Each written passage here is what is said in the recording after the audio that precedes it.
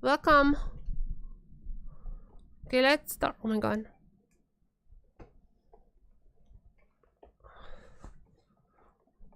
Let's start it. Welcome everyone to LCP. We're gonna be having now 2 super weeks. 2 super weeks, meaning that now we're starting on Friday.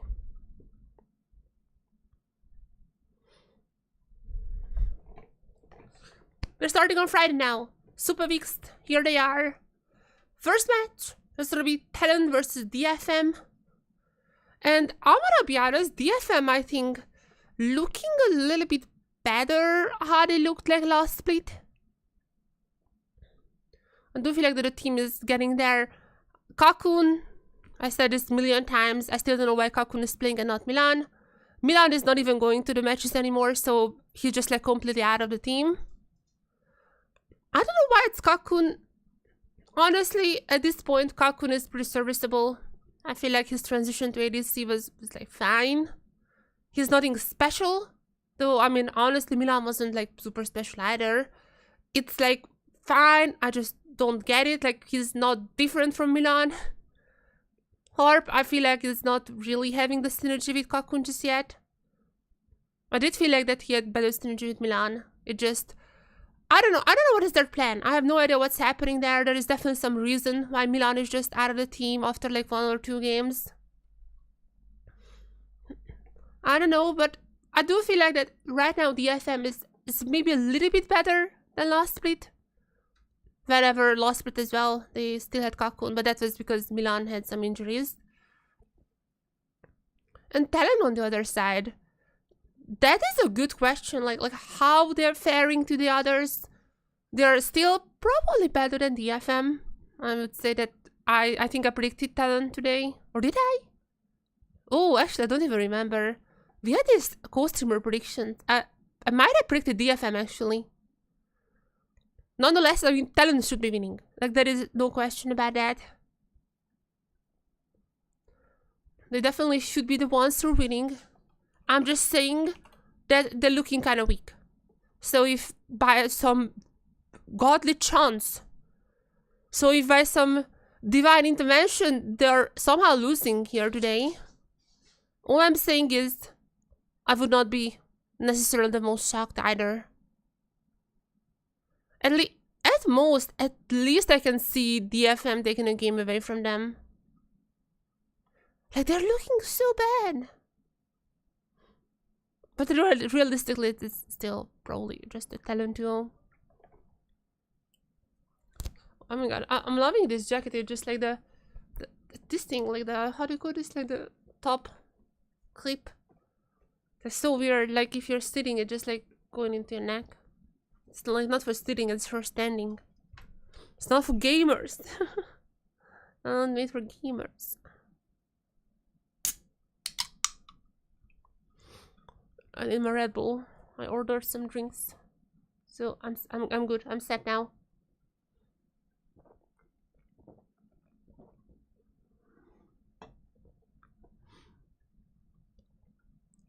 I ordered some drinks. Last time around, I was dying. I was completely dead last time around. I didn't have my caffeine.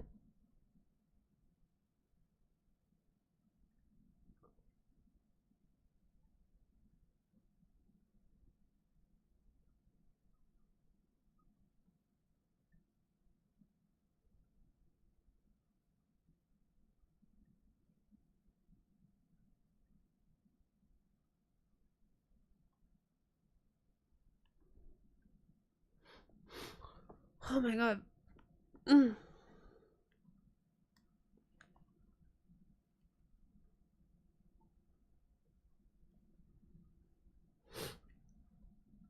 Okay, I'm also might need. Where is my hair tie? That is like the worst part about living with a cat. You put there your like hair ties or small items like that, they just disappear forever. Like literally, all these are. I bought like so far like 100 hair ties, and just like they disappear, like never to be found again. Like even if I'm trying to find them, you know, looking into all the drawers and everything, it's just not possible.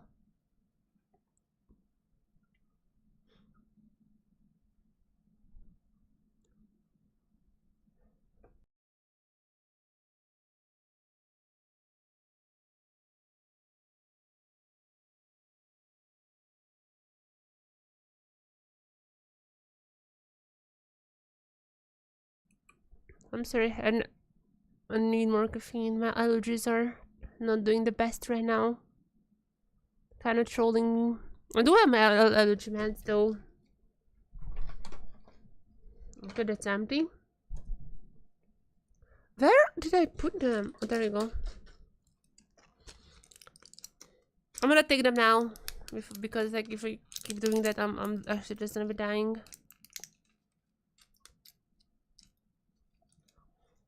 My nose is so freaking itchy yesterday. Like I swear, not even like running, it just itchy as hell.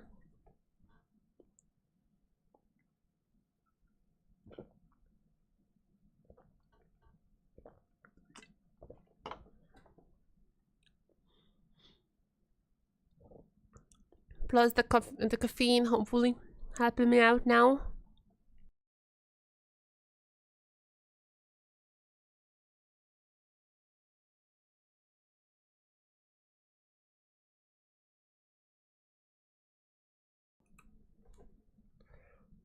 I think today might be a sleeper OP day.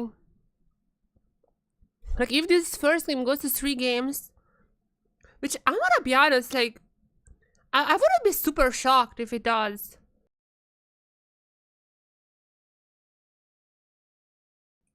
If this first one goes to 3 games, GAM Vikings, I feel like that's gonna be a 3-game series. Like I do feel like that's there's gonna be 3.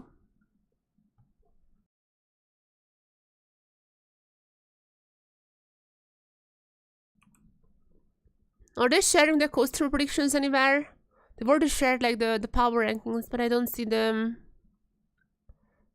per se the stats.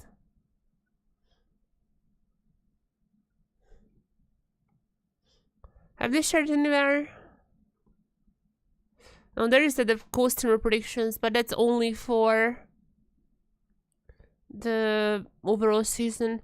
I thought I was like making a bold bet there. I was like, I thought I'm like, okay, I'm gonna be different. I'm gonna do something crazy here. I put TSV second because I mean they do look like the second best team honestly right now. I put them second, but then everyone else did the same, and I was like, okay, sure, whatever. I was like, sure. I guess everyone else thinks the same. I put Vikings third though. Vikings is the highest on my ranking.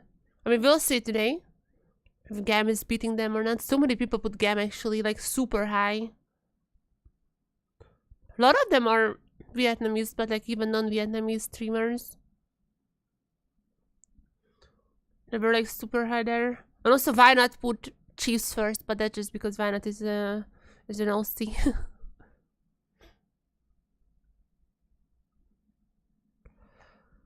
Yeah, I was surprised. Literally every single person put TSV second. But that's whatever. Let's now watch DFM versus TLN. They're soon entering the 1v1. This is so early for the countdown. What is happening here? What is happening? Are we getting the slides? Trivia for the players?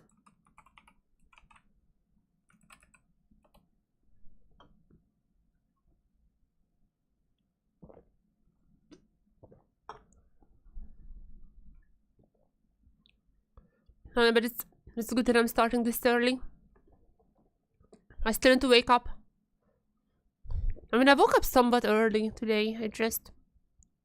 I first ordered some drinks because I didn't have any drinks, and I was like, I'm gonna die here. I was like, I'm literally gonna be dead if I don't have some caffeine today, so I was like, yeah, let's go for that. New patch! Yes! New patch! I forgot about new patch. Usually it's on Saturday when they're swapping. But it seems to be that this time around it's already today. We have the new patch, and because of that I forgot to change my layout. I'm gonna be doing that now. Apparently, from what I heard, Senna is like Omega Super Giga OP. Also, unfortunately, Girly Pop Nation, Lulu and Yumi has been nerfed. Once again! I'm very sad. Okay, where is man? But yeah, 25.10. Here it is. Vi has been tweaked. I'm not sure how. I'm gonna be honest, I haven't read anything for this patch. I just heard that like some people are like, she's not that good anymore. Pros are still probably gonna be picking her. Well, let's be honest, she was already not too great. But with all that being said, I think Senna is the one that every single person is playing right now. But with all that being said, Senna. That is gonna be the name of the game. I feel like she looking to be extremely strong at the moment. I'm gonna be honest, I haven't really checked Korean solo queue. I don't necessarily know if they are also playing it. But like, so many people just spamming the Senna. I've seen Molecule also spamming actually. So maybe he is spreading the Senna into the Taiwanese community as well. But yeah, Senna, super OP. Others, the same. There are some item changes. I'm gonna be honest. It looking to be just a lot of AP items actually got nerfed. Wow.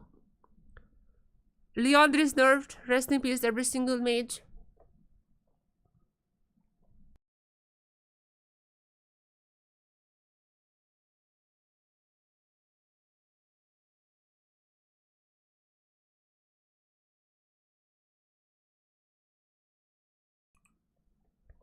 Alright, chat, actually I'm gonna be I'm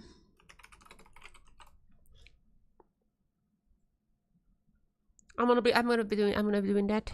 And I just need to sneeze. Takes a while.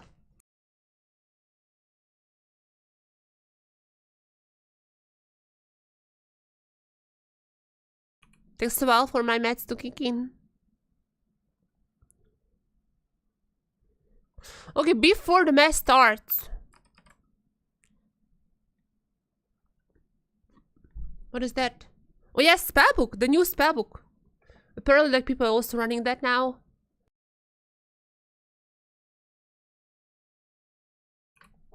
Okay, I don't understand. Like, I mean, I understand the icons, but like...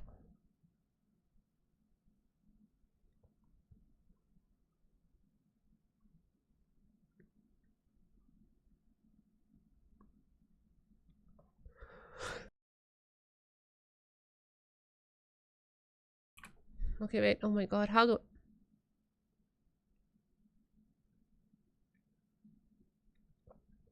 Let's read this together. So what has changed? Cho'Gath, base attack increased, Q damage decreased, E damage increased. Oh, less AP. Oh my god, is this a boss nerf? I mean, there is more base. I feel like that's overload nerf for Cho'Gath. Do they say this is a nerf? No, that's a buff? I mean, I guess like E damage. But even then, I'm not sure. Kane, little less health grow. Whatever, never played. Lulu, rest in peace, Golden Pop Nation. We've been nerfing Lulu a lot, but she is still quite powerful in solo queue. Who cares? Literally no one plays her. On the Lulu mains. Don't kill the Lulu mains. we're looking to make some more unconventional nurse. What do you mean? Cooldown is long. Okay, actually, that's not even that bad. Armor growth, that's whatever. Okay, this is not too bad, actually. Fiddlesticks. Q field duration decrease. Damage adjusted. W damage increase. Okay, I'm not sure. Fiddlesticks not gonna be played. P monster damage reduced. I don't necessarily think that's still the reason that she was OP. I feel like Noffer is still gonna be picked. Now, Senna, what has happened? Apparently, she's mega OP now. Passive crit chance and soul drop increased. Q heal decreased. Okay, so ADC Senna is back, right? Towards her more popular build, Senna's AD build significantly underperformed compared to her Enchanter setups. Let's retain both of these builds, but we're buffing the AD builds. So that's why Molecule was blessing his teammates with a Senna AD. I seen on Twitter. So that's why he was doing that. Apparently Senna AD is like super back. Crit chance. Oh wait, burst. That's a lot. Wait a second. That's a ton. And soul drop rate also. Oh my god, double almost. I wish I have these kind of changes in Genshin. My drop rate is not the greatest for now. And the heal is a little bit less. And the heal is a little bit less. It's just less AP. Bonus. Oh yeah. But there's still this. That is like crazy. What the? 80 Senna is like so freaking good right now, guys. That is crazy. 80 Senna. Like, genuinely 80 Senna is like super back. Not bad smaller. Q damage per stack. Okay, just a little bit buff on the passive Q damage burn. Per stack increased. So per stack is a little increased. Oh, I don't like this. I don't like the sound of it. Smother was already kind of back. We have seen like a few smothers. I mean, these are not big changes, but like, I mean, per stack, Q damage per stack 0.4. That is like, I think that could be huge. Hopefully I'm wrong. Now, what about Vi? That's what I want to know. What about Vi? Q minimum damage decreased, max damage increased, Q mana reduced. Oh, so many. Oh my god. Vi has become some of the stale jungler presence and is suppressing your power, reliability, one-shotting of. I mean, yeah, she is squishy. Yeah, reliable opposing. No, she's the squishy. I don't understand. She's the squishy one. She's always going down first. We'd like to re-add some variance into gameplay without making her strictly weaken in an average case. So minimum damage on the Q. That's like when you don't charge it up, right? That's a little decreased. But if you charge it up a lot, that's gonna be a little bit stronger. It's not. I don't think it's too much. It's whatever. Cooldown refund when cancelled is now more responsive. I don't know what it means. Okay, E. Fix the bug where E would create in. Wait, was it intent? So just nerfed kind of the bug. Is this a nerf now? Fixing a bug is a nerf. Okay, what about R? Less mana. I don't think that was an issue for her anyways. And damage also decreased. I mean, overall I feel like that's a little nerf. But like, she was already not that strong in my opinion. Like, she was just like, you know, go in, engage. I feel like there were so few people who could play her properly. Like, Peanut was like one of the few ones. But I really feel like that pros are likely gonna be still playing her. I don't know. Shinjao, little less armor. Who cares? Yumi, rest in peace, God, the Pop Nation. We lost another one. Yumi is still one of the strongest enchanters. This is bullshit, by the way. That's not even true. Sona is the strongest one. But don't nurse Sona. Don't listen to me. Do not nurse Sona. We're looking into overall lower, yeah, blah blah blah, and the base heal a little bit. What changed? Oh, a little bit less early. Well, a little bit less just in general. Jesus Christ. That's horrible. Okay, we are LCP, Refarki, and Ozzy.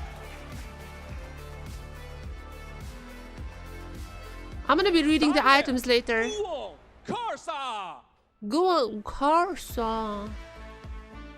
I'm gonna be reading the items later.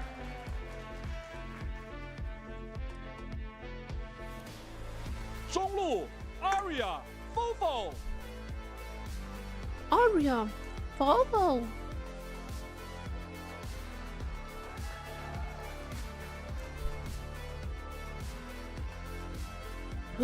Let me just check. Well, 下路 there's some item Raccoon changes. Betty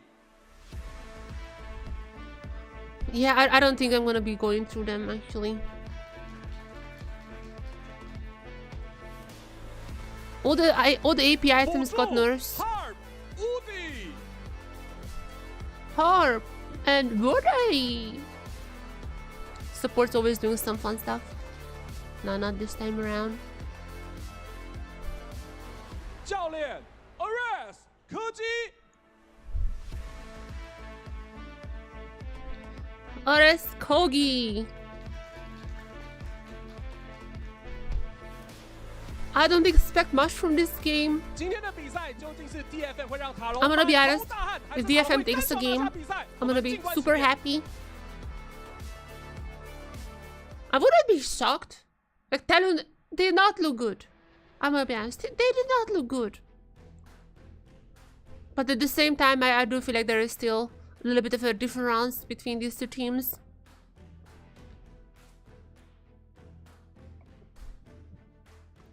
It's like, I wouldn't be shocked. Ray Farkill is gonna be the one playing the 1v1s on DFM side against Betty. Top lane versus ADC. We've seen this before. Actually, I'm fairly certain that ADC has won in the previous cases. Top laners went too cocky. The ADC just like pew from far away. Just shot down, especially on the Varus. Now Varus is not gonna be available for talent right now as far as I know. So we'll see what kind of other champions Betty is gonna be going for.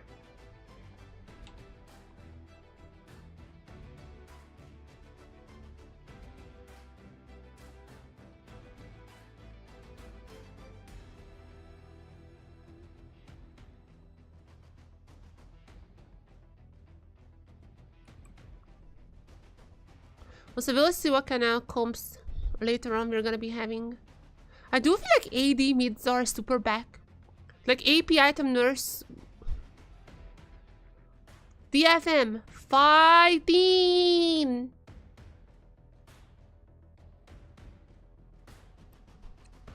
So I'm checking. Most of the AP items just got nerfed. Like actually just nerfed.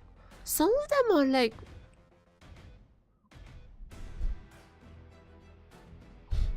Talon Win, alright. There's some Talon Win as well.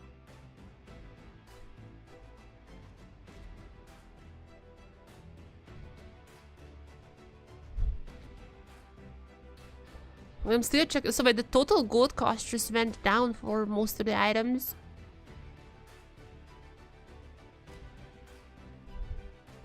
Okay, so there. Wait, what? What happened to AP items?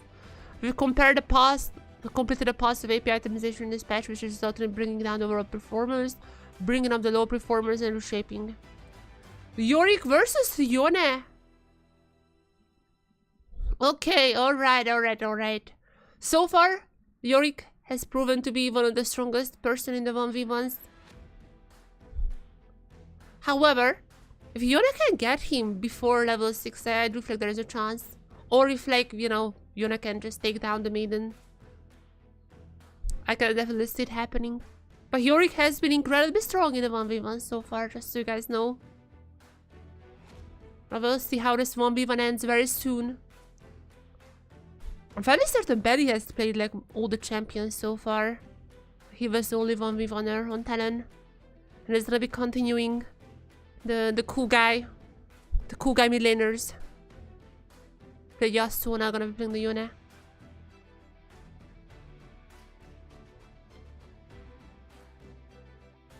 Wait, what was the AP one? We completed a positive AP itemization dispatch, which has resulted in bringing down the overperformers, buffing up the low performers, and reshaping a few items. Noticeable updates: Seraphs, where it will often be stronger for mana-hungry champions like Cassio Catherine, will appreciate a more reliable shield for Resino because it's being brought into a generally good item for any AP. Haste loving, and if any of its current users are left weak, happy to revisit them in the next patch. Hextech Rock Bolt is being pushed to be more aggressive option. And Creep. And the Creep Bloom is growing to be more direct to void stuff. Okay, so apparently AP items also changed a little. Yeah, I'm gonna talk about this later. For now. 1v1.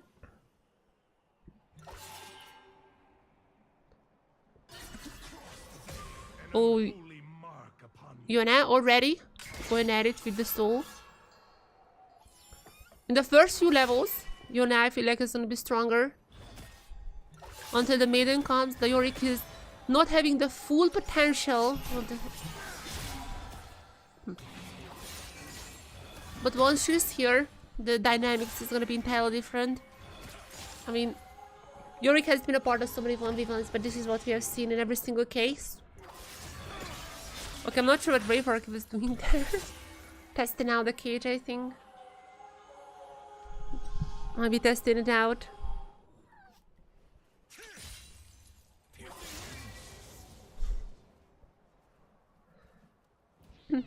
This is the new patch, 25.10. I don't think these champions have been touched. But just to know, when it comes to the game afterwards, they're gonna be in the new patch. Senna is gonna be super Omega OP. We'll see, we'll see.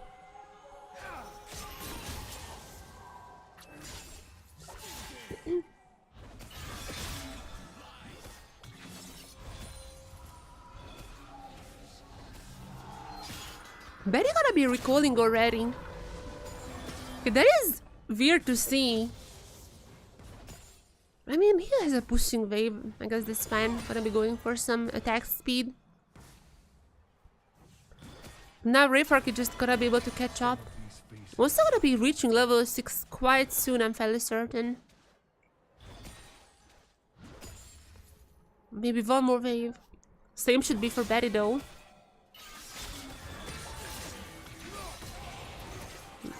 Okay, gonna be sending out the ghouls. The ghouls are not gonna be that strong for now. I feel like ghouls are gonna be annoying, but the real annoyance is gotta be the maiden. We are okay, level 6 available for both of them. Let's see who's gonna be the first one to use it. Betty is dealing a lot of damage to Raveark.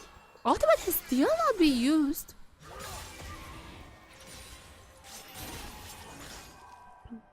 Ooh, they're rather... They are waiting for the perfect opportunity as Betty. Betty might be looking for that. It's not gonna be happening. Raveark recalling, picking up some items now. Picking up some armor. This seems to be the case. A lot of armor.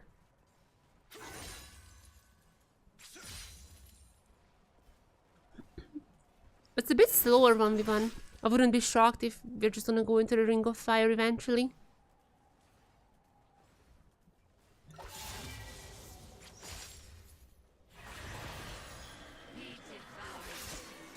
Now there is the maiden.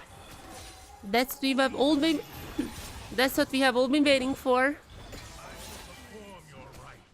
And I feel like the dynamics are gonna be drastically changing from now on. I mean, Betty might just need to use the ultimate to just take down the maiden. Otherwise, I mean, that's what's just gonna be happening. Constant poke. You cannot even get close to Yorick. There's gonna be constant poke from the maiden.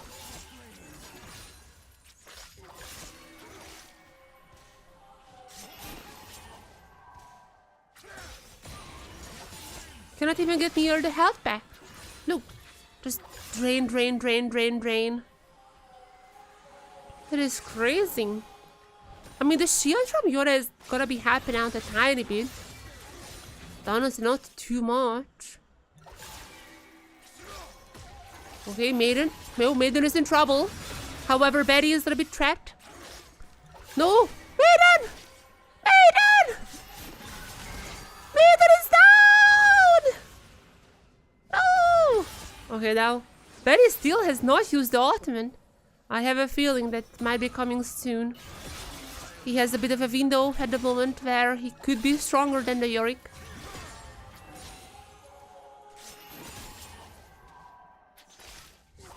Maidenless Yorick is absolutely not on the stronger side, as Betty gonna be going for some plates, even despite the ghouls attacking him. Just wanna get some plates, wanna get some money. Recalling now, potentially picking up some damage items. He has a ton of farm, like his CS numbers are pretty good. Let's see what he decides on. Having almost took the 1,000 lead over Ray Farkey. So no full item. I'm almost 1,000. So no full item. There's gonna be a TLN. There's some damage.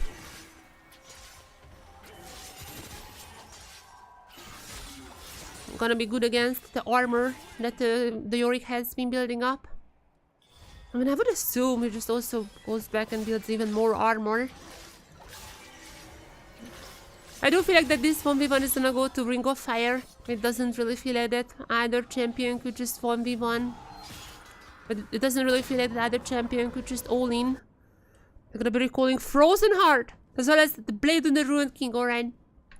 We're entering full item territory. Sudden death will begin soon. And here's a sudden death. And here is the Ring of Fire coming in. Just so you know,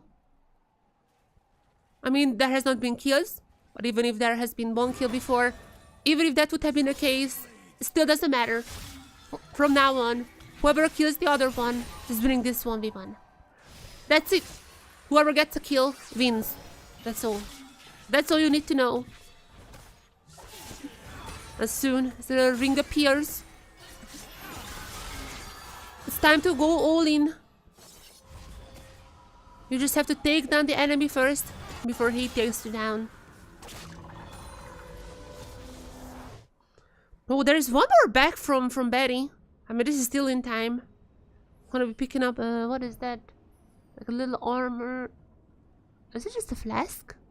I cannot even see what item is that. You just had one more time to recall. Picking up the flask. Picking up the 2 health bars when I popping the flask. Getting a little bit of a buff in terms of AD. As well as still has 2 pots. He's actually going a little defensive here. A lot of health packs. Still gonna be popping with the health pack for one last time as well. I mean, he was full health already, kinda. He is really like min-maxing his health here. As okay, nice ultimate coming in. Both the Maiden and Yorick have been hit by that. Damage is going into the Maiden. Maiden is down. And Ray Farkey as well. Betty wins this 1v1. I'ma be honest. Very clean victory here. TLN gonna be choosing the blue side, and that was clean. That was not the fastest, but that was very much calculated and then just well done. Now TLN on the blue side. Are we gonna be seeing Senna? That is my big question. That is my big question here. Because there has been some changes. I've already went through some of them. What is that? Now the big question is, are we gonna be, where is Senna? Are we gonna be seeing Senna? She has been buffed. I think quite insanely. Crit chance per 20 stacks a little bit increased. Soul drop insanely increased on minions and master kills. A lot of people are now testing out AD Senna. Also, I mean, the AP ratios have been a little bit nerfed. On the Piercing Darkness, AP ratio has been a little bit nerfed, but AD has not been touched. So AD Senna, absolute tearing up the solo queue at the moment. We have also seen this in NACL actually yesterday. The tier 2 LCS region. So she has been appearing there. Smoother also got a little buff. I'm not sure how valuable it is. The numbers are, I mean, I don't know. It seems good buff, but I'm not sure if that would be enough to... But I'm not sure that would be good enough for players to pick Smoother. Vi got some like weird changes. Like there's a little bit of a buff, but on the mana, I'm like, that doesn't matter. Also, there's less damage on the ultimate, but I'm like, that's not why I used Vi. It was like, so there's now less minimum damage, but more maximum damage on the Q. I'm like, I don't really feel like these are the reasons that the pros have been playing her. I don't think she was that great, but pros just still gonna be keep playing her, and that's my opinion. Nofri has gotten a nerf, but once again, I really don't think that's why she's super OP. So I do feel like Nofri is still gonna be picked. As now we're entering the draft to see if I was right or maybe I was wrong. First of all, I can already tell Vi is still banned. Gwen has not been touched, so I'm not surprised that still see her banned. The big 8, some of the AP assassins also got a little buff. It's like items are a bit cheaper. Leandri's Sarah's got changed a little. I'm not sure about the Rumble. I mean, still probably is the strongest top laner. His items got like a tiny bit nerfed, but I don't think that's enough for him to not be great. So, understandable. On the other side, the Rumble first pick. The DFM. Are you gonna go for the Senna? The Pantheon. Okay, so pros are just still playing like as the previous patch. And the Talia. I mean... Okay, sure. Leandri's literally got nerfed. Now instead of 70, it provides 60 AP.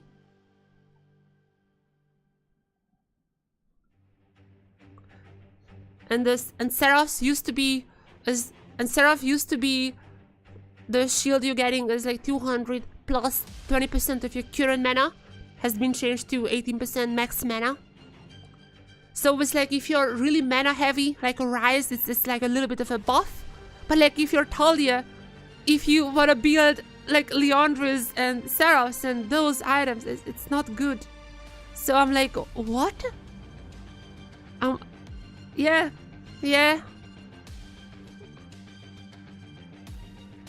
Onslaught Spellbook also got a bit of a buff. Instead of 3 minutes between the recharges, it's now 4 minutes. It's now 4 minutes. And also let like max swaps, the recharge cooldown is now like 1 minute earlier as well. The base recharge cooldown from 5 minutes is now 4 minutes. And the recharge cooldown at max swaps is instead of 2.5, it's now 1.5 minutes. Those are some pretty good buffs actually. But the pros are literally playing like it's the previous patch. Like these are like Senna is not, I mean, okay, I'm not sure if Kakun can play the Senna. Hart could probably play the Senna though. But Barry could definitely play the Senna. Has Barry been playing the Senna? Let's check Barry's OPGG. Okay, let's check Barry's deep lol.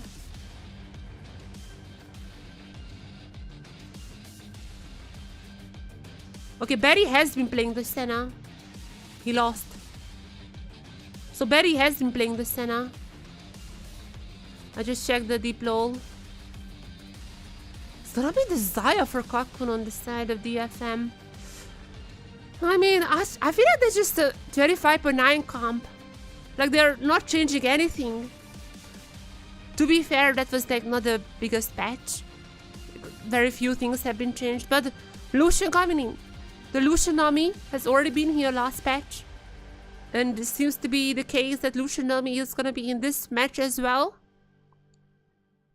Unless it's the Milio. No, I mean, there has been some pretty good stuns on the DFM said Milio might have been fine, but it's gonna be the Lucian Nami.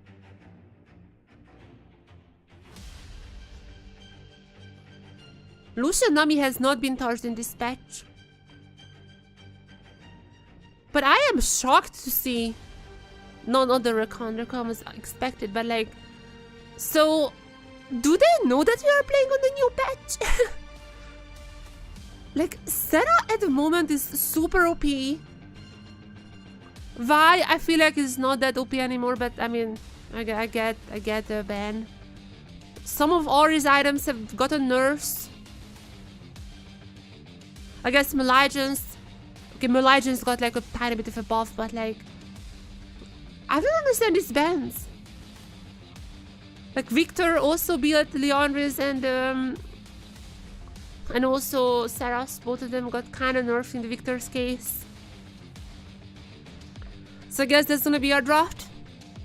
I genuinely feel like that this is just the previous patch. I mean, to be fair, I also haven't really explored this patch. Like, the beginning of this stream was when I actually read it. So I'm not surprised that pros also haven't read it. But I do feel like that they haven't. And I do have a suspicion that they might be in the same shoes as me. Maybe before Game 1 and Game 2, maybe they're gonna be reading up a little bit on that and we're seeing the Senna there. But for now... Yeah. But for now, two incredibly meta comps. Lucianami, Zyra Khan, the good duos are back. We have a bit of a late game on the DFM side with Ornn. And also pretty strong top side with the Rumble by Talon.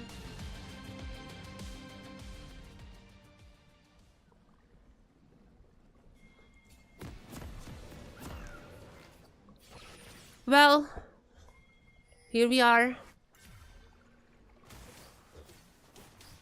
On this new patch, not much has changed. I feel like the few changes are somewhat big. Like, I do feel like that, any unsealed spellbook here? No. Minions have spawned. Not much has changed in this patch. In terms of like the environment or monster or something, none of that has changed. It was mostly Senna, got a lot of buffs. Smolder got like tiny bit, but I think like, so it's still a pretty good boss. Lulu and Yumi has been once again nerfed. Rest in peace. And AP items got a little change. Seraphs is not gonna be that OP anymore unless like you're absolute just spamming mana. And while I'm saying this, Cockwood is gonna be going at it Betty. Was a flash from Harp as well, but I mean the trade is just gonna be equal in the end. Oh wait, all the summoners. Wait, all the summoners have been used by Harp. The Cocoon had to pop the shield as well, just like Betty. So it wasn't the greatest trade in the end.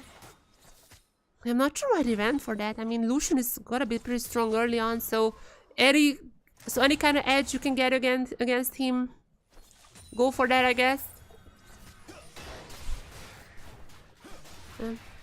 Lucian gonna be strong early, so get all the leads you can. But yeah, I don't think that necessarily helped much. And now Cocoon cannot even really farm his minions anymore. Okay, there you go. I'd like to see some aggressiveness from the bot side though, I have to say. Hopeful. I mean, whenever Kaku was playing, like he was still feeling this team. Kaku was a new addition to this team, and I'm gonna be honest, earlier on he was not the greatest. But alongside Harp, who's like an incredibly aggressive support, I absolutely love Harp. I also loved his synergy with Milan, but I mean with time, he's also kind of building it with Kakun, and maybe that's what we're seeing here. Maybe their synergy is now entering the let's be aggressive stage. I would love to see that. Kakun's trades are still not the greatest, but but at least I'm loving to see some aggressiveness from them. Now junglers are gonna be in the area. We're still a bit farther away from level 6. I don't think they're necessarily gonna be going for ganks, but I mean, Gun is still around if he wants to go for that. There's a buff. Talon not gonna be aware of that for now as Guwon's sticking around. I think they still don't know Harp is going in, but not gonna be finding the knock up onto Betty. And because of that, Guwon just gonna be recalling. There's not gonna be further advancements. But good idea. I can definitely appreciate that.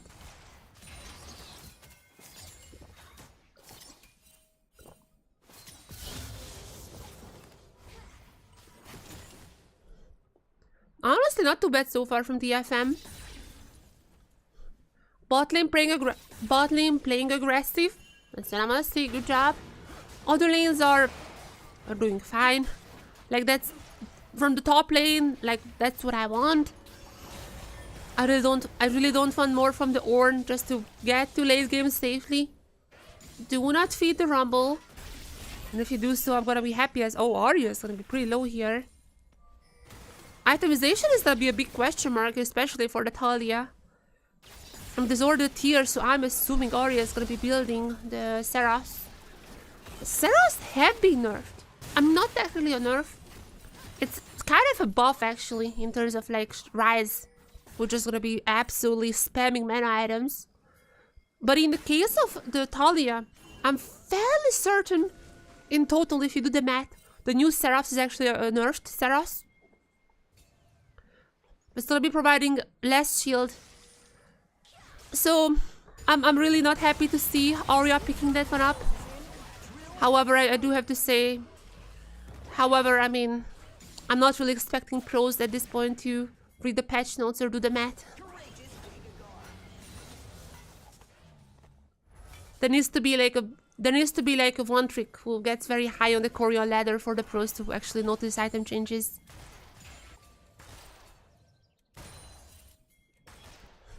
I feel like Leandris first would have been better. Leandris is nerfed a little, but I still feel like that would have been better, or maybe not. I actually don't know. I haven't done the math either, so I don't know. DFM gonna be picking up the first dragon. Good to see that one. Very early dragon. That is something that I missed from DFM, being active early on in the game as well. And only at 6 minutes before even the first grab camp, whenever I heard the changes, I was like, teams, you need to pick up the first dragon as fast as possible. That is so free. You have to get that. Don't swap your laners. Just get the dragon. And so far it's looking fine. Guvan is still in the bush. Not gonna be hitting level 6. I mean, a few more minions than he might actually. Oh, but there's a flash. And there's also going in Harp. Not gonna be finding the knockup. However, Woody used both his summoners. So that's not too bad. Okay, Ray Forky gonna go super low here. He has to be incredibly careful. Oh no, absolutely do not feed the Rumble.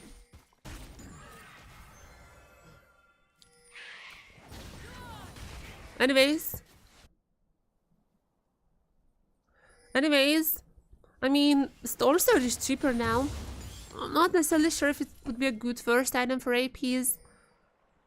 You know what? I don't even know if like there's anything better than the Seraph Steel. Seraph has it nerfed, just so you know. So this Talia is gonna be a tiny bit weaker than how she was before.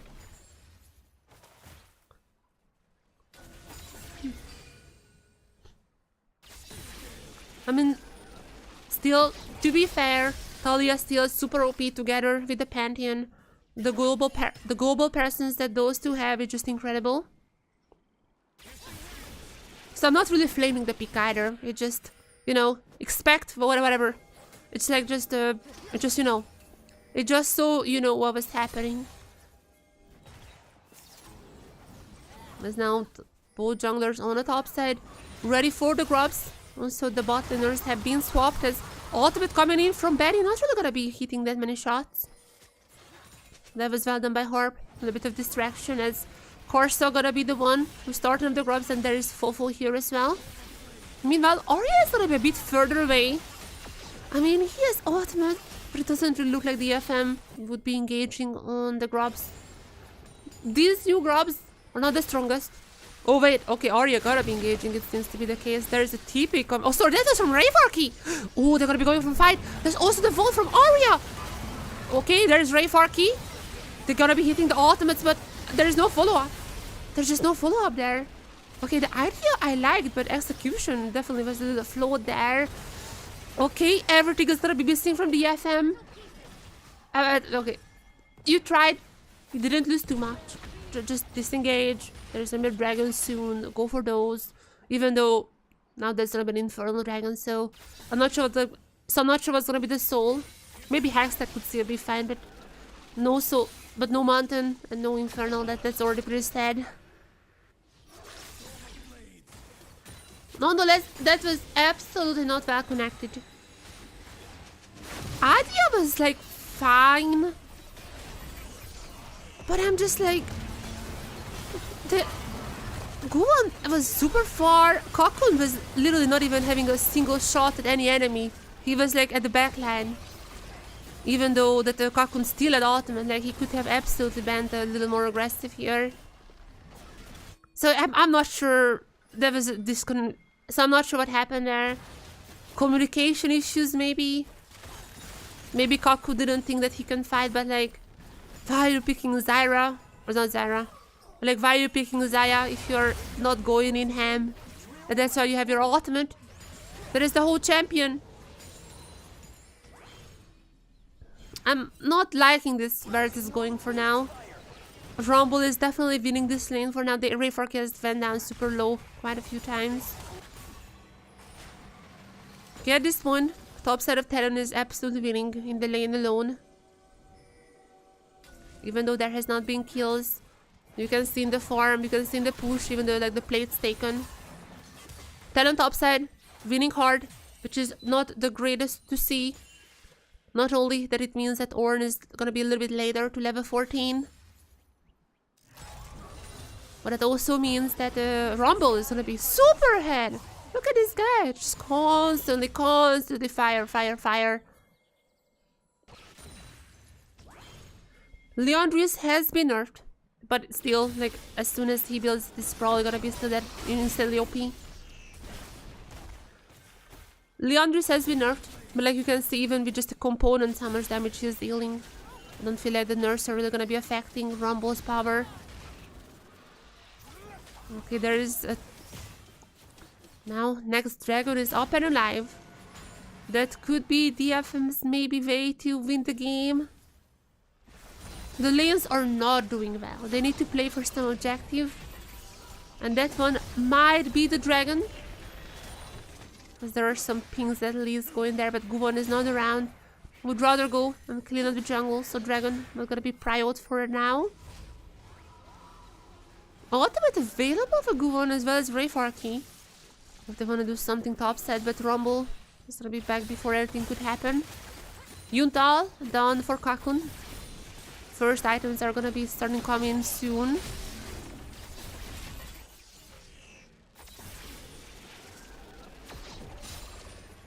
And I mean, this is like not the worst game state.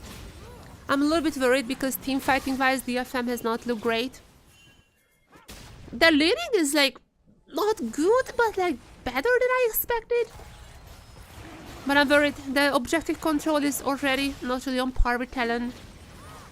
TLN kind of forced them out from the jungle. They absolutely, look at the wards, they absolutely own this jungle now. They're gonna be getting this dragon. And dragon stacking gonna be stopped from the FM. To be fair, it's like pretty early on in the game. Like Hextech is like the best remaining soul possible. And 11 minutes, still soul could be a play for either team.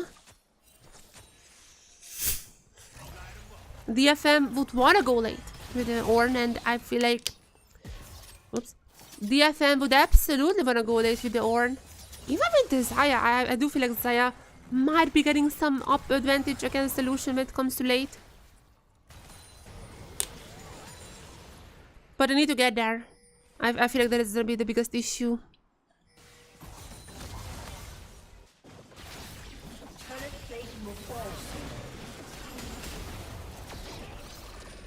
I would have loved to see some of the new stuffs.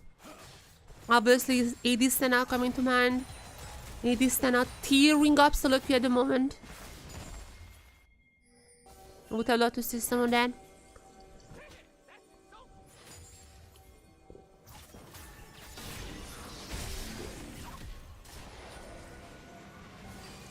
But for now, we're having two of the most meta comps possible, I think. Some of the most famous ADC pairings.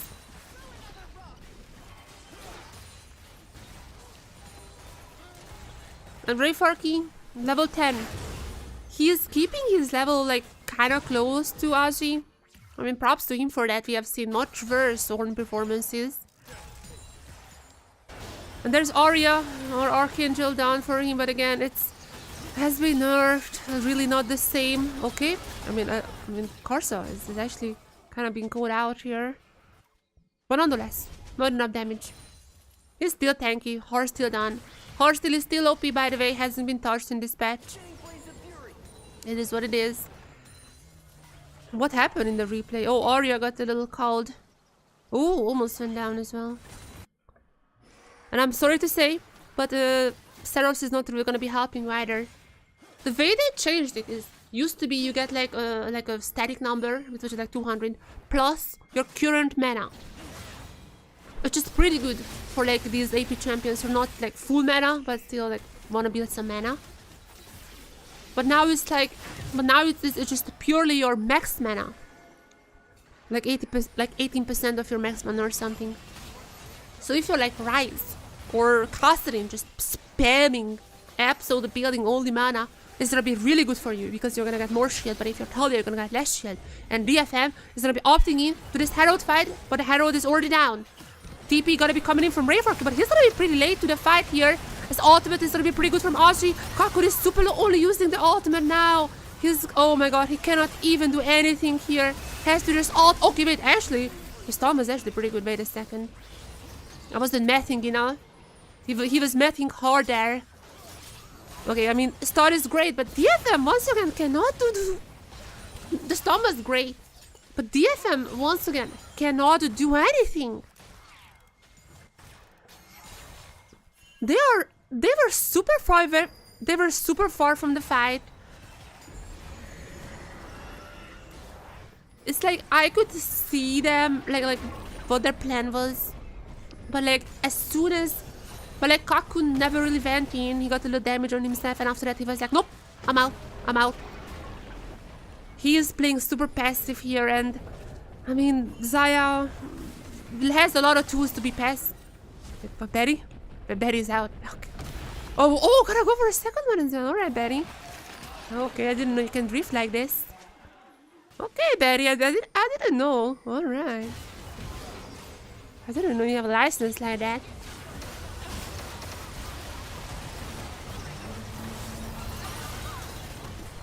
Like, look at here. Rayfork couldn't even get the second charge. Or maybe he could, I don't know. Kakun was like immediately caught up in the Rumble ultimate, and he was like, okay, I need to ult out, bye bye. He couldn't do anything. And DFM, even though there's not a single kill here, look at the lane. Like every single lane at this point is losing by at least 500 gold. Every single one of them. Now can they take that Aussie? A lot of ultimates, a lot of globals coming in. There's Guvon jumping in as well. Okay, that might be that Aussie. Guvon still gonna be using the shield. Okay, gonna be missing the Q. Still, surely one more auto. Okay, there's a stun. Finally, first blood. 18 minutes into the game. First blood for DFM. Okay, but meanwhile, Fofo got a turret. So I mean, obviously it's not worth. And they also gotta be getting the dragon. It's like absolutely not fair. They also got the feats, by the way. Yeah, I mean, I'm gonna be honest, TLN, they're not doing too much. They are like, sure, I mean, we can, you know, they're like, sure, we can dance. If you want dancing, I can dance. Even though there's an Ornn in the enemy team, like Ornn is not doing that great.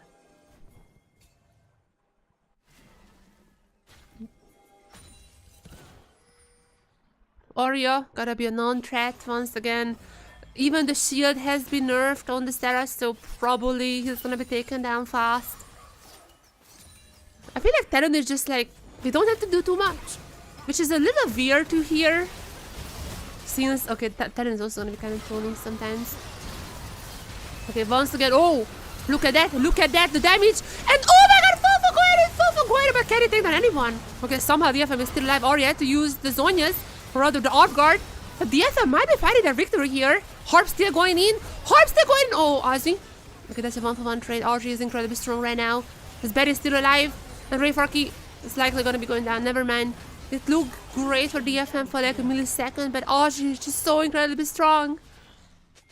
Oh, he's not even gonna be building Leandris. I'm always forgetting that's the Riftmaker.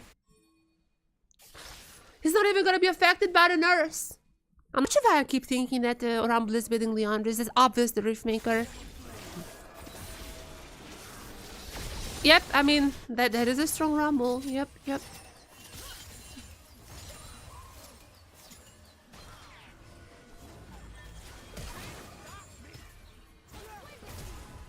I mean, some of Horse engages are pretty fine.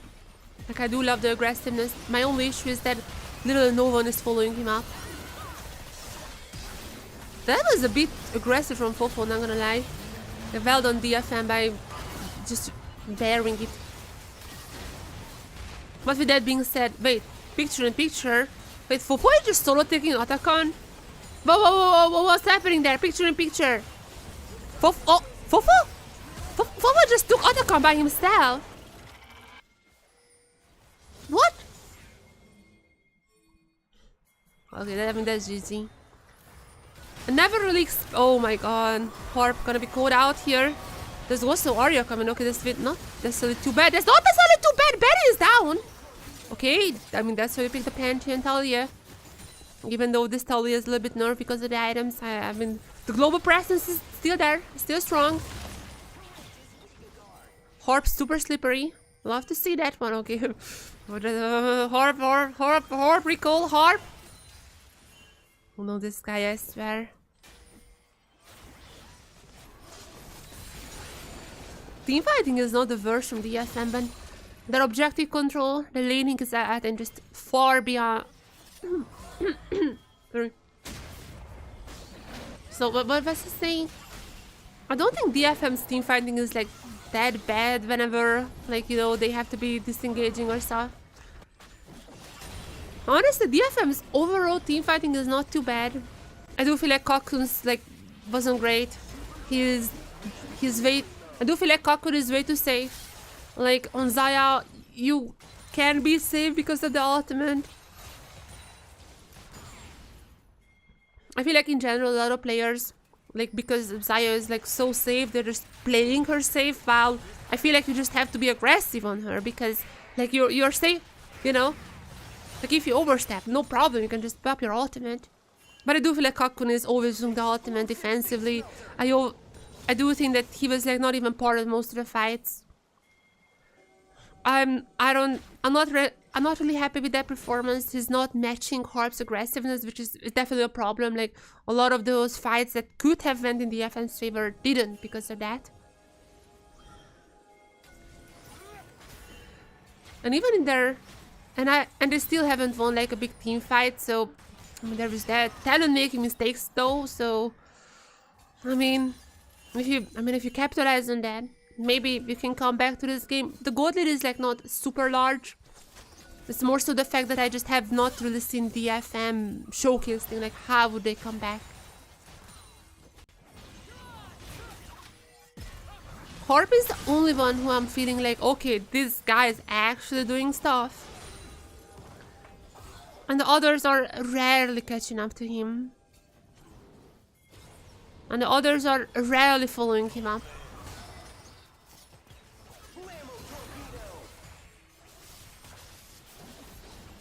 TLN gonna be getting their third dragon in this game. Okay, now coming in Arya, coming in Guvan, but they're gonna be stunned immediately. Harp is down now. And I mean, yeah, it's a little disjointed fight. Guvan likely also gonna be going down while Fofo is taking the dragon, or is he? Oh no, yeah, Karsta is Fofo still took the dragon. Very boring game, I must say. Boring in the sense that, I mean, we have seen DFM not really having a firepower. They're just like doing little punches. And TLN were just like taking them. They're like, okay, that's nothing, we can take them. And it's like a little boring to watch because you're like, okay, so DFM is doing well because they're punching, but it's like, you kind of feel that, okay, those are not real punches. And then TLN goes like, okay, that's enough. Now they're punching back once hard. And this is what happens, like, Ray Farkey missing ultimate. It's like what are they doing? Not really having main goal. These team fights are a little disjointed. And once again, I'm actually very curious to see what his Cocoon damage gonna be at the end. I do feel that he hasn't really been part of the single fight so far. Okay, I mean, there is my question. Okay, so there is my answer. Yep, okay, that makes sense. So, Ornn is doing more damage than Cocoon. Yep, I mean, I'm gonna be honest, that is exactly what I was expecting. I wanted some statistical proof, but there you go.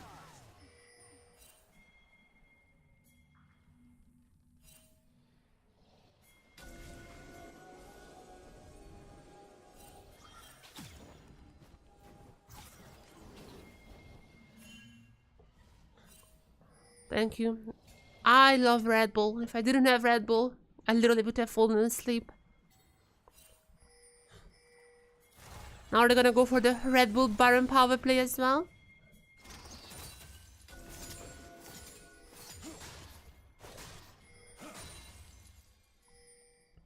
By the way, in terms of item department, already upgraded item for Ornn himself, but he hasn't upgraded the other just yet. Okay, they're gonna go on the Betty once again. Like, this seems to be working strategy. However, Cocoon has been called out. Cocoon is just gonna be almost going down to the Equalizer. But they're finally gonna be taking down at least Woody. Betty is also pretty low, but cannot really catch him. Okay, this might be the fight that the DFM is looking for. Now, okay, Fofo is like, Guban is down. Okay, never mind. Other members are still strong. Whenever they're catching up members, it's like kind of working, especially when they're catching up Betty. But whenever, especially Audrey is also here, this is a different fight. This is a very different one. As now TLN gonna be cleaning up DFM, gonna be getting the Baron for himself as well. And these like little catch-ups by Harp are really good. I have to give props to him. I'm fairly certain Guban needs to jump, by the way, around the wall there. If they would have went for that, Betty would have been down earlier. I mean, I need to see what happened there exactly now. Cocoon called out. I mean, he once again cannot really do too much, but on the same goes to Betty. Now this is the place. What happened here? Oh, never mind. I thought that was Ray Farky, but he didn't. But that was a good pickup. Betty got away. But so is Cocoon.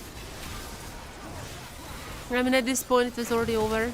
Okay, DFM with another pick. Could TLN just giving DFM skills or what?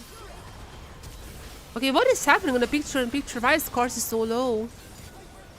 Like, TLN is just giving freebies to DFM? I mean, to be fair, like, they're leading quite hard, so I don't think that's necessarily gonna be a problem for them. But this is typically like choking out the enemy type of victory. You don't have to win any big team fight. Just focus on your objectives. Focus on your laning. Literally like 17 and 18, whatever it was, minute first blood. You don't have to do anything. Your Rumble insanely strong. You just have to wait. Because now there's gonna be Arya jumping in and probably going down, unless Betty is dead. Wait a second. They're gonna be on the Fofo. DFM is super low, though they have to be a little careful. As long as Archie is up and alive, I am not confident, but they're gonna be taking on Betty.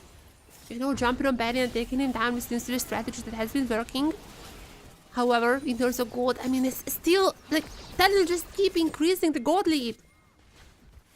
It's like a good pick to have on Betty, but after that they're just like Betty down. Okay, we're back. And TLN is just getting the gold back. Okay, they're also gonna be getting the soul now. I mean, that's what I'm saying. Like, okay, never mind, they got the soul. DFM is there though. There's gonna be Guvan with the ultimate, but not gonna be happening much. And that's what I mean. I want DFM to do more. Okay, at least they have now the comeback gold, and also probably gonna get this turret now down. Okay, bounty. That's good. We need more picks. As soon as Betty is back, jump on Betty. That's your main goal here. See Betty, kill Betty. That seems to be a working strategy. Only 200 of the Baron power play. But that is the sugar-free Red Bull Baron power play right there. I'll have to see that Cocoon finally getting some more damage done. Last time we checked the damage, he was like almost the same as Ornn. I mean, he has more items now, sure, but I mean, he was playing extremely passive earlier on. Now with the upgraded Yuntal, also a little more crit. Hopefully that he's gonna go. Oh no! Oh no! Oh no! To be fair, Harp had like a fantastic game so far. Just an int like this was inevitable. Now Arya, oh, as well as, okay, everyone else is going for the ultimate spin. I'm not sure for who. Okay, somehow Fofo is down. Wait a second, I might have underestimated Isaiah. I mean, she was extremely quiet for the most part of the game, but now she's kind of waking up here. They took down Fofo. It's a 1-for-1 so far. I don't know what to think. Like, sometimes that like talent is obviously stronger, but then DFM just like randomly kills one of their members. It's happening, like 5,000 gold lead still, but like it has been dead actually for quite a long time now. And DFM, as far as I know, still has bounties. So yes, they can still maybe go for something else, though I'm not sure what. Maybe Elder? Maybe Elder. Elder flip, is it gonna be an Elder flip? I mean, honestly, I don't know how you take down Karst before that, but I mean, could be Elder flip.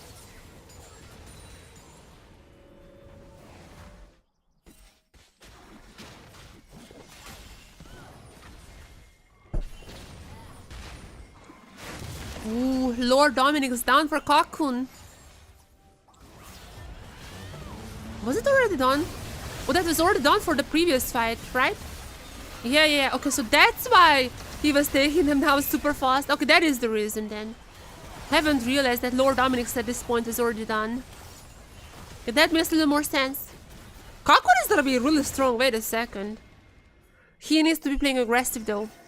And I still think that like the gold is just too much for talent, but Cocoon needs to play super aggressive. You have Flash, you have Ultimate, you even have Harp to help you out. Harp has all the Psalms, all the Ultimate, like everyone is gonna be for you, Cocoon. Just have to go in. Just be aggressive. That's what I want.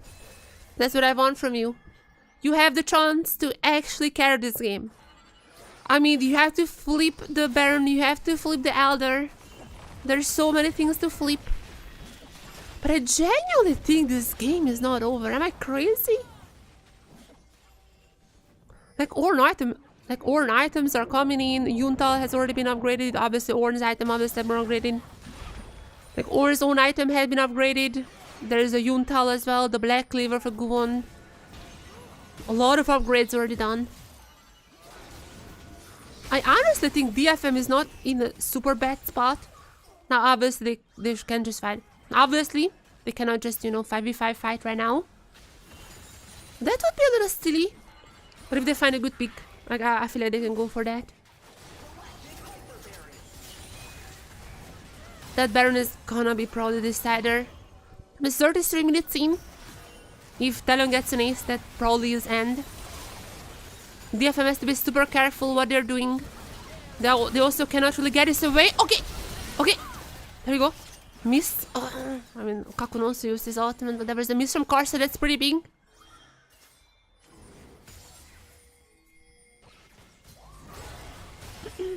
DFM scattered around a little, and that's enough for talent to start off the Baron. Okay, a lot of ultimates still available for you, DFM. Cocoon, unfortunately, no ultimate. I mean, that's pretty bad. Oh no, Ray Farkin. Well, it was nice while it lasted. And they're just gonna be giving up this Baron. I mean, they have to clean up their base, yeah. There's gonna be others spawning soon. I mean, this is probably GG. And this probably Ray Farkin had Flash as well, had ultimate. Oh no. What the hell happened there? How? What? How? What is the replay? Just how?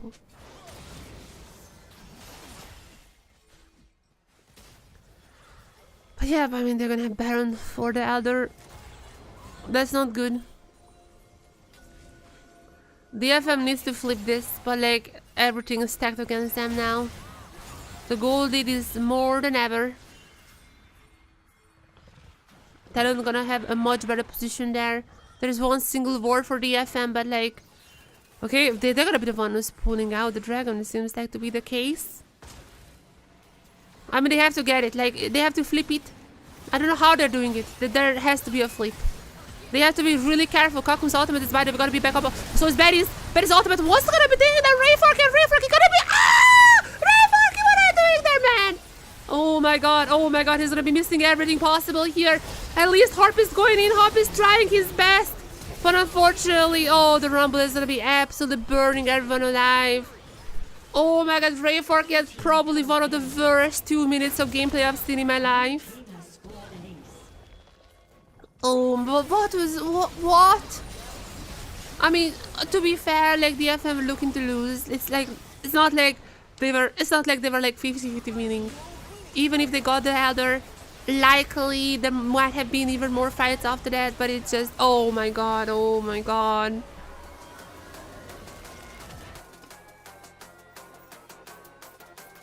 Oh, that was disgusting. I feel sick right now.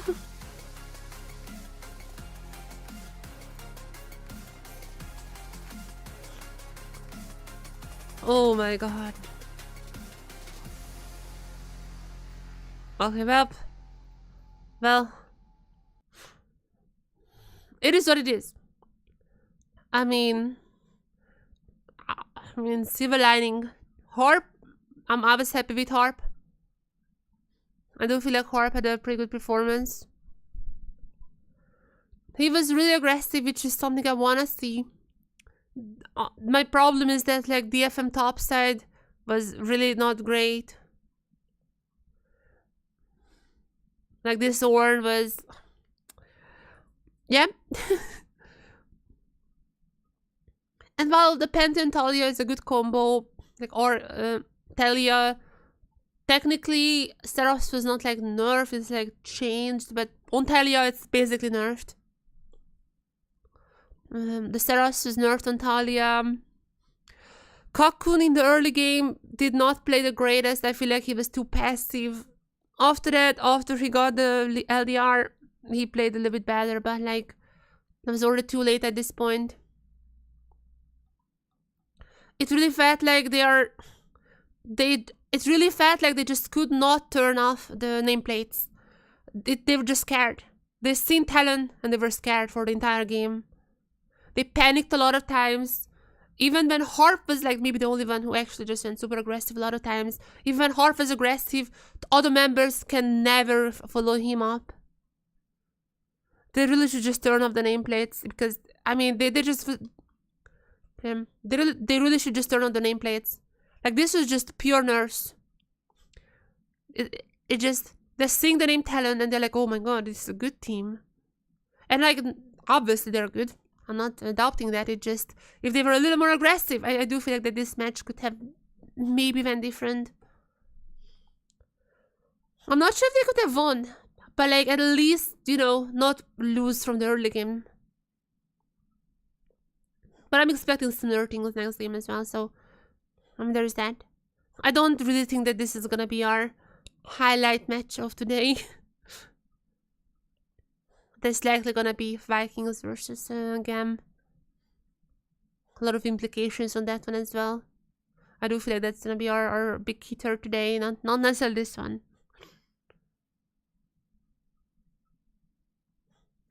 The only question I have for this match is if the pros have read the patch notes or not. I don't think they read the patch notes because like they're literally playing like last patch, which is like, it wasn't like super different, but I do feel like there are some things that could have been done better. Also like I mean, I guess like you have to be at Seraphs still even on Talia, but it is really nerfed. It is really nerfed on Talia.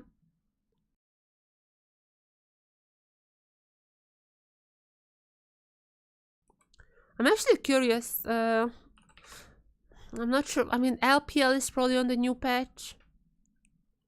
Do we have information about the new patch Talia? Like, there's one game only, but that's Arya, right? No, there is one in NSTL. There's one build in NSTL. Apparently still building Steros first. What is the current Talia build? Going Steros first. Horizon Focus is also, I mean, has been buffed. Horizon Focus have been buffed. Horizon Focus actually have been buffed by quite a lot. A little bit more expensive, but way more AP. So this is a new one. So this is the new build, Horizon Focus. I mean, the guy lost with an SCL, but that is our only indication. Okay, what about? Which is decided like Talia build. Yuda GG, yeah, Yuda GG. I mean, I'm not sure why I'm reading this up now. Then I'm gonna be seeing Talia in this next game. Okay, but how can I...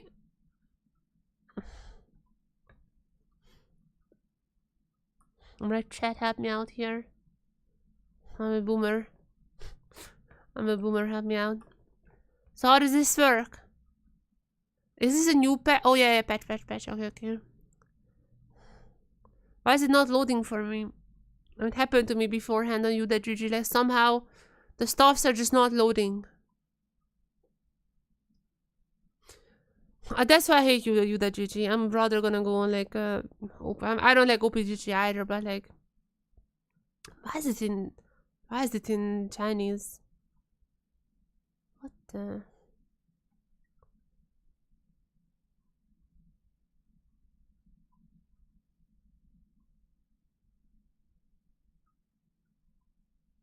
Okay, so what is this?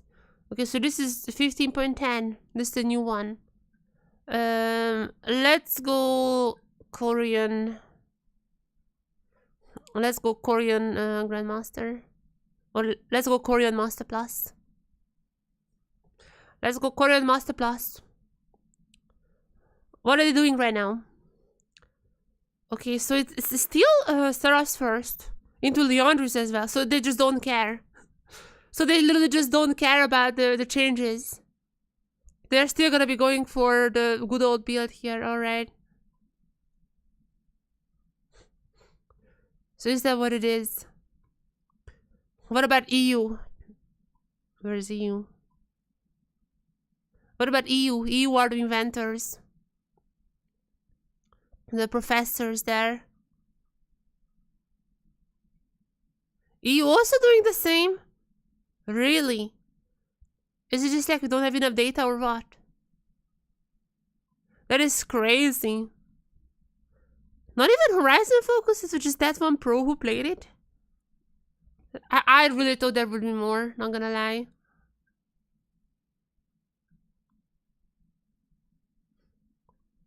I really thought that we would be seeing more. I mean, this is a small patch. Like, I'm genuinely thinking that a lot of people just don't even know that it happened. This is a small little patch.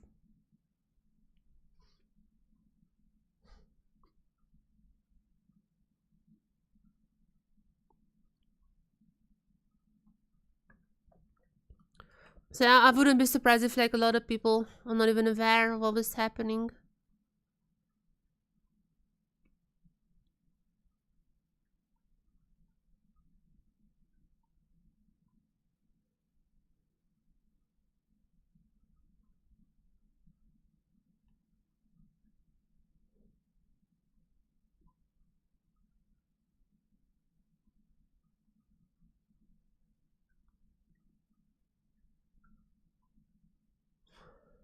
Okay, game 2. Not expecting much.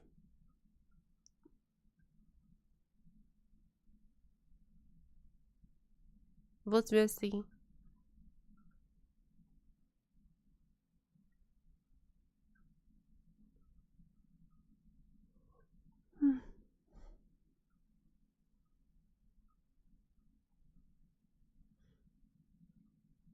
Okay, do I read more patch notes? I mean, I think I read all. Okay, I can like maybe read the items. Okay, before we start, let's just go through the items.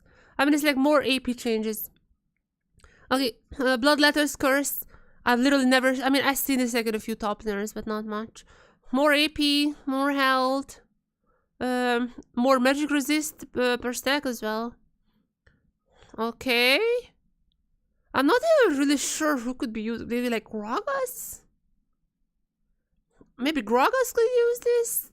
Rumble? I'm not sure, but I'm not sure who can use this. Creep Bloom. Also, they said like Creep Bloom should be replacing Void Staff. I still Void Staff being built most of the time, so I'm not sure about that. But there you go. More AP. Life from Death Heal. A little more, or a little less with the AP ratio. Receipt is gonna be still the same. Another Fiendish Conics plus, a little less gold. I'm not sure what is the cost of overall cost of that. It's gonna be a little more expensive than it seems to be. Hex Tech, more AP, less health, but more haste. Hex. Okay, Nico is super OP now, right?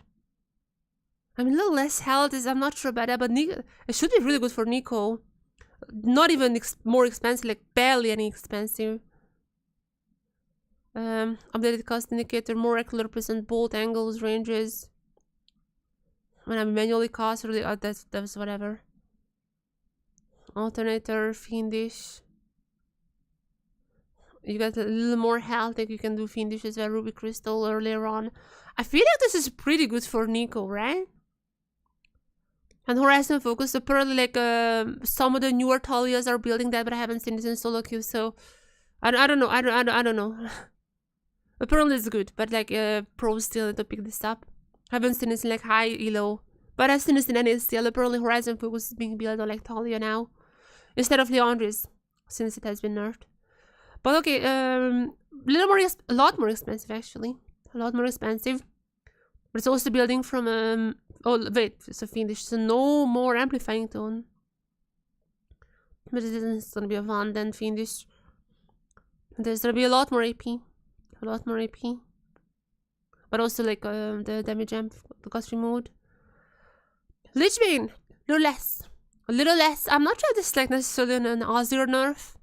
I mean kinda, like Leandris down, Lichbane down. That's a little bit cheaper though. I feel like that's not good for Azir still. But like Nashor's also got like a little cheaper. Also Lichbane is not even on I'm stupid, that's more like whatever. You know. Okay, look. So these are like the big changes. Now there are also some smaller changes. Which is Ludens is gonna be a little bit cheaper. Melidrins a little bit more AP. I guess like Ori is pretty strong with that, like if Ori goes for the Melidrins build. Morello, a bit cheaper, and there's like a lot of items just a bit cheaper. Nashor's Tooth, a bit cheaper, might be pretty big for Azir. Like I'm not sure how the waves are going, like that, I cannot do that math. But like if that means that Azir can get Nashor's with like an earlier back, that might be pretty big. Rabadon's Death Cap, a little bit cheaper. That's a later game item anyways. I feel like Ori is the big beneficiary. Azir, big beneficiary. And also Storm Surge got a little change. No more move speed. No more gold. Pros have not really played Storm Surge unless like Alice support or something. So I'm probably still not gonna be seeing that. And also the Seraph's change that I talked about beforehand. On Steel Spellbook also got changed. Pretty big changes here. I feel like that's pretty OP. Like Bard might be using that, like you know, the good old smart Bard. But yeah, that's it. That's for the changes. Went through. I don't think the changes are that big.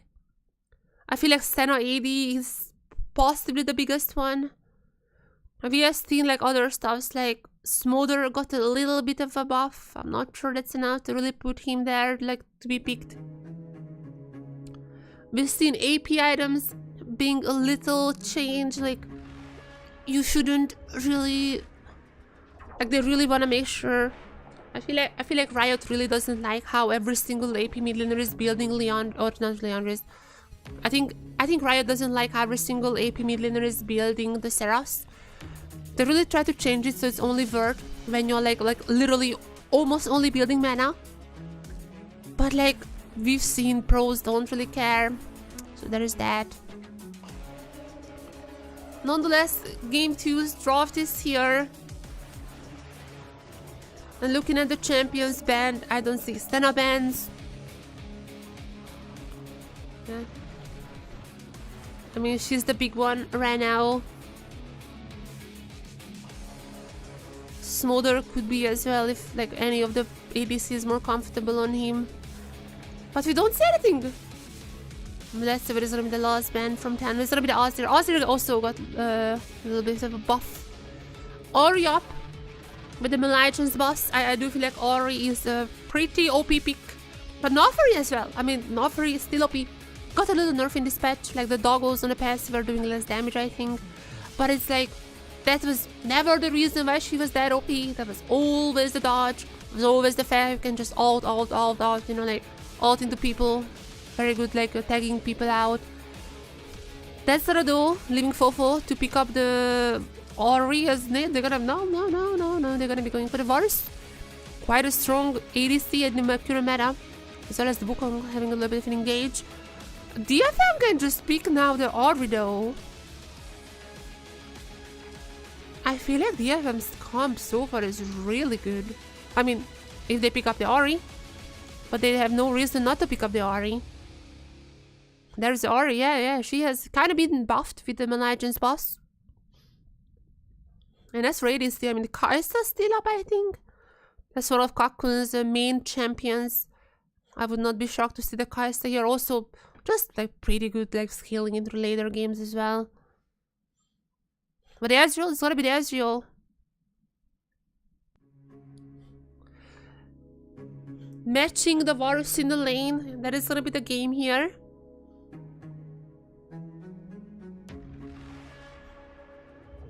I'm not like super against that.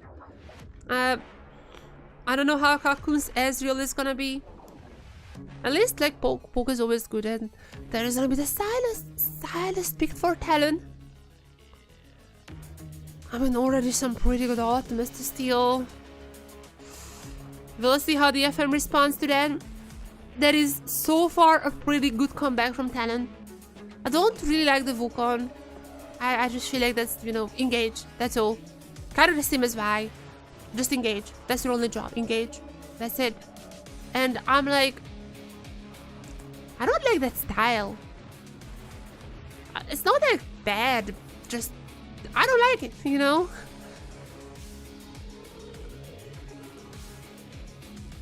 But we'll see what the support choices are gonna be. We'll see what the top laners are gonna be picking up.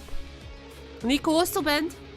I talked about how the hex tech, what is it called? I talked about how the hex tech rock belt changes might be actually kind of buffing Nico. Woody also quite a big Nico player. DFM not gonna be risking that. They would rather just ban him. They would just rather ban him around.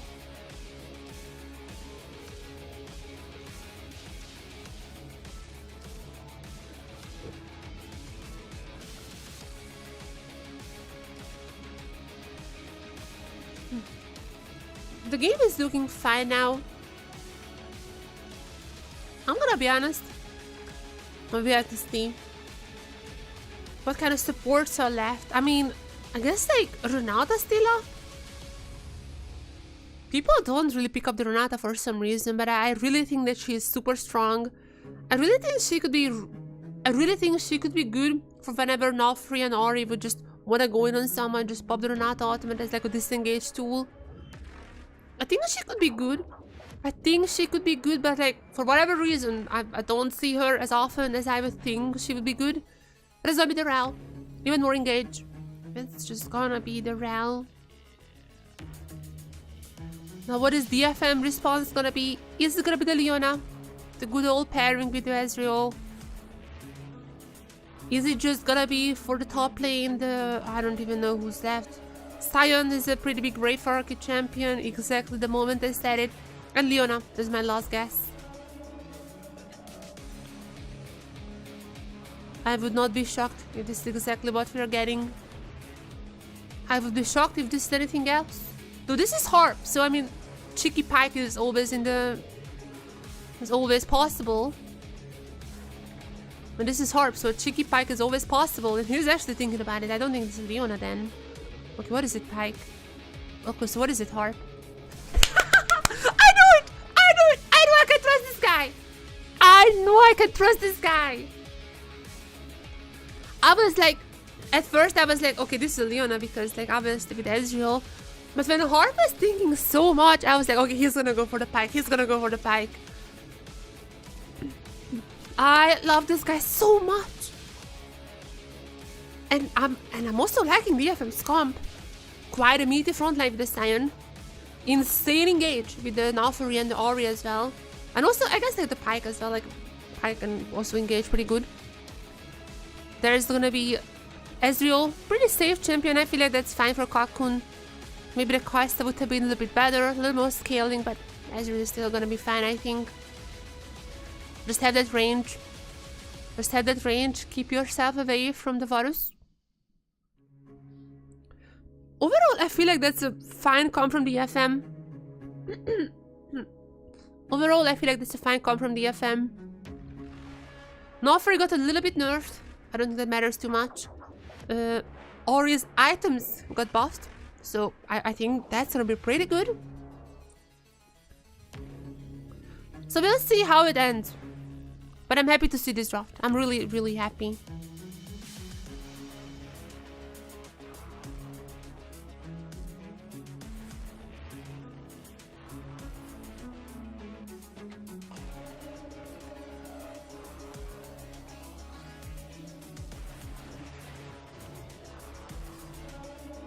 Karsta, Nanigaski.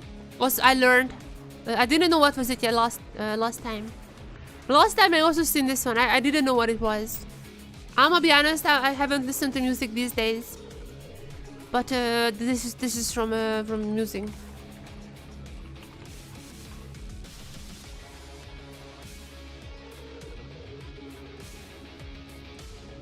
What is it? What is this called? I'm not checking TikTok these days. It is from Ice Cream's music. Naninkansky? I didn't know this last week. Now with this information, you guys are gonna be aware of that as well.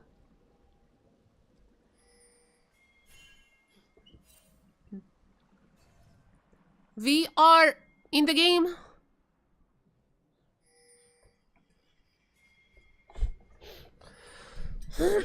So what is it gonna be? Hail of Blade Pike. Love to see that. Harp was like the only aggressive member of DFM last game. I want to see that trend keep on going. I want to see Rayfark just scaling. I don't want to see him doing anything fancy. I don't want to see him doing anything fancy. I just want to see him scale. Just do Sion things. That's it. You don't have to do anything else. You don't have to hit your skill shots like with the Ornn. You just have to get meaty.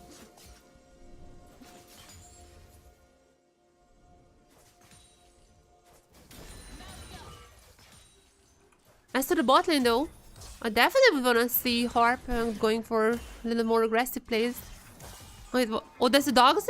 Oh, that's the hot dog skin! The hot dog skin! And also the nerf dogs. Those little dogs are not nerfed. Not by much. And also like the dodge and all that. Still OP. But it's the hot dog skin! The hot dog Naufuri.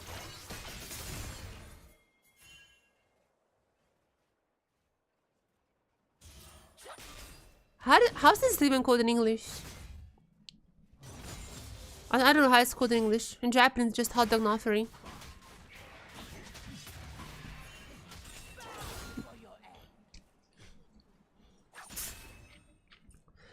Now, chat, if there is any chance that DFM takes a game away from TLN, if there is any chance we're gonna go into 3 games today, It is here. It is this game and it is here. Because they have everything they need. Ori after the Legends boss. One of Oria's best champions being picked here. Harp, the most aggressive DFM member. Oh, look at this guy! Look at this guy! Just gonna be going for booty. But he has to flash away. Gonna be going on a pike. That's exactly what I wanna see. Oh. Okay, let. I would have liked the Kai'Sa more, but okay, but Harp still got an aggressive here. We'll have to see that Q is gonna be hitting, at least gonna be canceling the recall. But you know, that's what I'm talking about. I love Harp, especially on the pike. And I also love Guvon on the Nofri. The guy, whenever he was in Nofri, the team looked entirely different. And this is what's gonna be happening. Trying to go for the dive here. Even if there is no dive, at least thanks to the dodge. Thanks to being immune. Thanks to Nofri, they're gonna be getting out. A little low health bars there, but I mean, TLN is also kind of gonna be forced back, right? Oh, that Q is gonna be. Oh, Cocoon. Oh, no. Oh, God. Oh. At least Harp and Guvon are doing their best. To be fair, even in like the previous game, they were.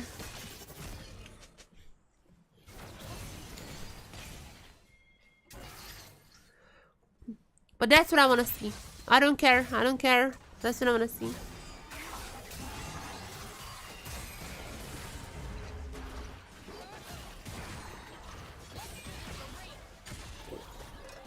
Guvon could maybe go for the trade. Obviously, they didn't want to. Didn't want to just give away kills to the Varus. That's fine.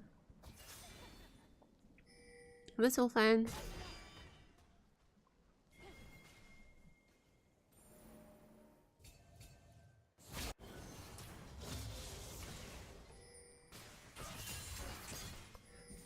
I mean, this is the DFM comp. Maybe I would have liked, again, the Kai'Sa more for Cocoon. But besides that, like, this is basically as good of a comp as you can get for these specific players. So DFM, even if they can't win this game, obviously that's a possibility. I would say that's maybe even the more likely scenario, as TLN still probably a better team than DFM. But even if they cannot win, they need to look better here. They need to look much better, they need to look much more aggressive, much more proactive than game 1. Because this is their thing. Hello Sweet Chat, thank you very much for the follow. Welcome to the stream. Thank you.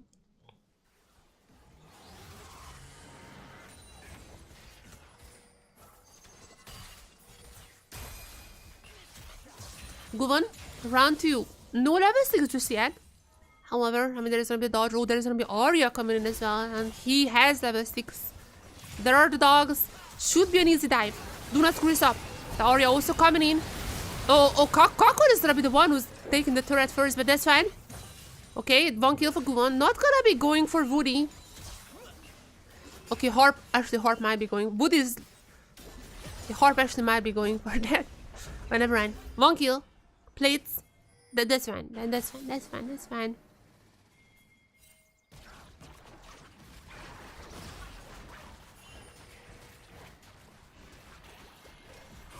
Could have went worse. I feel like the double was definitely in the picture. But what happened here? Why did Cocoon take the aggro? I don't understand. But honestly, it's like fine. He de-aggroed very fast and it wasn't a problem later on, so that's fine. Okay, Sion ultimate. Okay, Sion gonna go bot. Okay, Sion gonna go bot lane, it seems like.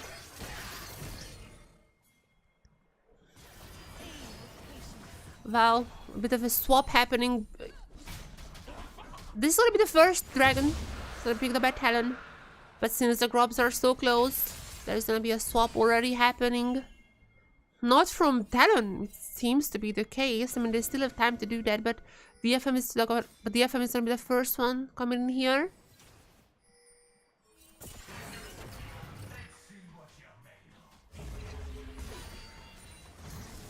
As now, Harp. Oh, almost gonna get the Q. Couldn't really reach it. We're gonna be stunned by Ray Forky, but not enough to get any type of re-engage.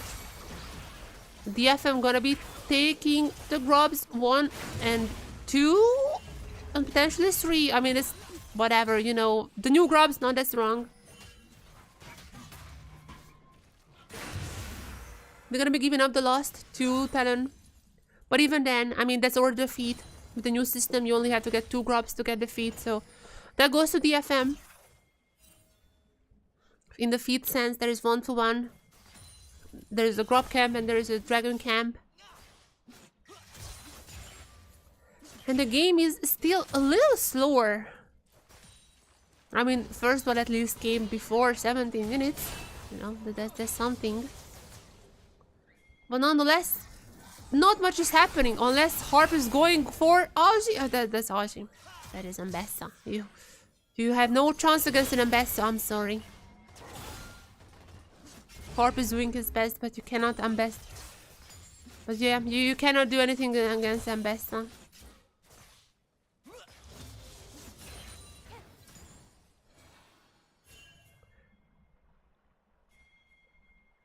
Okay, for now, DFM looking better. I have to say that. Cocoon, even though he had some iffies, I mean, leading the lane for now. But he also went against Cyan for quite a while. Seems like Cyan was tanky enough, and Betty couldn't really do too much. So lane states are much better. Obviously, Guvan is also going to be ahead of Karsa this time around. Now my question is, can DFM keep this? The laning eventually fell behind, but like it wasn't the worst part of their whole game, last game. It was definitely the coordination when it comes to teamfights, definitely like the engages. Proactiveness was the main issue there, as Harp gonna go down. I'm just gonna go down like that. Okay, Karsa is also pretty low, but yeah, I mean, ultimate from Ezreal not gonna be hitting. And there is not really any chance to take him down. Yep, that's a bit of a mistake from Harp.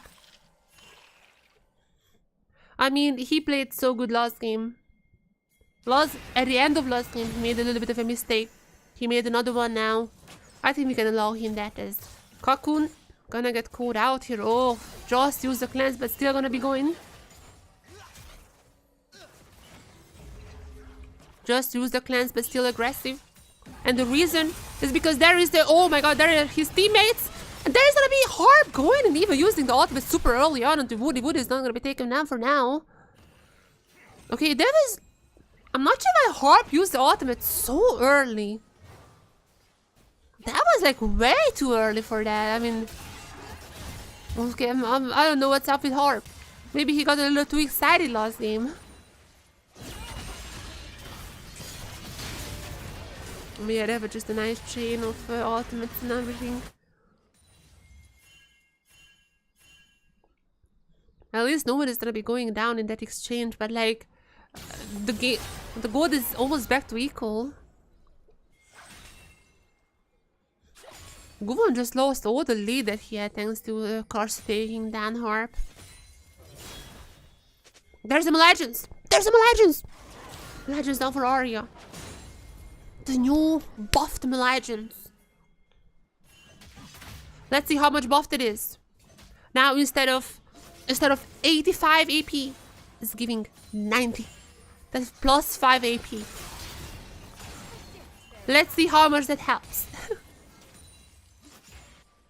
If there's gonna be any enemy who just barely dying like the last tick. If there's gonna be anyone like that, you already know that's because of the boss. The DFM looking fine-ish. Oh, Harp. Oh, Harp. Oh, calm down, buddy. Calm down.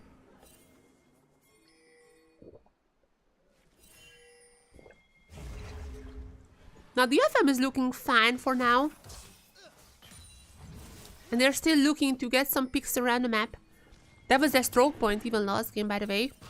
So I'm not against that, but I would love if they would focus on objectives a little more. That was definitely the weak part of their game last game. I would love if I would have loved DFM force this dragon a little bit here. I mean, Guvon went for more farm, not faulting him, but now it's time to turn on the dragon.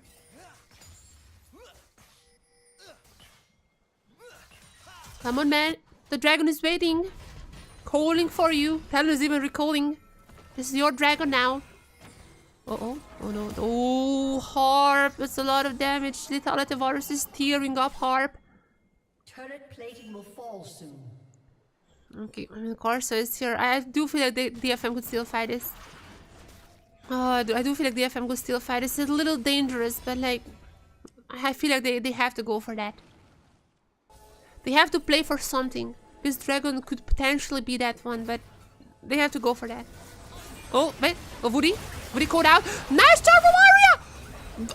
I'm not sure what happened with the camera, but Guvon is not a the kill. Oh, Corso is here. Harp is down. Woody is down. No support. The only issue is that Harp is, I think, a lot stronger in combat than the Ral. 1 for 1. That's it. I mean, we got some assists. Aurea got assists. 2 kills for Guvon. That's really good. I do feel like Guvon can... I do feel like the Nofri can use this more than the Wukong. But the FM... Are they gonna be going for this dragon? I feel like Guvon can fight this, by the way. Okay, maybe not if... Okay, maybe not if Woody is here. As well as Betty. Maybe not then. Okay, I mean, Harp is also here. Oh, no. Seems like Corsair is gonna be soloing this dragon. Oh, that's gonna be their second dragon now. DFM really not focusing on these objectives. We don't see what is gonna be the soul, but... I mean, if this is like a mountain or something, that would be so good for either team. Oh my god, yeah. They need mountains, so they need mountains so much. So what is it? Camp tech, that's whatever. Actually, whatever then. Maybe it's good for Fofo. Ever since like Silas is always super low, just healing back up. But it's whatever. DFM still has only 1,000 of a gold lead, which is in one hand pretty good. Like, they're keeping the gold lead. But like, I think it's about time they're trying to extend that. But they have pretty good scaling with the Scion, like no question about that. But I want to see something more on the Ahri. I want to see something more on the Ezreal. And now TP gonna be coming in from Aji. I feel like the Herald is gonna be going down before that. There you go. Even the eye has been picked up by Guvon. But now they have to fight it. They have to fight it now. Oh my god! Ahri's damage is so insane! That, oh my god, the 5 AP! The extra 5 AP is doing the damage now! Ahri! Oh. Oh. Oh, oh. Oh, okay. Okay, alright, alright. Okay, okay. That's not good. Chad, that's not good. Wait, what happened there? I got a little too excited. Oh my refrag gonna be going down. Oh no. Oh. Oh no. So what is Cockon doing? Okay, what? Okay, so what happened here? At this point, I was like, that's pretty good. Okay, this is really good. What happened after? Wait, what was Scion? Scion ulted to nothing? Scion ulted to nothing. And then I mean, Fofo just went in. What? I heard the ult of it, but I haven't seen it popping off. What was Scion doing? Okay, that is a throw. Not the worst. Like, I mean, still could be. Oh, okay, Harp. Oh, stun is not coming through Ahri. You have to be really careful. Ahri is gonna be super strong though. Legion's buff actually are like visible. Like I genuinely like feeling how much stronger this Ahri is than before. The 5 AP is all it's doing.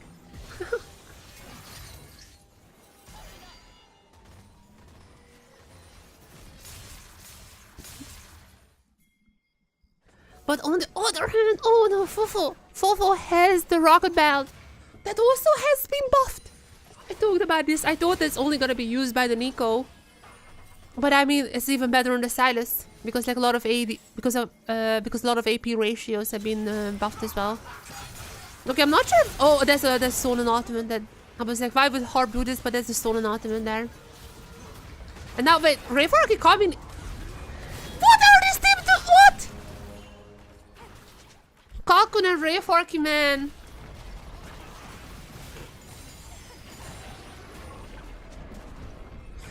Those two, I feel like are really holding this team back, I'm gonna be honest.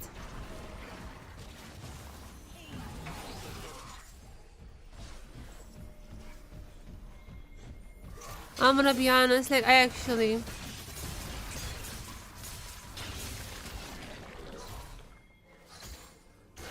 Arya also... There's also Lich Bane for Arya. Just saying. Lich Bane has kind of been nerfed. Lich Bane has kind of been nerfed. It's like 15 less AP, but it's also much cheaper. Like 300 gold cheaper than before. So it's like a pretty cheap item to pick up if you cannot do anything else. But yeah, I do feel like Arya is like playing a little bit better. He was so invisible for like the entirety of LCP so far.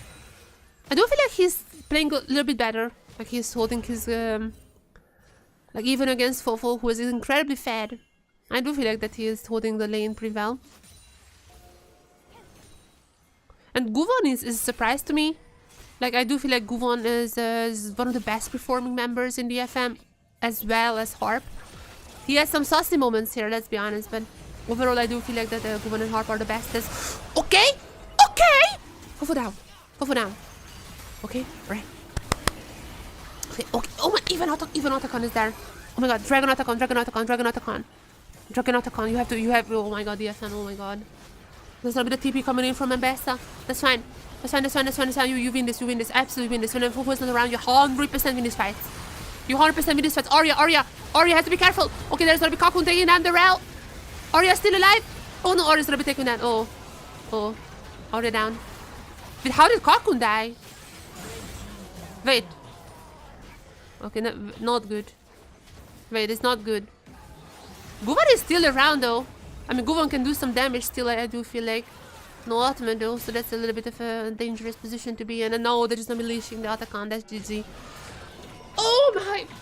Wait, how did the Ezreal die? What?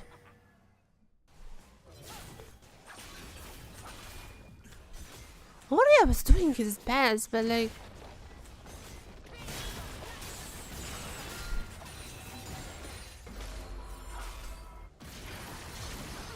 I'm genuinely curious what happened here. I'm keeping an eye on Ezreal. So Ezreal went on Woody, that's fine. Oh, Cocoon got caught out by the... Oh my god, Cocoon got caught out by Ozzy, by the Mbesta. He got caught out by the Mbesta, and after that, I mean... Yeah, his positioning is really not great.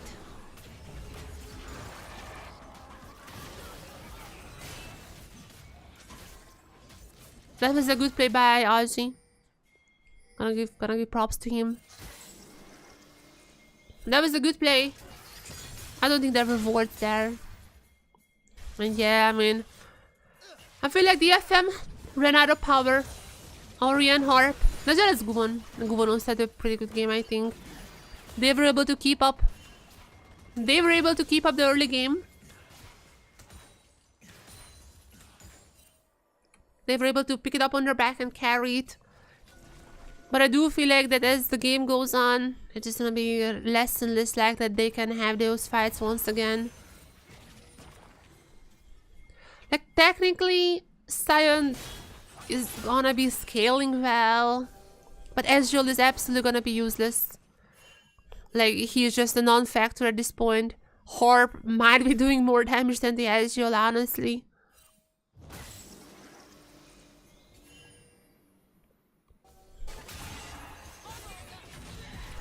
I know, another pick onto Cocoon. He just has the immediate flash wave. Like, yeah, he's a non-factor. Arya is still strong. Have to give him that. The Melodians changes. Definitely making that item much stronger. Lich Bane a little bit less of AP, but much cheaper. And Guvon. Guvon might be strong. Okay, Guvon. Now, okay, I mean, okay, they're still strong. You know, this is the trifecta. This is my trifecta. The Guvon, Aria, and Harp. Those three are actually really strong. Still, they can go for these picks. They can go for cross map plays. I mean, you know, just take some turrets. Why not? There is still a chance if they keep doing this, but I mean, oh my god, look at Ambassador's lead. Look at the Varus's lead. Oh my. Ambassador just died, but like needed 3 members to take her down. I'm really worried about the DFM being able to find, especially in the 5v5 team fights. I mean, Ambassador is pretty strong, but even she is not strong enough for this 3v1. Especially like the 3 strongest members from the DFM. And I mean, I guess like Rayforky gonna get tanky, you know, that's a Sion. Just give him time, he's gonna get tanky. So maybe I'm less worried about that. I'm a lot more worried about Ezreal because Ezreal is never gonna be peaking. Like, early game did not go the best. Fed the Varus to infinity. And now I really just feel like there is not much the Ezreal can do. At least Fofo is not really able to replicate the same thing as Betty. I mean, he's still gonna be strong, just like not standing out as much compared to the lane partner. So maybe because of that, Arya can focus a little bit on Betty as well. Just finding out that Betty is like Lethality Varus is gonna be pretty hard. Harp and Arya has to work together. Because they're gonna be giving away the dragon. But they haven't even noticed DFM got one. So at least this is not the soul. But Talon is gonna be getting their Camtech soul point. Which is Camtech. Doesn't matter much.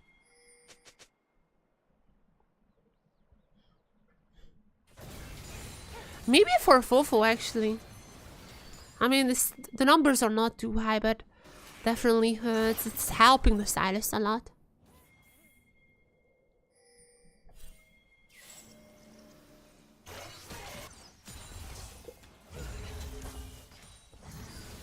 Okay, Betty. That's gonna be cleaned up. Wait, where's the Sion? I heard Sion noise. What was that about? Audrey is also not even... Wait, what? Wait, oh, there's Guban here! I was like, what was the noise? I understand it now. But nice. Picks. Go for picks. That's what I wanna see. Just don't let the Varus feed more on the Ezreal. Oh, Harp. Okay. That little dangerous there. Yeah, don't let the Varus feed on Ezreal even more. Feast. Just don't let the Ezreal get eaten by Varus even more. Dude, go for these picks. Okay, I'm not sure what is the ultimate. I'm not even sure if Audrey was stunned there. There are some weird Sion ultimates in this game. I mean, it doesn't matter much. Okay, flashing in this. Okay, that's whatever. Still got a kill. Not too bad for now. Okay, my main issue, if I'm looking at the lane assignment, Betty, Omega ahead of Betty, Omega ahead of Cocoon. That Ezreal is like basically just a minion. And mostly the DFM has is on Harp. Which is like, I guess it's like not too bad. Like with the Pike it's fine. But I would love if there were like maybe a little more lead on Arya. You know, or maybe even Guvon. Like he's still gonna be strong. 2 items now on the Nalfari. Absolutely not the weak dog, but I would love that more. For now, it's mostly gonna be on Harp. And to be fair, I feel like he is having a great game so far. Some trolls, but they're just coming with playing Pyke. I know what I was getting into when I seen the Pyke, and I've gotten exactly that.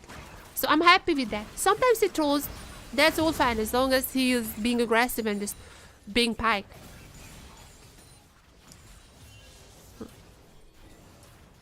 DFM, are they gonna keep going for these little side lane picks? I mean, to be fair, meanwhile, Betty was getting omega fat, like even more than before. Very soon gonna be completing his 4th item, the LDR. That is crazy. I genuinely have no idea how you can take Betty down at this point. Basically, you have to like stun with the Scion or something like that. I really don't know. Because even if Harp gets near him, he can like basically one-shot Harp. Okay. Oh, my baby 5 be finding out soon.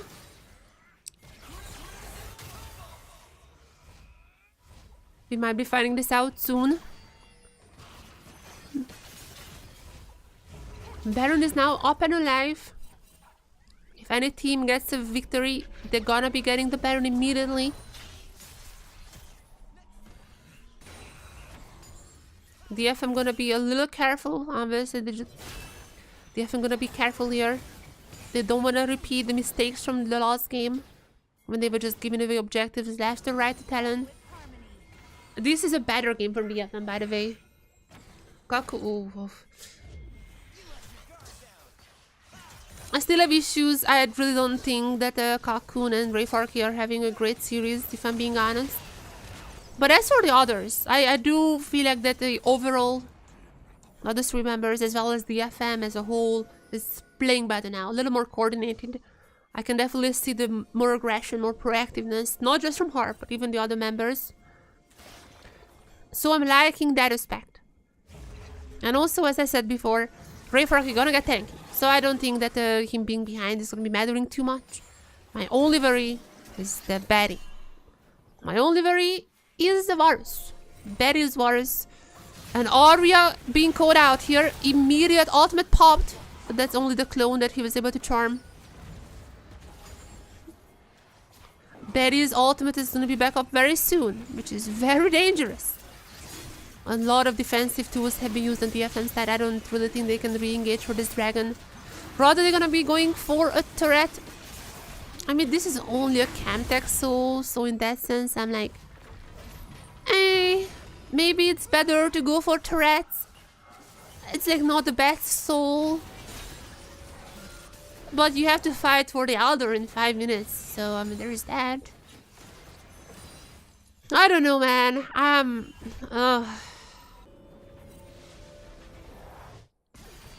They're not that behind in gold, by the way. Like as I said before, yeah, Harp has the most. Yeah, whatever. Still, giving away every single objective is not gonna be working out well.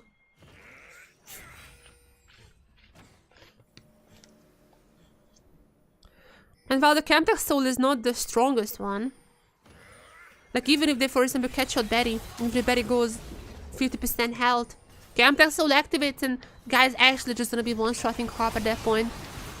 That's what I'm worried about now. There's an oh my god, Guvon was scored out in the Betty's ultimate and look at him. Absolutely 1Q, half HP already.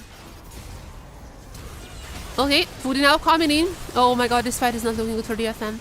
There is gonna be the Zonias from Arya, but I feel like that's already too late. Guvon and Arya dead, the 2 strongest members, and the rest I really don't think they can fight. Yeah, that's basically just an ace. Basically just an ace. There's even the stolen ultimate from home. Yep. Wait, can I just end the game? Okay, oh my god. Okay, they're not gonna end the game, it seems like. Or are they? Wait. They're not going for the Baron. Are they just like ending the game from this? Oh, Jesus Christ, man. I feel really sorry for Harp, Arya, and Guvon. I swear, if this is a Kaisa, or maybe Milan, I'm not sure if Milan is better, or maybe not. If this is something, this could have been so differently. But is gonna be Talon. Just from one team fight gonna be winning this match. Well. Oh my god, they're even. Oh my god, even waiting for the spawns. No, we had to end. Well, GG's to Talon. Very underwhelming, anticlimactic ending to the game. DFM looked like they might have a chance until Talon was like, nope. Actually, you don't. Actually, you're staying out of playoffs. And I have to check, but like, I am not necessarily unsure if this would not put Talon in playoffs. I have no idea how many negatives I used there. I feel like Talon might be locked playoffs now. No, never mind. Wait, are they? Talon has 2 more games left. And the worst they can end is like with finishing with like 2. Okay, no, actually, never mind. Actually, I don't think Talon can like lock in playoffs for now. Okay, I don't think Talon can lock in playoffs for now. But I mean, SAG, DFM, and Chiefs, either of them would need to win games. And I don't see that happening. SAG might be. SAG Chiefs gonna be the last. Like on the last day, one of the last matches. So one of them might be winning one more game. But even then, I feel like Talon basically logged in playoffs. Like, basically. Okay. But that was it. Underwhelming series. Especially from Cocoon and Ray Farkey. I do feel like that their game has been pretty underwhelming for the whole season.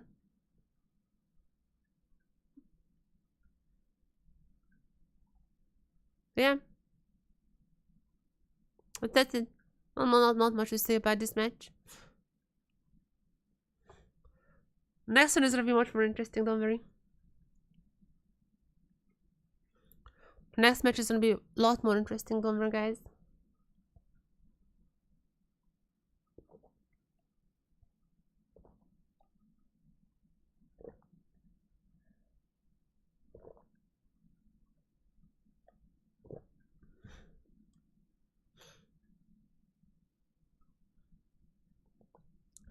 Okay, let me go have a little highlight as well here.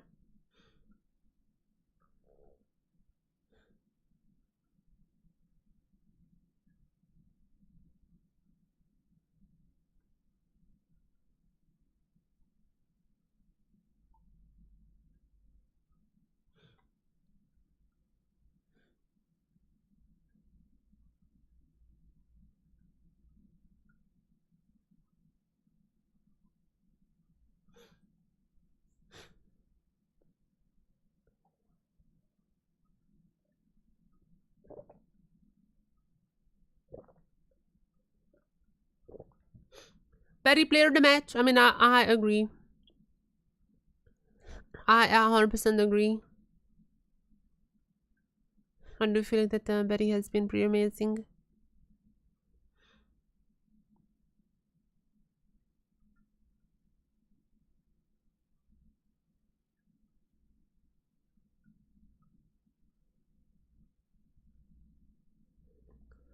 Okay, that was underwhelming. Absolutely underwhelming, not gonna lie. I'm gonna be honest, I expected a little more from the DFM. I don't know how to say this. I'm gonna be honest, I expected less from the DFM. Like, I do feel like that, especially game 2, early game, they have been better. But it just, the fact that Cocoon is not showing up still, and we get no communication why he's playing. Like Yutapon didn't want to come to Taiwan, he would rather just stay in Japan. I understand that part, sure. But then you brought in Milan, the guy who was having a pretty good synergy with the Harp, I think. Like, he was fine. He was not like the greatest ADC, but he was like fine-ish. And then you were like, and then he had to go back to Japan because like some issues, like I think like he had muscle pain or something. But then again, and after that, just like he never playing again. He's not even in the studio anymore. Like he's in Taiwan. You can see in the streams that he's in Taiwan. But he is not even going to the LCP arena. He's literally just staying home.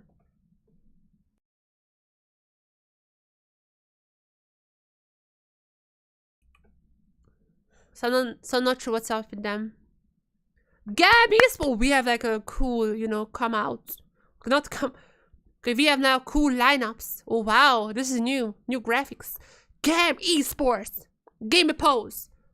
Oh my god, even the coach is getting one. GAM Esports, bam.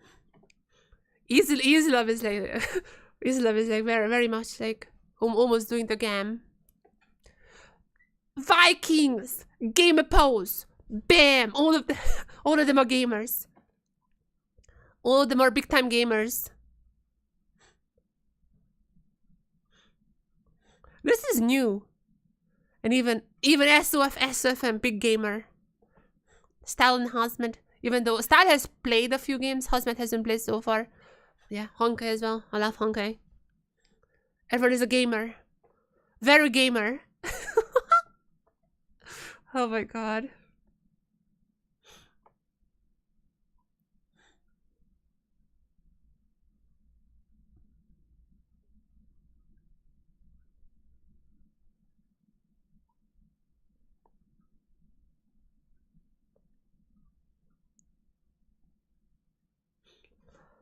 All right. Is it time? As you could see, Vikings on one side and the GAM Esports on the other. And the GAM Esports on the other. Now this match actually has a lot of implications. Here. Because as for GAM, they have taken down TSV. It was not the cleanest game. It wasn't the cleanest game. It was also in the very first week. So still people were a little shaky. And the game 3 in that case was literally entirely on this guy, Levi. He actually was 1v9ing. If it was not for Levi, they would have lost that game and would have lost to TSV. But Levi, literally 1v9, stealing away every single objective, absolutely popping the hell off. And in the end, they took down TSV. Now, why this is important, you might be asking. Wait, let me wait until the camera switches to Vikings, and I'm gonna clean my glasses meanwhile. Jesus Christ, I cannot clean my glasses.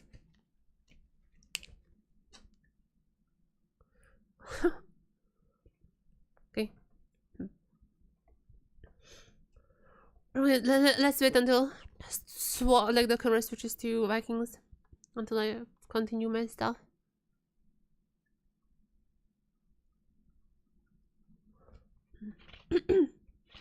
What kind of mousepad is that? I know there was one time when Karsa used the Hutao mousepad at like Asia Games. It seems to be the Verts one last year, right? Because I think I see the Eiffel Tower and the Big Ben.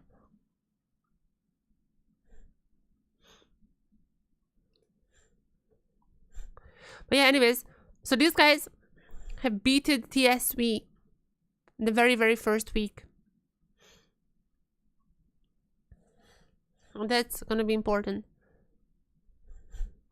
I want to see Vikings as well so I can finish my monologue. Are they not gonna be showing them again? I might be just whatevering and cutting this out later.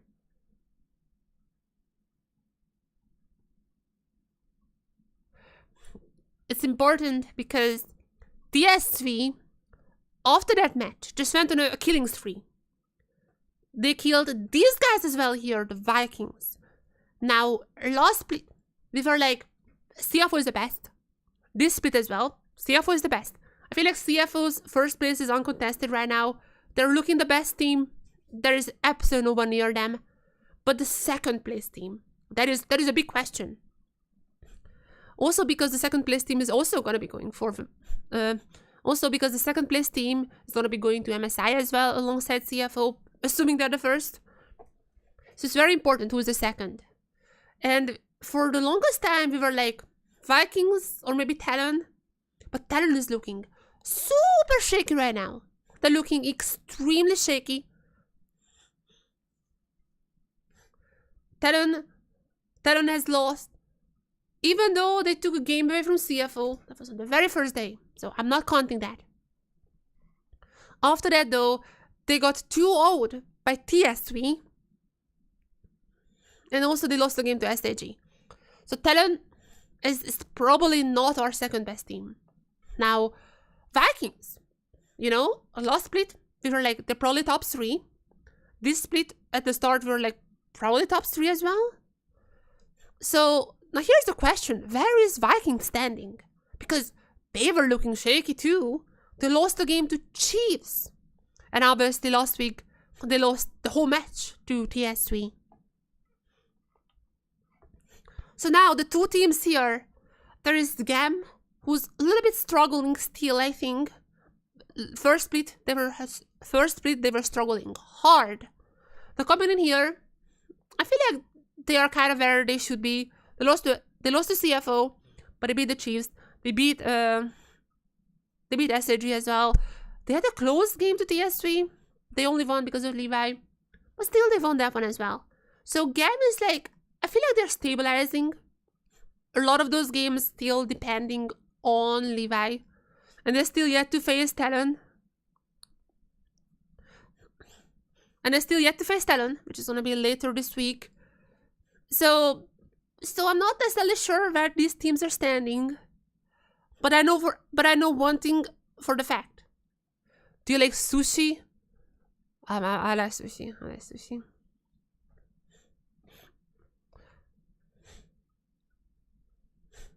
Oh, that's TK.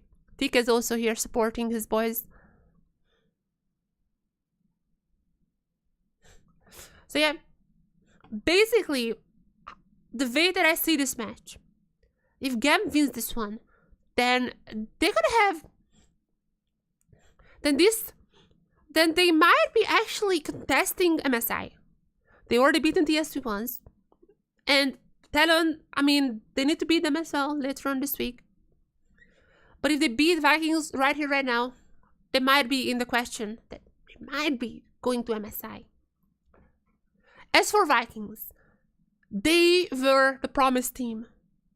They unfortunately, they ended third actually in split 1. But even then, a lot of people, including me, have thought that they're very close to Talon. And especially this split. Whenever Talon is looking super shaky, I do feel like that this is Vikings' chance to finally showcase what they're made of. However, I mean, they have not looked great. Like, ooh, losing a game to Chiefs? A lot to prove on both sides. And while a lot of people at the moment, actually all the co-streamers, I thought I'm gonna be alone with this opinion, but I guess literally everyone else is saying that. Looking like TSV is our second best team. Still, I do feel like if there is any challenger to them, then this is gonna be coming out from this match. The standings are currently wide open, and even though I put TSV second, still Talon can get them. GAM or Vikings can get them. Okay, Vikings did not look like they can get them, but GAM has gotten them.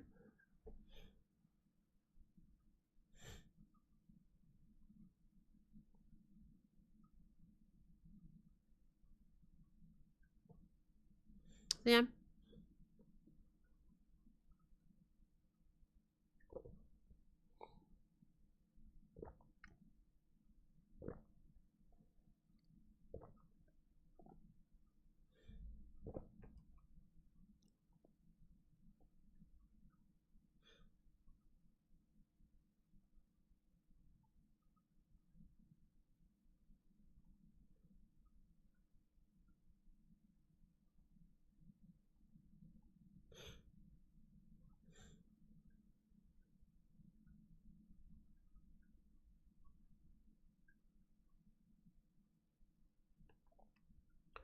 Okay, alright, alright.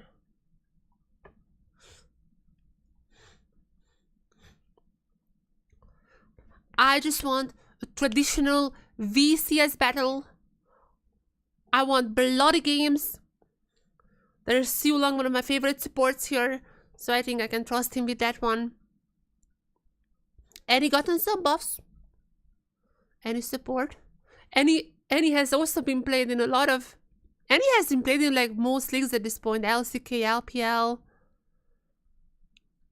And Siu Long is our any player. Maybe he has to fight with Kati for that place. Kati has been, by the way, also practicing any in solo queue. So there is that. But we have a new patch. We have quite a lot. We have actually quite huge Senna buffs. I would definitely love to see some AD Senna being picked.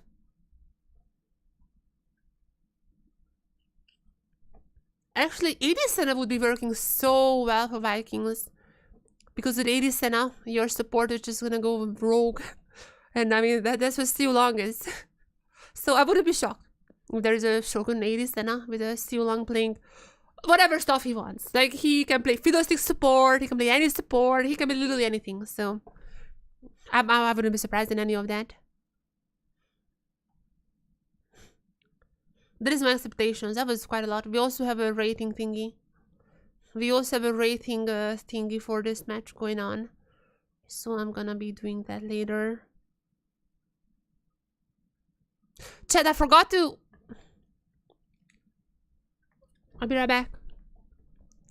I'll be right back. Hopefully nothing interesting happens in a walkout.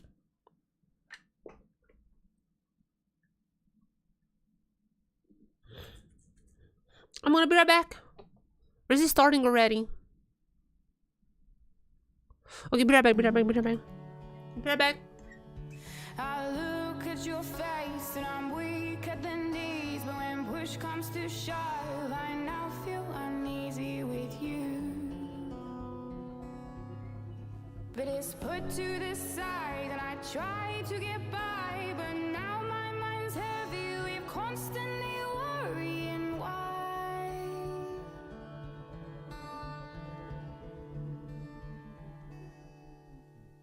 Forced affection, empty. I love you, so do I play alone when it's gone.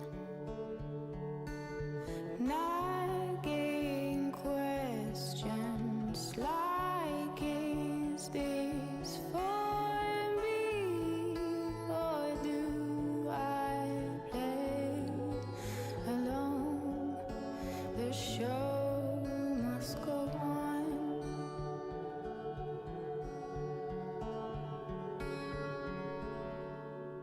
When night comes the dark, like how I feel within, I try my best to never let you know. Mindless remarks about how both our days have been. A glass of wine helps conversation flow. Why are we going through motions when surely we both know we're falling, but neither one head over heels? Would it be kinder if we left each other before we uncover something that is messy, my friend? I'm back before the match even starts. Oh. Forced affection, empty. I got some bread because I was very hungry. So do I Haven't had any food today. alone when it's gone. Nagging questions like, is this for me, or do I play alone when we'll stumble on, 'cause the show must go on.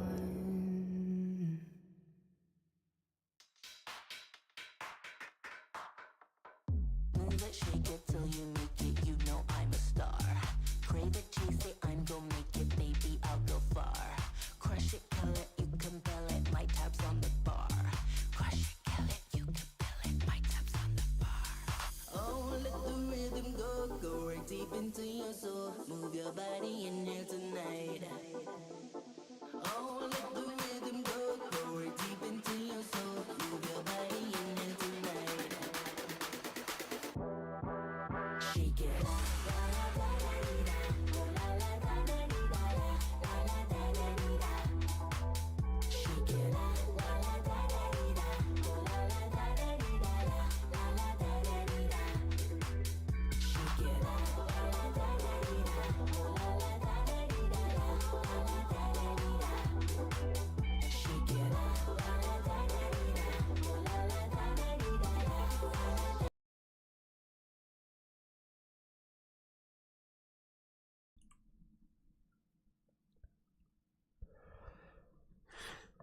Oh my god. AP stand-up was buffed. Oh, sorry, not AP. AD stand-up was buffed. However,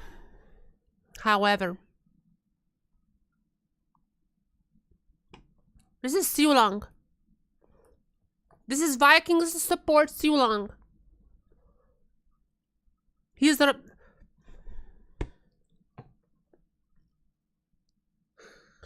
Oh my god. Oh my god. I mean, Luden's was like, I think like cheaper now, right? Also, Horizon Focus is also buffed. So, I mean, maybe it's working. Okay. Okay. It's alright. Siulang, I swear, always plays this weird stuff in solo queue, and then this season at least haven't like played it on stage.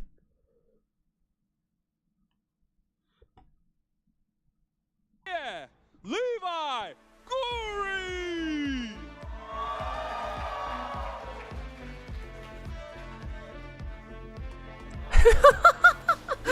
Wait, that was cute.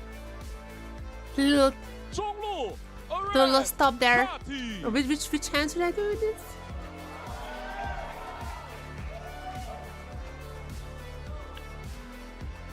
That was cute, not gonna lie. 下路 Artemis Shogun.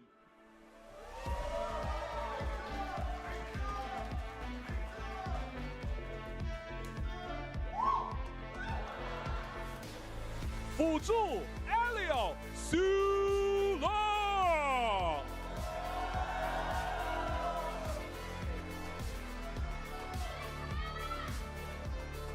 教练 Archie Sulfur。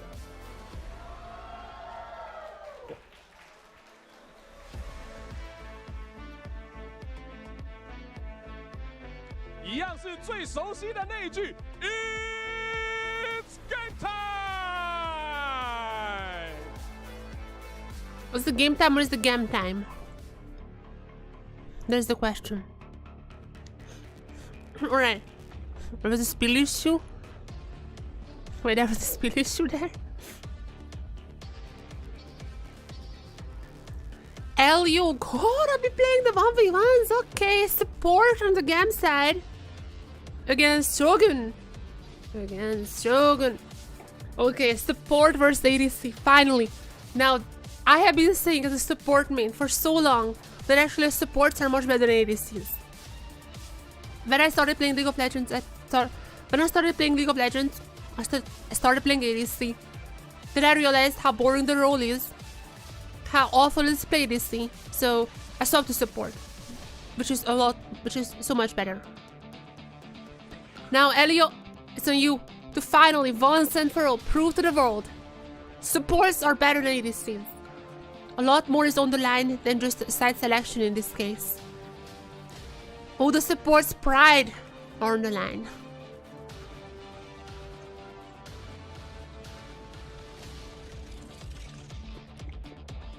Let's think what kind of champions you're gonna be picking now.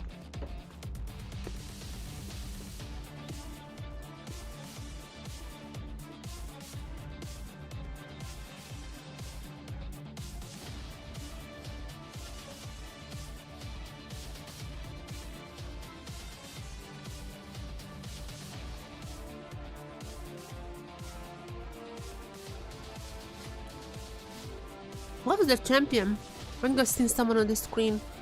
I couldn't tell who. Was that Ziggs or someone? No, that cannot be, right? It doesn't have a Spirit Blossom skin, I think.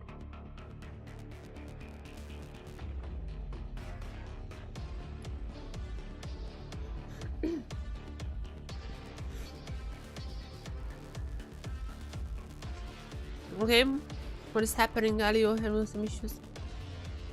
There is TK leading the GAM fan base. Oh, a lot of GAM. Wow, a lot of GAM fans. A lot of GAM fans there. But I don't know how much a plane ticket is, but like Taiwan and Vietnam are pretty close.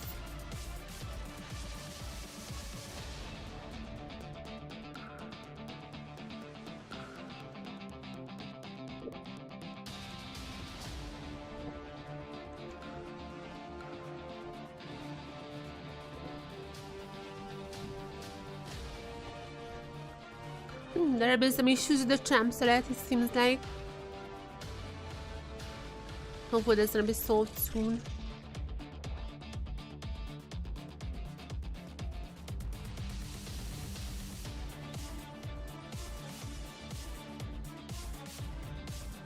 Wait, they're in the game?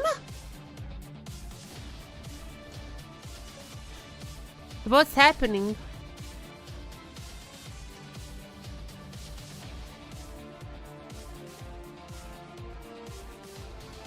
Alright, Irelia mirror matchup. Okay, this is only gonna be about skill. Mirror matchup is always fun. Pure skill, pure mechanics. Elio, don't let us down. Prove to everyone that supports are better than ADCs. That's what this match is all about.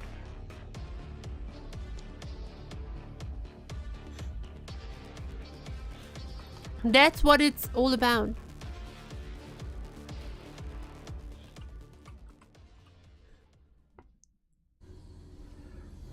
So now we are in the game.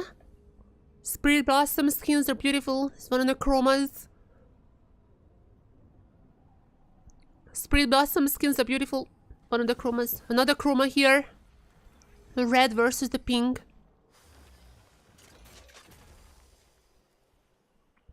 Or more so purple. Yeah, that is more like a purple.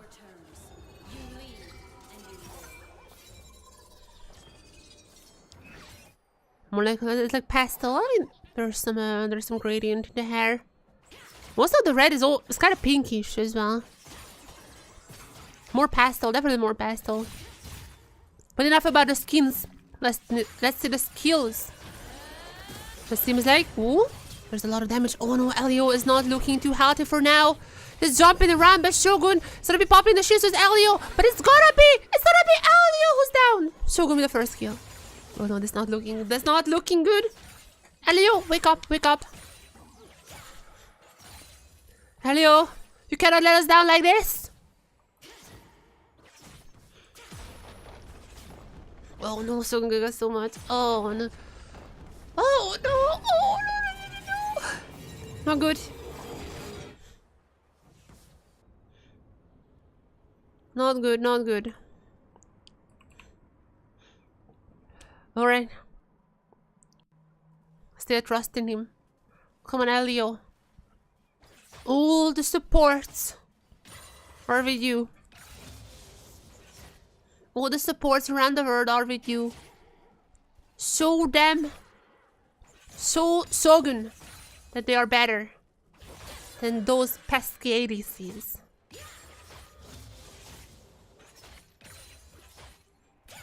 And this is gonna be picking up some minions here though. Yeah, there isn't the health power used. Elio gonna be pushing the minions under threat, but there's just gonna be more minions to Shogun. Why is the AGLD? Wait a second. Why is the AGLD emote? Is it a Viper? When Shogun is 80s, maybe it was Viper. Maybe it is for Zeus or Zeka.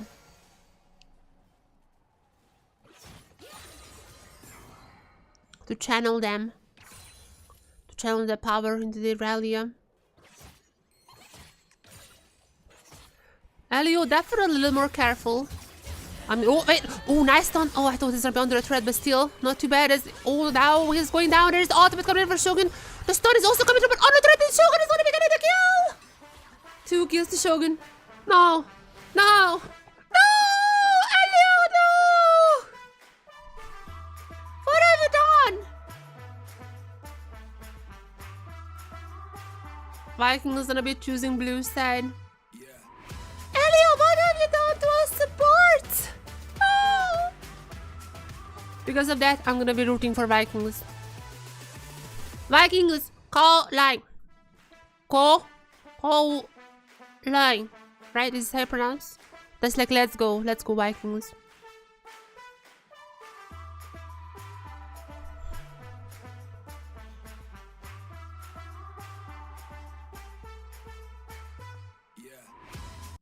Alright. Let's see what the draft is gonna be bringing us. Vikings on blue. You can cook. I trust in you. I trust in your gourmet dishes. Give me AD Senna. What else is OP right now? I mean, basically that's it. AD Senna is the new thing. Give me any support or mid lane. That was basically previous. That was kind of previous patch, but nonetheless, like a lot of people actually have been playing any support, or like that was previous patch. That was previous patch, but actually any mid lane has been appearing in other regions, and she hasn't been touched in this one, so could still be picked, I think.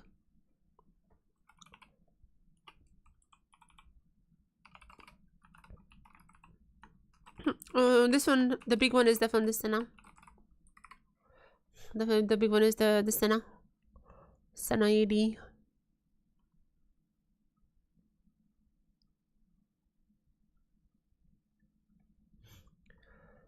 I'm writing the tweet ahead on the match, so I can just tweet it out whenever it's there. Alright. Whenever we see the draft, I'm tweeting this out. Let's see if we're gonna be seeing anything new. Vikings is a little overcooked last time around. I did say I want something interesting from them, but I'm gonna be honest, that was a little overcooked in the game 2 against DSV. Now that we're in the draft here, let's see if they would maybe overcooking again. Or maybe just the perfect amount of heat, which would be the AD Senna. I think AD Senna is definitely the new best thing. I guess it still could be as like support AD. Still, like it could, both of them could be playing it. And just they like build AD. The bans are pretty normal. You wouldn't even notice that we're in a new patch. The Vi ban. Again, I don't really know where to put the Vi changes for now. I feel like she's weak, but I feel like she was kind of weak already. She's really good engaged too, but that's it. Nonetheless, as for the other bans, they're understandable. Against Levi, you always have to ban the Nocturne. However, with all that being said, Nofuri is still up. She has been nerfed, but I don't think enough. I feel like the nerf that she's getting is not really the strong points of the Nofuri. But it seems like Vikings don't even care about that. First picking the Ezreal?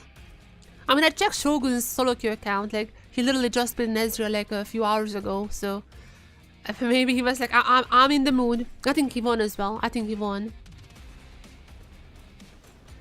I mean, strong ADC, but like, I'm not sure if it's like first pickable. And what is GAM gonna be replying with no Varus? I mean, that's gonna be a little bit harder. Whereas, okay, Nico. I'm loving this. Could be Elio, could be RS. What else you're gonna be going for? With the hashtag belt, whatever it's called, changes. I do feel like that Nico has gotten quite a good buff. The item is much stronger, as there's also gonna be the Yori for Kiaya. Oh my god, that is such a strong start for GAM. How? What are you gonna reply with Vikings? I do feel like that's an insane start. And for the Vikings, it's gonna be the Mbessa. As well as, I mean, Leona up if you want like the very, very boring support pairing with Ezreal. Or maybe even the Ral, you know, if you want the more engaged. Or you can also pick your jungler. Potentially Xinjiao. There are still a lot of options on the table. And there's a bit of Karma. Karma is also a pretty popular pairing with Ezreal. Maybe not as much recently, but if you want someone like a... Maybe not as much recently. But if you want an enchanter, obviously Karma is probably the best one. Now where GAM would be going with this draft? So far, I absolutely love GAM's draft. I'm going for the Kai'Sa. And then going for the Kai'Sa makes sense, especially with the Nico. If Nico goes in, you can just ult in together with the Nico. That all makes sense. I'm happy to see that. I like the Kai'Sa. I do feel like so far it's pretty good. And I do think so far GAM is winning this draft. But there's a lot that still can change. We don't know what Vikings will be picking top. I feel like if I'm GAM, the Huawei ban. Interesting to see. But I think I would more likely ban Jax or the Silas. Oh no, they already have the Mbessa. They could technically like put Mbessa still in the jungle and pick Jax. Now the big question, what is Vikings gonna be doing against the Yorick? I guess like they could put Mbessa in the jungle and then pick up Jax. But also, it could be they're just like picking the Silas. Silas is proven to be actually pretty good against the Yorick. You can just match Yorick and get the maiden out, steal it away. I mean, the Silas ban actually would be pretty good if GAM goes for that route. But maybe they wanna ban. But maybe they're rather going for junglers. I don't know. The Annie ban. Oh, the Annie. Of course, the Annie. I forgot about the Annie. The Annie ban. So they were... There is the Annie ban coming out. And actually, this is not even against Steelong. Like, he was our Annie support player split 1. But Annie has been popping off these days in the mid lane. So this is actually against Kari. As now, Ori pick. Ori with the Maleagence boss. I feel like that's pretty good.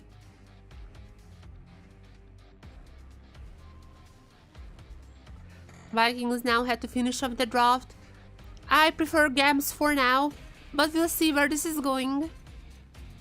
There still need to be a mid laner unless Karma is the mid laner. And that's gonna be the Aurora. Aurora mid. Jungler left. Last pick jungle. Kind of weird in this meta. Unless the Ambassador is the jungle. But once again, I need to just not be jungle. That's gonna be Viego. Quite aggressive.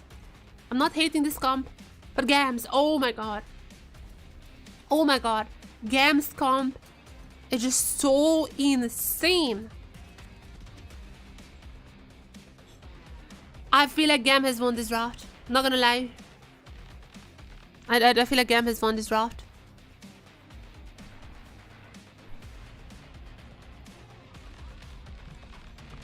Let's share this on Twitter.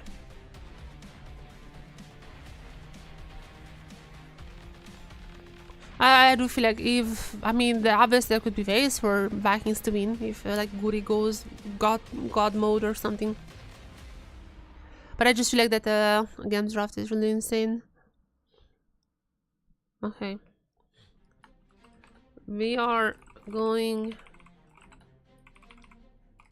into game 1 of Vikings versus GAM.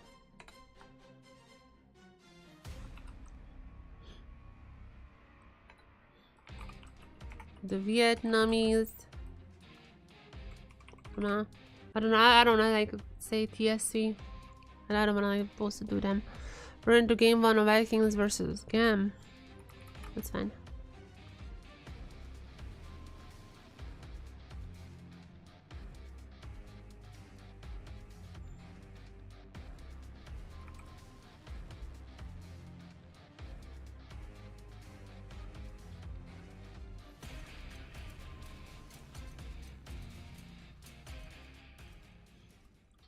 Game 1.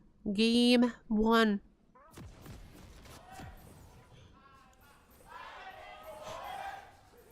Oh, that's TK. TK is leading the chants. Are you ready? Yes.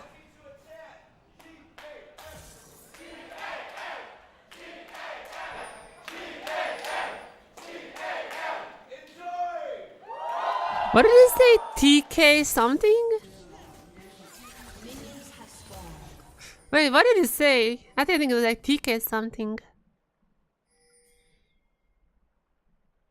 He's a showman. I met him in Berlin one point, like in like planes.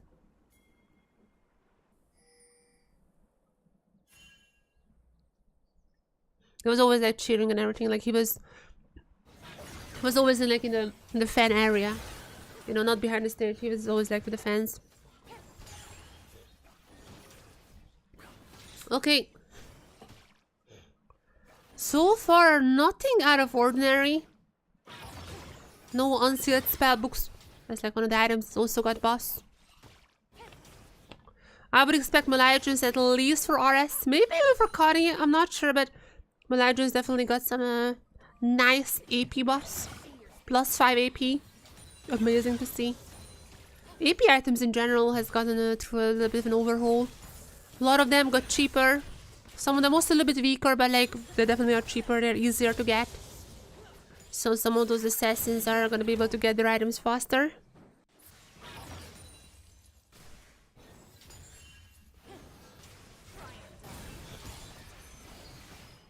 And especially with the objective changes, with like especially the dragon, potentially the 4th one spawning around like 20 something minutes.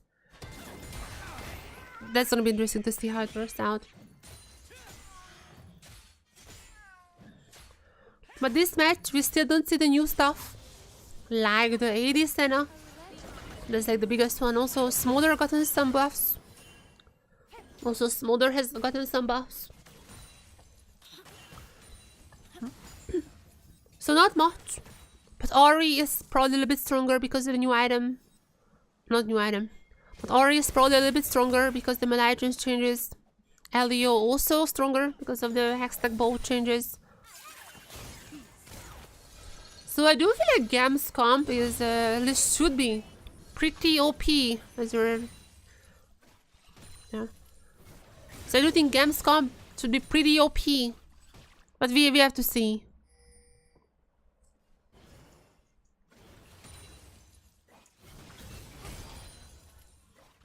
We have so many tools here to really blow this game up. But you have to be careful, because Goody, I mean, if the Reset City coming online, if this Viego going for the constant resets, then oh, there's no stopping to that.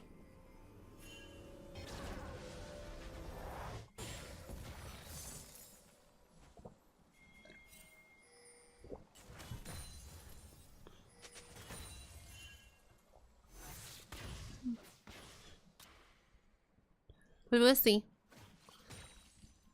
I feel like GAM is gonna have a little bit better scaling when it comes to just always pushing on the side lanes, plus the cast, obviously. With that being said, if the vehicle gets out early, obviously can snowball like crazy. So either way they're rooting that gonna be fun to see.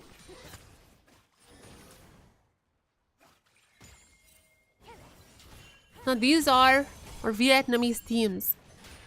I want to see some action. I want to see blood. Be aggressive. Oh, okay. Top lane going low. I don't think they're really going to be going at each other for now. Ghouls are going to be tagging Kratos, but not enough to really get the kills. What is this minion doing there? Wait, this minion came from nowhere. Wait, this minion is fast.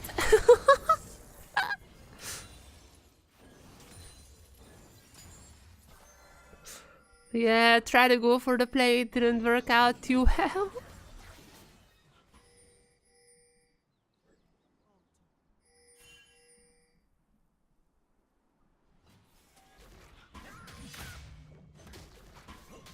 Tried to play Nico once in ARAM. It did not go well. I don't understand like what are the tricks. I never knew like what is the moment when like your cloak is like getting shown or something. I was like always going as a minion outing.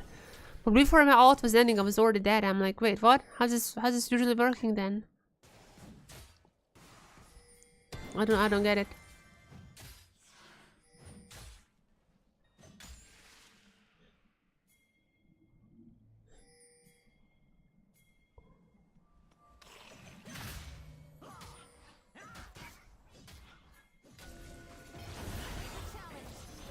Okay, now Guri gonna be caught out here. Ores with the ultimate. Still has one more charge left, but oh, Guri might be going for the reset city here. And Ores is down. First kill goes to Kari. Vikings with a strong start. They're not gonna be getting more than that. I mean, there is no grubs up right now. There are no grubs up right now. But that is a strong start. And Vikings so desperately need this victory here. They lost the CFO. I mean, that was expected. Everyone is losing the CFO. That's just normal. But they also lost to TSV, who are looking like potentially our second best team. So for them to even have a chance to meet them again in the playoffs, I mean, this is going to be an important match. Getting the top 4 seed. I don't even know how playoffs work. That's a nice flash shot from Guri. Dodging away the charm. I mean, the end taking that Nares.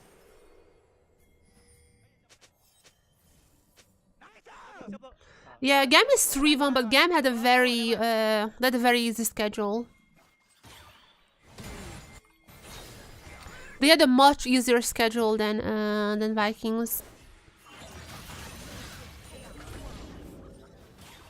And also GAMs, like they had shaky games. They took down TSV, but that was literally like Levi 1v9.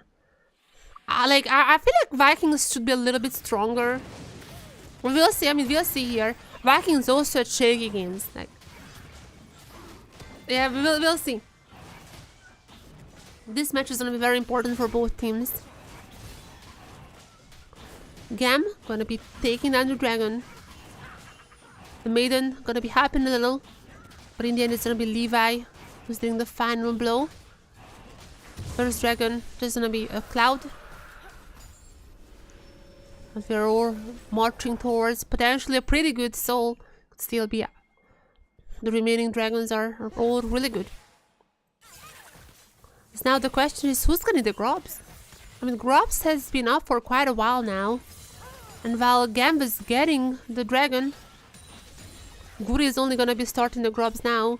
I still think that's enough time for him to pick up all of them, but at least 2. And one less. Okay, wait a second. They might be collapsing on the Guri. Levi is already here. Cyclone is available. Flash available for Levi. Is he gonna go for that? I mean, might be a play, but no. Levi decides not to. Gonna be leaving. There's gonna be 3 Grubs for Vikings. New Grubs are not the strongest, but still not bad to have. Gonna be having the little weak mites with you. Gonna be having the weak mites just to help a little to take down the threats. Replay? What happened there? Oh my god. It's Shogun almost got a kill here. Oh my gosh, Shogun! Okay, the replay. Shogun is dancing around. Well, Kiaya is just gonna be chunking down Kratos. That is literally just how the... I mean, that is just Yorick. That is how the champion works. Extremely annoying. Always just gonna be chunking you down. Just gonna be sucking the life out of you. Really annoying.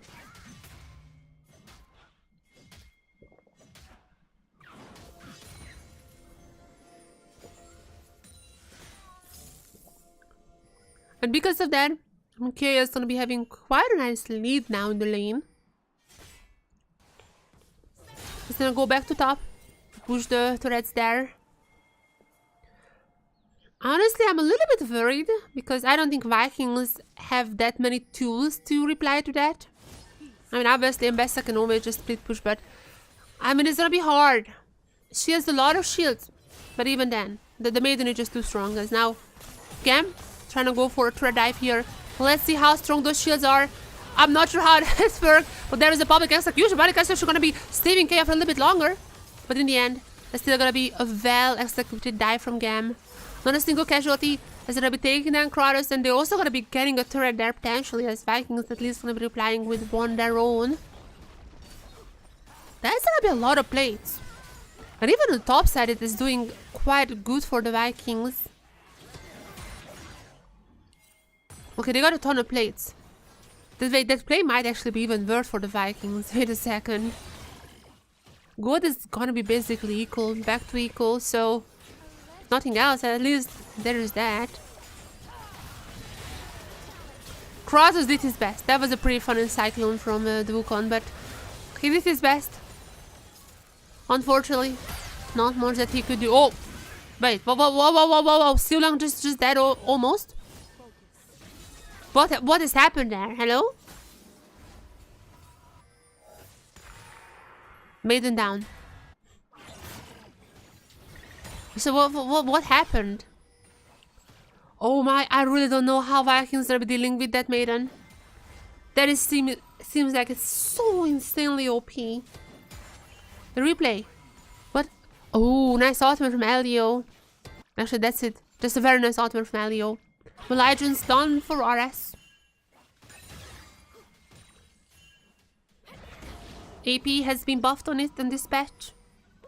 Not by a lot. I joke about this. I joke about this all the time. Not by a lot. 5 AP. Oh, sorry. 5 AP. But still, whenever there is gonna be a shutdown for Kari, or sorry, whenever there's gonna be a shutdown for RS, I'm gonna keep mentioning that 5 AP. I literally cannot talk. That 5 AP. It is because of that 5 AP. You already know. That 5 AP is gonna be saving the game.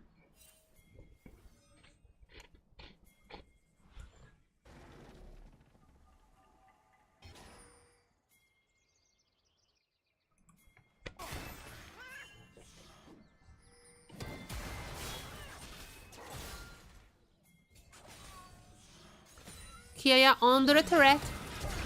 And oh, turret dive. Wait, not too bad so far. I mean, he's probably gonna still be taking that, right? Okay. Okay, that's a trade. That's still really good for Kiaya, though. If this was a 2-for-1, that would have been amazing. Trade, still good.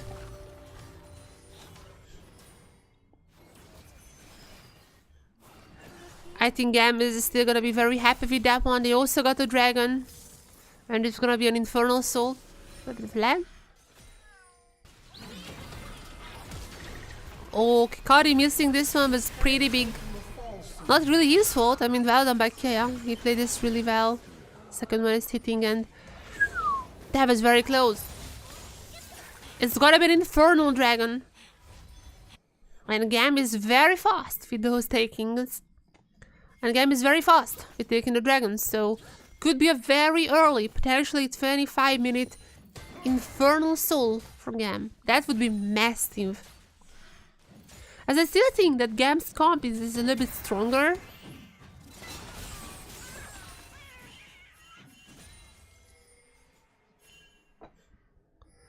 But we'll have to see where the match goes. I feel like the Viego... I mean, the Viego has a bit of a lead compared to Levi. But my god, like, Reset City really needs to come in hot. There's so much snowballing still done to have any kind of agency in this game. To be fair, Kati also starting with the Maligens. Plus 580 coming in hot. Plus 5 AP. You know the drill. It's incredibly strong. But, I mean, but the Aurora can definitely do some damage. She's at the point.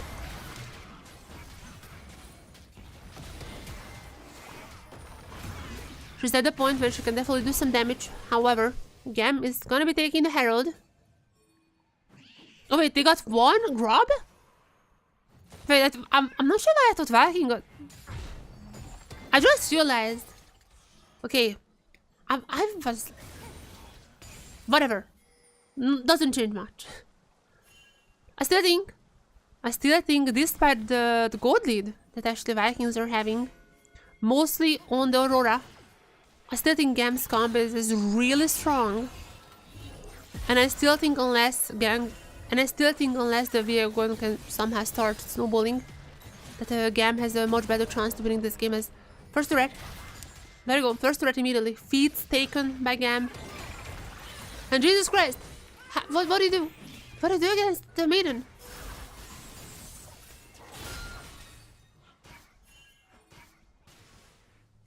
What is this sound? It's like an airplane? What do you do against the Maiden? You cannot do anything.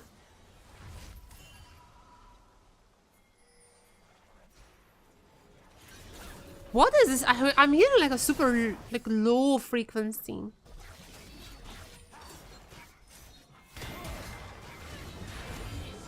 Must be a plane.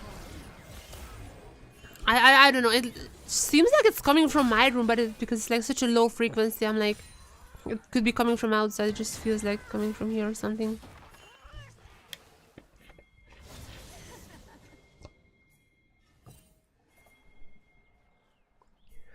Oh, do you guys remember when I said maybe? Do you guys remember when I said things that this is gonna be a bloody game, or maybe stuff like? Okay, so I'm back to jinxing. Cool. I have to talk about how this is not a bloody enough game, and then KH is just gonna be dying. I guess that's one way to counter the Yorick. Just send everyone bot. Kill for Ambessa. Another assist for the Aurora. And I'm at the point when I'm like, I think GAM's comp is stronger. But I'm looking at this bunny girl. And I go like, holy shit. She is so incredibly OP. As Kratos might be taken down here as well. That's pretty good for Artemis. Finally, at least getting something on this guy's stuff. There you go. Good job. Rage Blade, also Static Shiv. I'm gonna go back and get some more items. I feel like that's at least like 1 or 2 abilities already evolved. We're definitely getting there. Next time the camera pans on her, I'm gonna be checking which abilities are evolved. Aurora though? Aurora. I mean, I know Gab is taking this dragon. I know it's gonna be their soul point, but Aurora is taking the top side. Does anyone notice that? Okay, they're gonna get it. That might be something they're playing for. Okay, at least goes okay. I got one. Okay, I feel like this is still fine for GAM in the end. Yeah, I mean, this looks funny, but like it's like 1.5 at most. The lead is not that much. And considering the fact that the enemy has a Kaisa, I feel like that's all fine. The game is basically equal at this point. Oh, Levi had to flash away. Wait, that's actually pretty big on the Wukong. I think I'm gonna be spawning in just less than half a minute. I don't really think that either team can go for that for now. Also, it's gonna be on the top side, and that's not really where the plays are happening now. But worth to note, Kai'Sa has 2 abilities evolved. W still not evolved, but very close. I'm sure very close. One more AP item and there's gonna be the last one as well. So Kai'Sa is set up. And she is basically the only one from GAM who has a lead in the lane.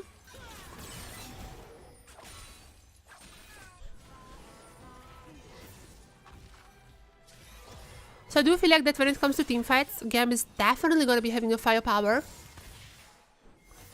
I'm only really scared of the Aurora. I mean, even the Reset City, you know, if Aurora takes someone down, then obviously Vio can still go for those crazy plays. But the main issue, I think, is Aurora, if you're GAM. Now, with that being said, Kiaya just needs to push. Generate that global gold. Push, push, push, push, push. Get the maiden out. Okay, wait, 1v1. Okay, I'm not sure RS winning this one. Maybe with Levi around. Has to use the ultimate. Okay, but Levi's also gonna get caught by Long. This might be a good fight for Vikings. Now they're dropping it onto Levi. Levi is super low. Clone is gonna be taken down. And now the real Levi as well. It's gonna be Guri who's getting the kill. Reset City coming in hot. And even though they're losing a turret, I feel like they still should be fine with this one. But Elio is also gonna be caught out here. Oh, GAM is not in a good spot. Oh, they might be going for more. It seems like they're gonna be fine with that. They'll be fine because there's an Otacon on the top side. Is this the objective they're going for? The answer is gonna be a big yes! Otacon has been started by Vikings. And I mean, GAM is around. Levi is dead though, so I mean this is a new Otacon. There are no more blood roses to pick up. Whoever gets the smite fight wins the Otacon. And wait, who is dead? Wait. Okay, I mean, oh.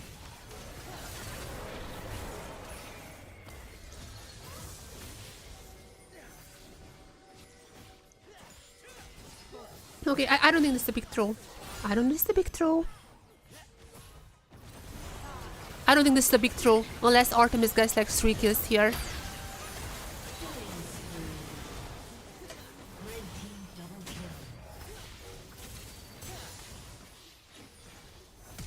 Oh my god. There is no fucking chance.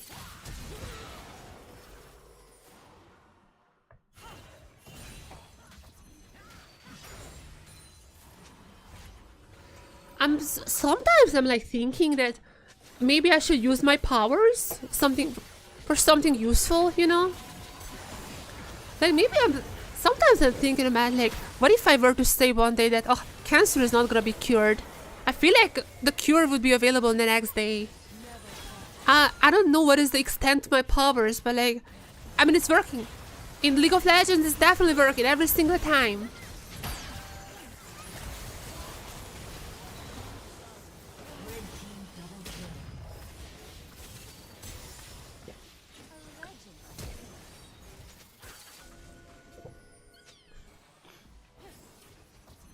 That is a crazy throw. That is insane, man. That is... Oh my god. Okay, I said... Okay, that's... I said what I said. You guys know what I said. This is a throw now. We are in throw territory. This is a patented LCP Otacon throw. We're so back. We are so goddamn back. There was a little time when we see more...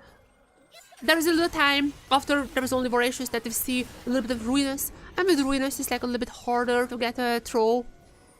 So LCP Otacon throw has went away for quite a long time. But now it's back. Back in full force with this new Otacon. LCP Otacon throws are back and GAM are gotta be picking up their Infernal Soul. Unless Guri has something to say about that. Reset City still up. Vikings still going there. And Guri is not able to steal it! So I believe Levi getting the Infernal Soul. And oh my god. Oh my god. I mean, I like their comps. I did say at the start, I like GAM comp more. But after that early game, I thought Vikings just gonna be cleaning this game. It doesn't seem to be the case though. Okay, to be fair, Vikings definitely helped that outcome to happen. But oh my god. GAM is absolutely stomping Vikings for now. And GAM would actually be technically our second best team if they win this game. Now once again, I don't really think their game against TSV is definitive. Like that was on the very first week. Also game 3 was mostly Levi. I feel like if it's the BO5 that might have went different. At least we might have gotten a 5-game series. So I don't want to say that they're definitely the best team or the second best team. So after this one, I do feel like if GAM actually just stomps this game, they gotta be in the question. They gotta be in the conversation. I wouldn't want to say that they're definitely the second best team if they're winning this. But I mean, if they're this dominating, they are in the conversation. They look shaky. They look very shaky week 1. But so is TSV. TSV got better since then. They got a lot better. And GAM also, it seems to be they're just a lot better as well. Wow. And I don't want to, jinx them because I have quite a tendency to do so with teams. But like, if this keeps on going, if GAM actually wins here, if GAM beats TLN next week, are they gonna be in contention for their MSI spot? Like I did say, after last week, I do feel like that, I mean definitely me, but seeing the predictions, every single co-streamer kind of agreed that TSC would be our second best team. But I mean, this is a different GAM that we have seen beforehand. I mean, this is not the same GAM who lost a game to SAG. Oh, sorry, that was TLN. Yeah, no, good. They did never run. Didn't lose the game. I mixed them up.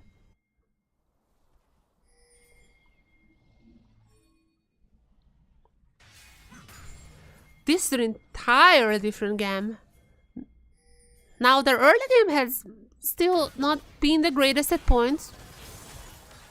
And I mean, needed to throw, but they were ready to pick up the throw. And ever since then, I mean, they are doing so much better. Artemis is always gonna be outscaling the Ezreal, so it doesn't even really feel like that they needed that throw to happen. They just had to wait a little bit, as now, after getting the Baron, Charm is gonna be missing us too long, but nonetheless, Viking still has to run away. That's their only choice. And GAM just gonna be running them down. I mean, they just need to get as much gold as possible until the Elder spawns. And with the Yorick, it is quite an easy task to do.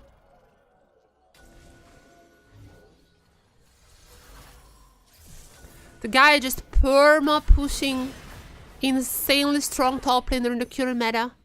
There's now Oreso, almost go down Kuri. And it doesn't even matter what they're doing. Look at, still the Yorick is just pushing. Push. But obviously GAM can just win the any 4v4. Maybe even 4v5 at this point. Like, they're so incredibly ahead. And look at Yorick. Like, what do you do against this guy? Look, honestly. Only counter I've seen besides the Jax who's like fine-ish when it comes to split pushing. The only other counter I've seen was literally just a Silas and just stealing the Maiden. I forgot which team was that, but like that was like a fine-ish counter.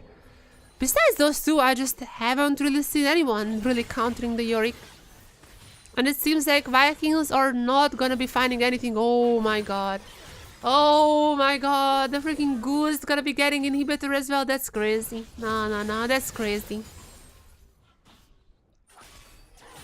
Yep, I mean, literally no counters.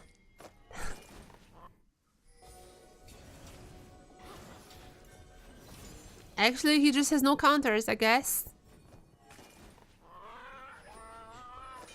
And to be fair, it's gonna be interesting to see what happens in game 2. I do feel like a lot of the OP champions are now out of the picture. We'll see how GAM can do. But to be fair, like, Levi is Levi. He has millions of OP champions.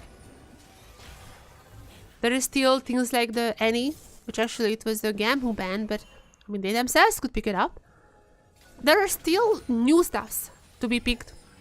For now, we're seeing the old stuff. Some of that has buffed. You know. But game 1, it looks like GAM has picked an insanely OP comp. They're executing it super well. The amount of choke that they are having now. I mean, oh my god. Elio gonna be missing the ultimate, but he doesn't need to hit that ultimate. They're still just gonna be cleaning up Vikings, and do they even need the Elder? I feel like the answer is gonna be a big no. Elder is gonna be living this time around. Gonna be living a happy, peaceful life. As GAM be marching down the lanes. They're gonna be absolutely destroying Vikings in game 1. GAM time it is. It is GAM time, as TK says. Massive GAM time has arrived to Taiwan. Oh wait, how did he do that? He was just standing up. Wait, what? He literally was just like, you know, like shouting and everything, and like 1 second later, he's already back in the seat. How did he do that? I think that was like movie magic.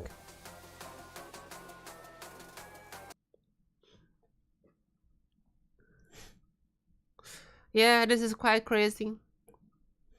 It is GAM time. They are so incredibly back. They are so back.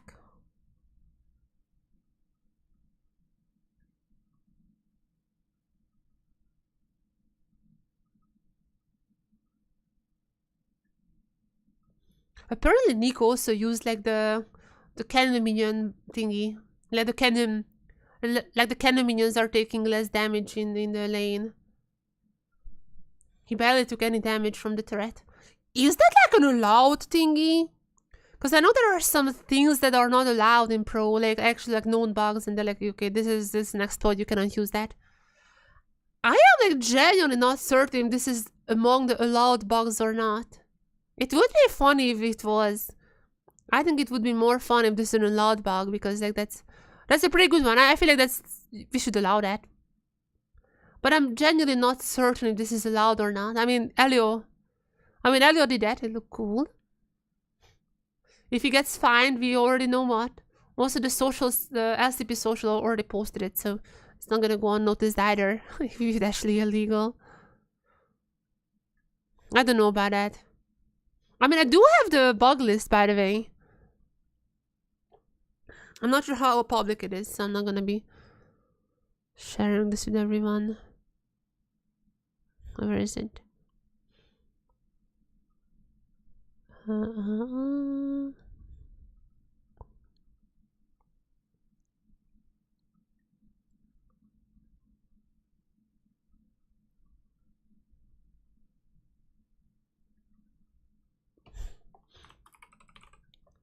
Let's see. Cartus Ultimate English is the yeah. Cartus Ultimate is the one. That's not it. Bromik and Koznikoi, not it. Yeah, that's fine. Do not receive buffs, that's fine. Okay, so this is apparently not like not on the bug list, which means this is allowed. Okay, I just checked the bug list. This particular bug is not in the bug list, which means that it should be allowed. It's kind of an exploit, but apparently it's allowed, so good on Elio.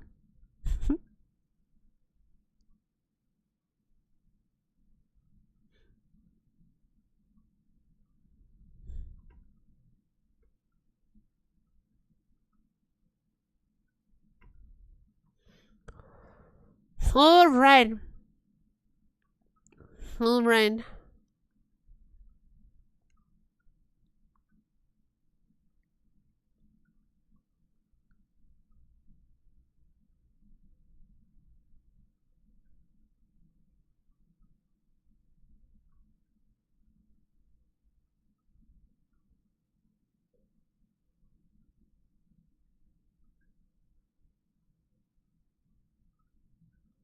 Alright. This is GAM time. What a performance, honestly.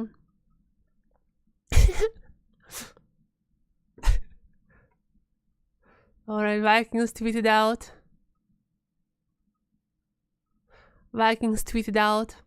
Can explain the Atacon situation. The Atacon situation is truly insane. Chat, the Atacon situation is truly insane and crazy. That is true.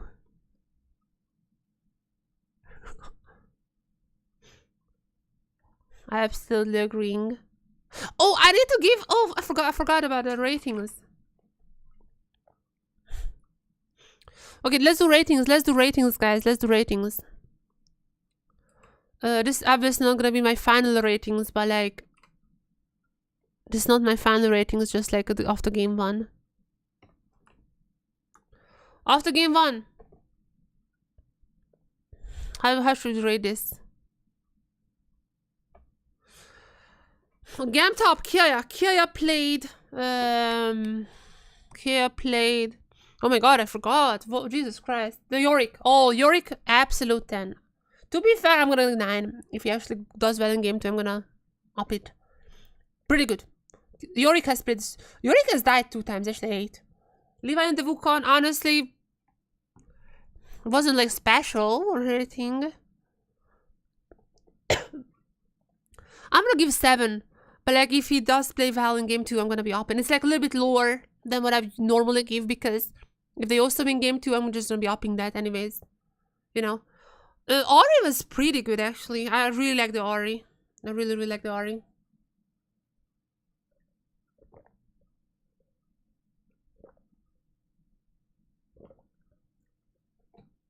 Carson was whatever. Actually, Ori, you know what? Never mind. Ori was feeding not feeding, but like didn't do much to the Aurora actually. And Artemis, I'm gonna 7, and then he also I know probably 8. The Nico was really insane. Oh, the technology. The technology was so insane. The minion technology. But again, like this is just, I'm gonna be adjusting this. I'm always giving players lower score after game 1. Because I just, basically it's like I'm giving half, about, not really half, but like maybe 80% of what I would normally give. Because if they play good in game 2 as well, I'm gonna be basically just upping one's, basically I'm just gonna be upping everyone's score by 1. You know? That is my thought process here. Ambessa was like, I mean, she did what she could. It was just so not enough against the Yorick. Viego didn't go over Reset City. Actually, Aurora was pretty good. Ezreal, I mean, useless champion. I really don't like Ezreal in the current meta. Silong also, I mean, the Karma is like good pairing, but didn't do too much. That's it for now.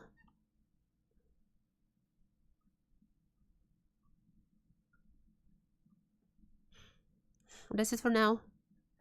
Oh my god, we have so much time until the next game. This is pretty fast. We might be getting a fast day today once again.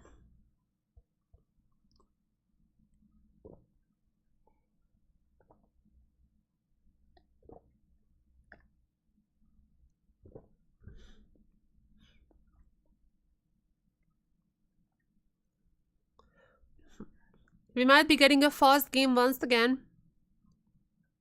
A fast match, rather. We might be getting a fast match once again. But I just want to see something new. AD Senna, please. Anyone. AD Senna. And he was also banned. And he was also banned by GAM. So maybe we see it now. Silong has played the Annie actually beforehand as any support. But now that Annie is super OP in the mid lane as well. I mean, Kati has been playing Annie in solo queue. Definitely a possibility. Now, as for the bot laners, let's check Artemis. Is he on the AD setter train? I need to know. The answer is no. No. To be fair, I'm pretty sure usually what pro players do is their support playing the... Their support would be playing the AD Senna. Let's see Elio. Elio was pretty insane with the Nico. I have high hopes for this guy in game 2. Jesus Christ. I have high hopes for this guy in game 2. Okay, his solo kill is like normal. Nothing weird. I mean, plays some pike here and there. Nothing weird. Nice for See Long. Now that is the player I'm mostly looking forward to. Now that is the player that I'm mostly looking forward to. I mean, okay, Von 10. Okay, actually, we might not be seeing the Zillion support. Played with Gala as well. Sorry, not. Played against Courage support with Gala. Oh my, Courage support! Maybe that's the... Okay, actually, I mean, GAM is not the... There you go, Courage support. Actually, I mean, GAM has not been the greatest, you know. We might found what we need to do, you know. We might found our we might found how to solve Vestige's problems. I am that's probably not it. 7th third. What is Siu Long doing in solo queue? Someone stop this guy. Okay, play the AD Senna. The Umbrella. I mean, this is like not like necessarily the AD build, right? I mean, this is support.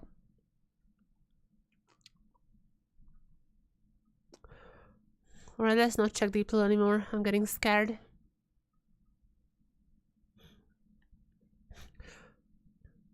Vikings once again gonna be choosing blue side. And remember what happened last time around. I just wanna warn everyone. Before it happens, just so you guys remember. Last time around as well. They were down a game. Last time around as well against TSV. They were down a game. And what did they do game 2? They went, what was that, like Orange Senna bot lane? To be fair, I do feel like that Orange Senna is actually stronger now. Because obviously AD Senna gotten a lot of boss. So it might be working, unironically might be working at this point, but they overcooked. So are we going to be seeing the same overcooking this time around? Or are we going to be seeing a more reserved Vikings? Because I did feel like if it was not for the auto control, they had a real chance of winning that game. If they had snowballed the Aurora and... If they have snowballed the Aurora and the Viego, I feel like could have carried this game. But to be fair, that was a big throw. Like, yeah.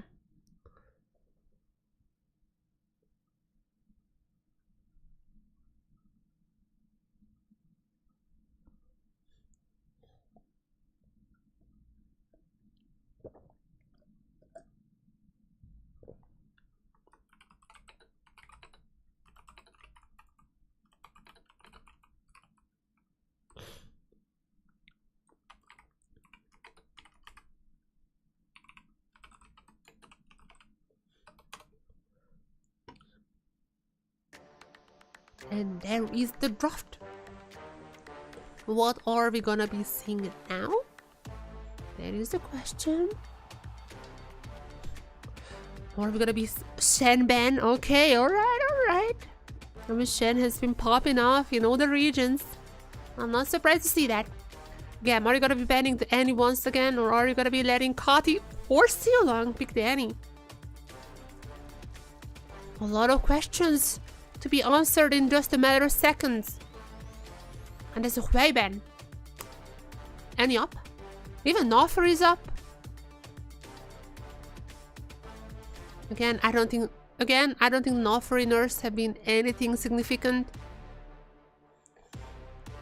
Anything but the Ozir. I do feel like Ozir has gotten some pretty bad nerfs in the items. It's gonna be the Pantheon picked by Vikings. I would assume followed up by the Talia later on. But now it's on GAM. It is on GAM. What do they want? Do they want to cook something up here? Do they want to steal away the Talia potentially? The Penta and Talia is incredibly strong together. Oh, but it's not with the Kalista. I sometimes forget about Kalista. I don't know. Oh! That's not looking good for Vikings. That's not looking good for Vikings. Sometimes I genuinely forget about Kalista because she's literally like always banned. Sometimes I'm forgetting that she exists. But then I get reminded whenever someone picks him up, whenever someone picks them up like this comp. But then I get reminded whenever someone picks her up, especially with the Renata. This is such an insane combo, and there's a Talia coming in obviously for the combo. What is gonna be the reply here, Vikings? Oh my god, it has to be the Lucian maybe? Has to match the early. Vikings had to match the early. Vikings have to match the early, but I don't know how. It's gonna be the Ashe. Actually, that's probably the better one. To be fair, that's not too bad in here. I'm a certified Ashe hater, I know. I mean, to be fair, against the Kalista, you wanna win late. You wanna win lane anyways, but like, I mean, if Kalista gets ahead, I mean, good luck taking any objectives. Good luck, buddy.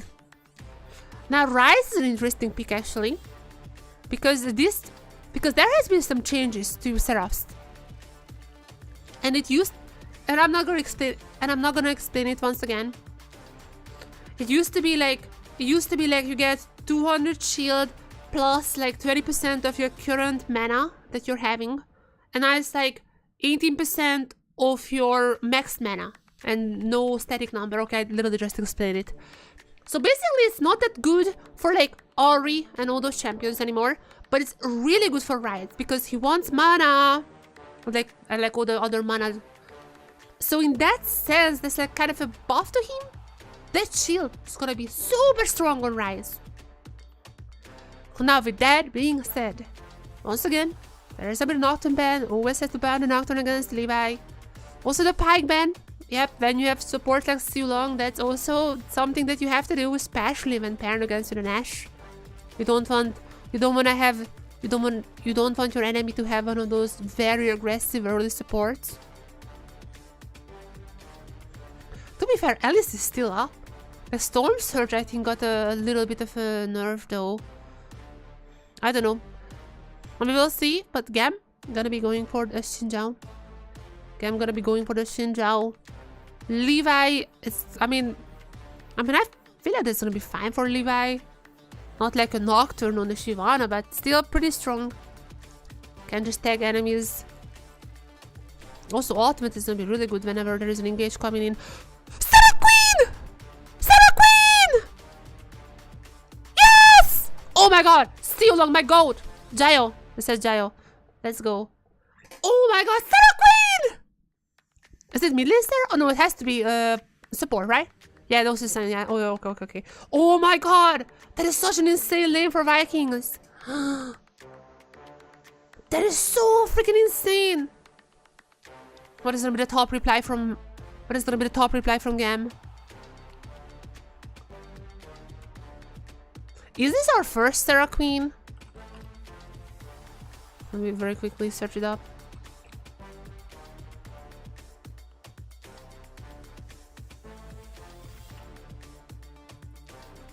And oh my god. Oh my god. We have a Nidalee top. Kiaya Nidalee top. This is our first Seraphine, by the way, this year. This is the first Seraphine ever in the LCP, because this is LCP's first year. The first Sarah Queen.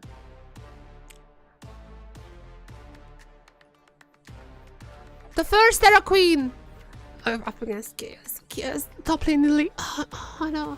Another, rest in peace, another victim of the Shy. Rest in peace, buddy. Another victim. Yes. I feel like that's a rough draft for GAM. But also I'm very biased. I'm not gonna lie, I might be a little biased for Sarah Queen. Sarah Queen has arrived to the LCP. This is our first ever Sarah Queen has arrived. Let's rephrase it. Okay, LCP is.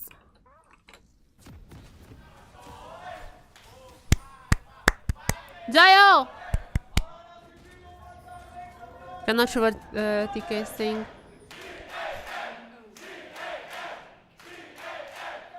GAM!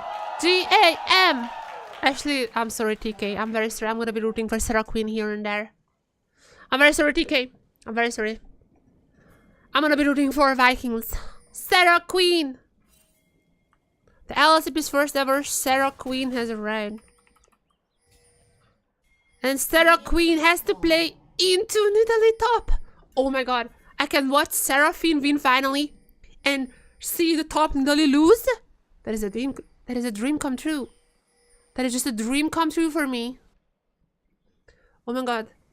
Two of the best things ever. Seeing another victim to the shy. Well, Seraphine gonna be stomping in this game. Amazing, amazing.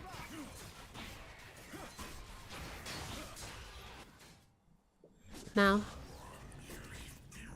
LCP is like Nidalee top for Kiaya. Okay, why is LCP Twitter tweeting out Nidalee top for Kiaya? Who cares? That is common now. That is meta, old man. We have our first ever Seraphine though. Now that is the real news. That is the real news. Seraphine has had 0% presence in the draft so far in LCP. This is the very, very first. Ah! Hit my hand. Why did I do this? I am so stupid. Oh, that actually hurts though. Oh no. Wait a second. Wait.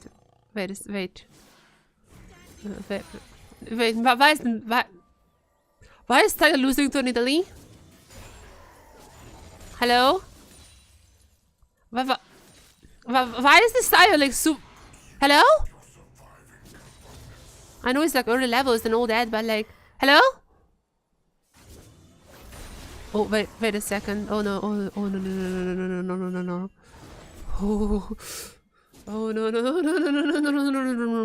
I don't like this. I don't like the look of it. I'm really not liking what's happening right there.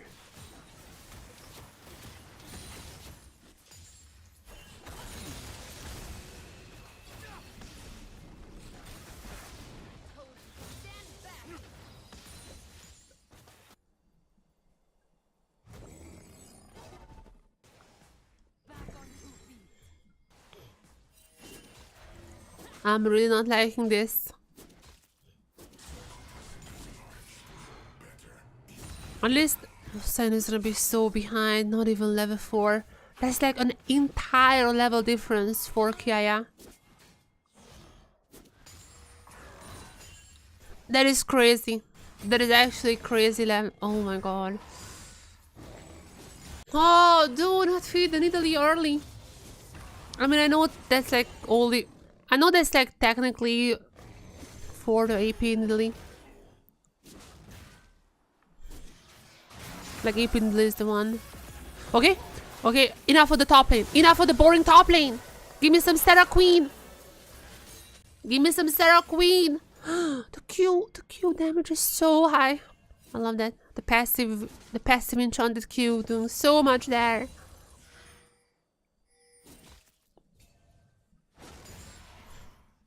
Why are we watching the top lane? Hello?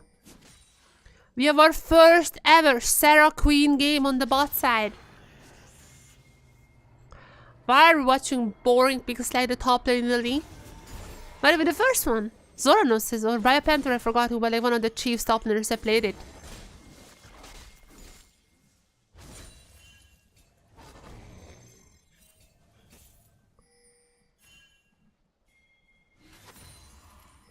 I think it was Zoranus because I remember editing his photo in Photoshop.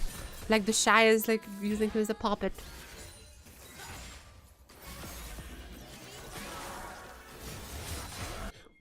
Oh my god, why is it Nidalee winning this lane? Okay, we're lagging now. We're lagging because of Nidalee. Just get this champion out of this game.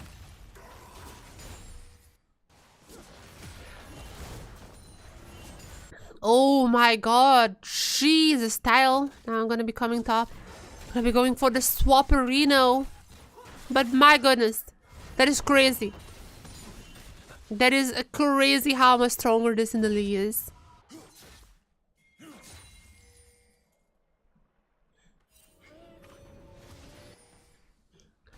At least Sarah Queen is going strong. It seems like Talia gonna be building still the Seraphs. I'm really not sure if after the Seraph changes it's still good on Talia. It's gonna be fine on rides, but Talia, I'm not sure. And we'll see.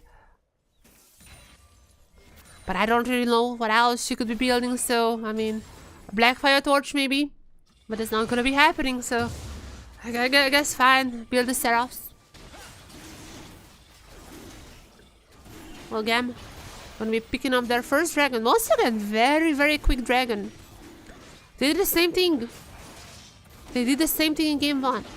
Vikings immediately swapped to top. I'm not sure why this early, but they did so. And because of that, GAM has picked up their first dragon. And this is gonna be the case here as well. Picking up their very first dragon very early on in the game. And they're gonna be even having enough time to rotate to the grobs. With exactly Levi Artemis running to the top. And I still don't understand why some bot laners are swapping this early. Now, to be fair, Sion did not have a great time against the Nidalee. That could be one of the reasons as well. It's not always the grubs. Could just be that that matchup was not very kind to Sion. But now, oh, he's back. He's back. Oh, no. At least he has the bond or whatever it's called. A little bit tankiness there. But it's not gonna be, oh my god, it's not gonna be doing too much. Cinder, that's what it's called, Cinder. Is it? Whatever. Doesn't matter. Nidalee is so strong. Oh my god. What is this champion? What is champion? There's gonna be an engage coming in from Elio. And now that's a nice error from Stalos coming in. Oh, so many spears by Artemis, but Sarah Queen going strong. Still full health, a little bit low mana, but it doesn't matter. And now they're coming in Levi. Oh, if he goes here, might be changing the game, but nice ultimate coming in from Guri. Style is still up and alive. Guri not going in. Actually, oh no, never mind. Style is gonna be dying. Oh, but because of that, okay, that was a bailout, but nonetheless, Elio still went down. In the end, that's like fine, 1 for 1. Not too bad as Kratos. Oh my god, Kratos might be using the technology, the Sion technology, ulting onto the turret. Kia, you might have overstepped here, but wait a second. Why is this cat so strong? Why is this cougar biting? Wait a second. Oh. What is the ceiling as well? What? Oh, what is the champion? Okay, I guess good is gonna be going down. Oh, took down Levi as well. 1 for 1 so far. All right, this is going a little bit more different than I thought. Now Artemis, oh, gonna be super low here. Wait a second. They just a kill. They just. Okay, they just a kill for Kari.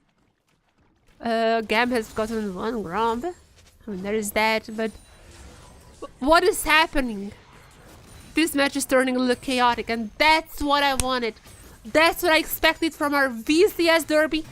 And that is exactly what we're getting, as now Sion on the turret. Gonna be killing on the minions, so there is not gonna be any chance for the Renata to interfere. Okay, but I'm pretty sure actually Kratos could go down like a few more shots and he's just dead. Okay, I don't know what to think. I don't know. This match is crazy. Guri getting a trade kill is actually massive. And the fact that after that, oh, no time to talk about replays, because Goody is gonna attack in another kill. Levi's dead. Massive ultimate to Sarah Queen. There you go. Elio gonna be super low. Says Artemis. Artemis, the bailout is still there, but not on Elio. You should have used it on yourself. Wouldn't have changed much. Nonetheless, there is a kill for Style. Also, Style is back. I forgot to say that at the start of the game. We're a little bit late to that. Okay, probably the highlights. I'm gonna put on like a sign like, hey, Style is back in. You know, or whenever we're getting there. Or like maybe I'm gonna cut this clip and put it before the game. Style is back. I forgot to say this. I'm talking from the future. Style is back instead of Shogun. I'm putting this clip back at the start. And whenever you get here, you guys are gonna be like, oh wow, I've already heard this. I completely forgot to mention that. Jesus Christ. I even said Style so many times. I'm not sure if I didn't like click my mind. Also, Steel Long was like playing a few games in solo queue with Style as well, so I'm not that surprised. Ashe is maybe like more of a Style champion. Maybe they're also going for the CFO route here. CFO really making every team a 6-man roster.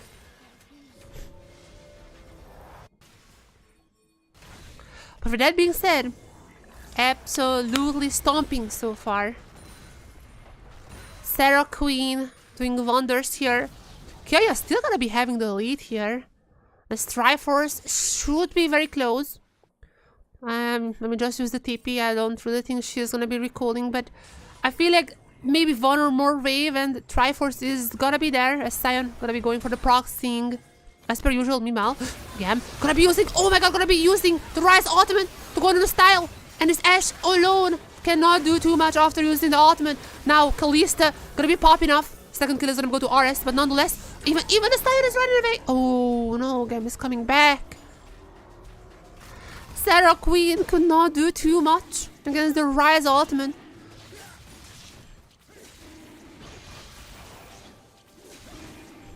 And GAM gonna be picking up their second dragon as well. Oh my god, it's not the turret too. GAM is looking so strong.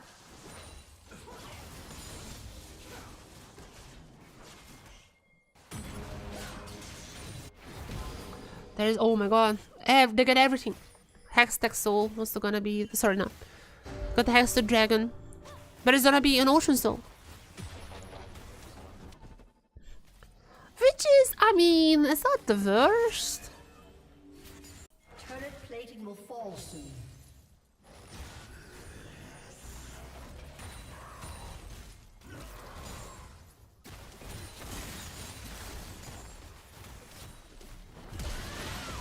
Okay, Levi gonna be using the ultimate, popping in. Ooh, Arrow is gonna be missing him. Yeah, my internet is back now. We're still back. My internet died. GAM is breaking my internet. GAM is breaking my internet. It's like, no! We cannot let Sarah Queen lose. I mean, this is a good Sarah Queen game. But, I mean, but GAM is honestly just playing better. Oh. Yes. That is Kalista. That is Kalista for you. I mean, that's why Kalista was banned in like every single game this year. I mean, I don't even know why you picked the Ashe against her. Wouldn't it be better to pick like a little bit later scaling champion? Like Kalista is gonna get, like Kalista is gonna have an insane snowballing. Her lane is gonna be super insane. Like she gets all the objectives. I do feel like Ashe is just like so. I do feel like Ashe is like gotta be losing to her. There is like barely any point in the game when she's not just losing to the Kalista. If you went, I don't even know who you go for then. If you went for like, I don't know, like a Zeri, though Lulu has been nerfed once again. I'm not sure, but I don't know, there must be other options. I don't like the Ashe, it's not even really working out, and I'm not sure how that one hit, by the way. I have No idea how these abilities are hitting on the Ashe. Oh, sorry.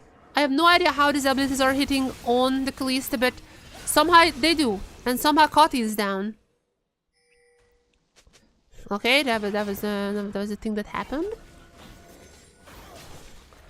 I mean, the game is winning for sure. That's a weird game. Gauntlet is not too big. I guess I could see Vikings still coming back, but oh boy, like the Kalista super ahead. I have no idea how you can take any objective in the future. GAM on their way picking up the Dragon Soul once again in this game as well. So this side all started, I kind of missed it, but Levi going in so hard on Ducati. That was a nice play from Levi, wow. Like almost solo boloing.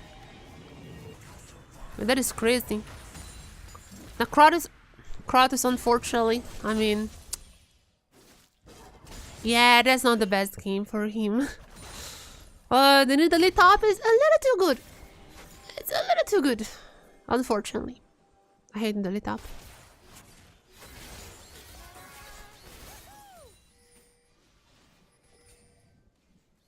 It's a little too good.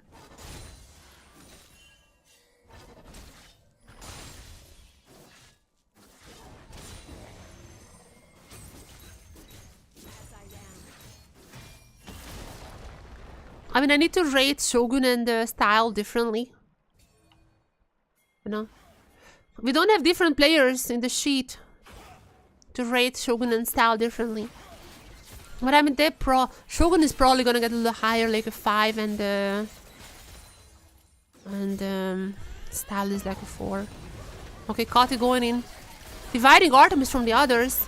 I mean, there's also the arrow coming. I feel like they had time to go into Artemis, but they didn't. Now they have to take down Kiaya first. Okay, that's successful. I mean, so far so good. That is how you should fight. I'm still a little afraid that the Artemis is still up and alive. But now, one by one, they're picking up the GAM members. Levi also gonna be going down. The Steel Longest one picking up the kill. Not too bad so far. Okay, this is gonna be granting them the dragon at least. Small steps. You have to take small steps. I really thought they would gotta go on Artemis. I mean, everyone was focusing on Artemis, but that was not a bad... I mean, yeah. I really thought they would gonna go on Artemis here. But yeah, I mean, Kalista, very slippery. The arrow just made sure that she's not really interfering with them taking down Kiaya. Also, like, I'm pretty sure missed the flash there. But nonetheless, that was well done. That was really well done by Vikings. Good to see them coming back to life a little.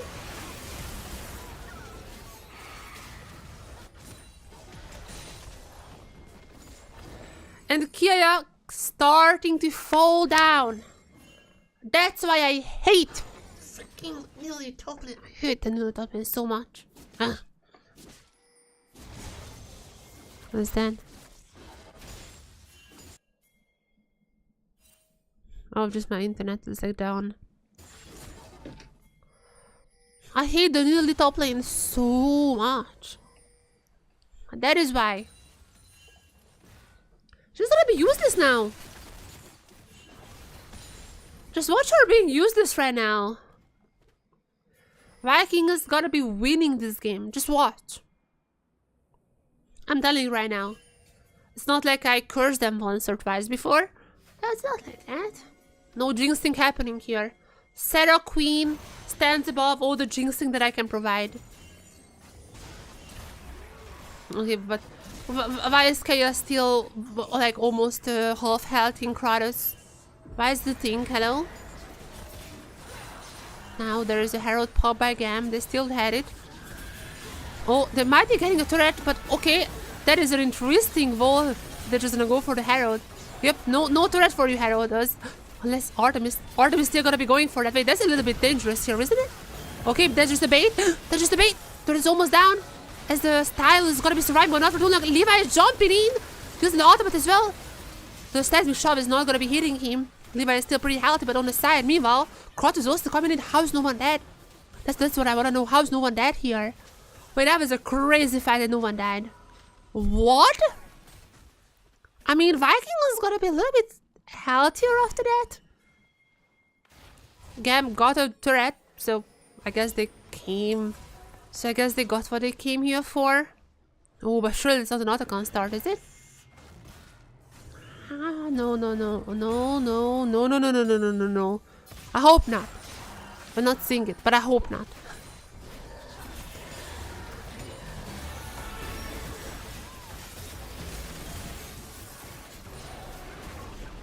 I was like, I was a bait. That was definitely a bait. Elio's ultimate was really good at this point because they knew they're gonna be going for Artemis. Good bait, but it's not resulting in a kill somehow. But I can still appreciate it.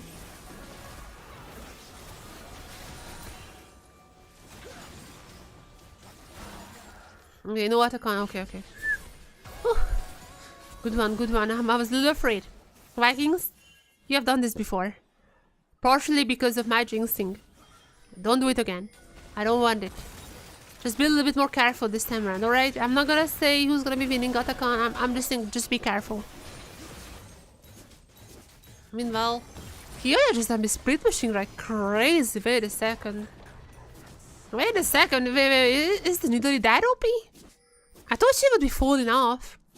Like, AP Nidalee is absolutely starting to fall off at this point, but this Nidalee, she's different. Why is she a good split pusher? Hello? Okay, at least while the top laners are fighting on the bot side, there's gonna be Sarah Queen with a double charm! Okay, immediate ultimate from Artemis. Elio is gonna be going in. Now, there's gonna be Berserker for a lot of members, and Sarah Queen is already down. Oh no, Kari, can you get a kill? Can you get a bail out? Elio is gonna be saved by the bailout. Oh no, that's not looking good for Vikings on the top side. But okay, oh! Sorobolo!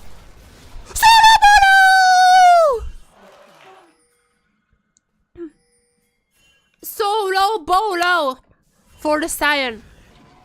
Boss would be proud. Oh no, Otacon, no, don't. I mean, I'm rooting for Vikings in this game. I want to see a Sarah Queen win. So, GAM, you can do Otacon if you want, but it's not a great idea.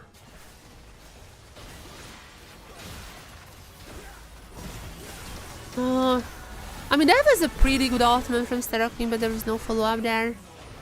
And in these small corridors, that's why Renata is so OP. That's why she's so OP. And also the bailout. Obviously, the bailout is also pretty OP.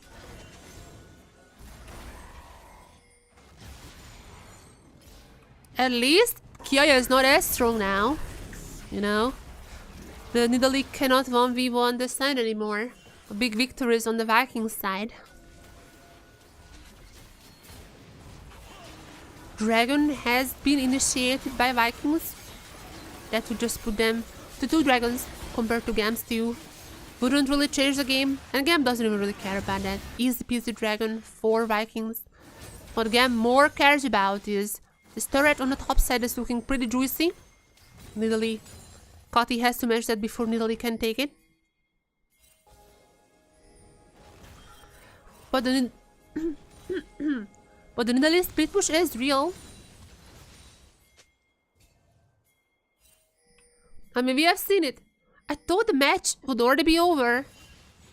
Vikings had so many good team fights and they've got this equal. But still, GAM has the lead. I mean, partially because Artemis, but also because Nidalee just constantly on the side. And look at her. Always just pop.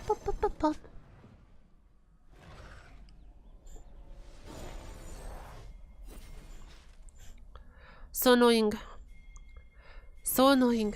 And GAM is quite ahead. Now, I do feel like that the Scion is still obviously going to be scaling better. I mean, GAM for now is snowballing. Like, Artemis is pretty much ahead of Style. And Kiaya also a little bit ahead of Kratos, but as the game goes on, things might be different now. Talking about Artemis, bailout gonna be used, but not reviving him.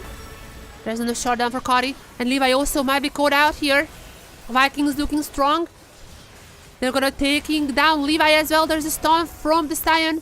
Scion is so tanky. Doesn't matter how good split pusher of Kiaya. Oh, okay, they took down Levi. Okay, I'm still gonna be taken down, right? Okay, this is a little bit of more... Okay, this is a little more messy fight than I originally thought. It's a lot of things have happened, but I think Vikings have still coming out victorious.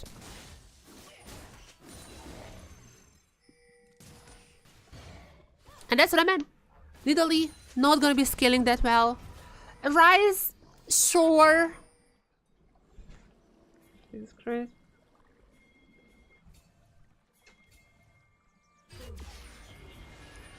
But like that alone is not gonna be enough. Styles! Actually, arrows are so good. I don't like the Ashe. If it was Shogun, I obviously would have liked some like a Zeri. But if you want Style to be like your Ashe player, it's really good. Those arrows are always on point, always on to Artemis. That's what you need to do. And you have Sarah Queen, so you're not gonna have damage issues, I think.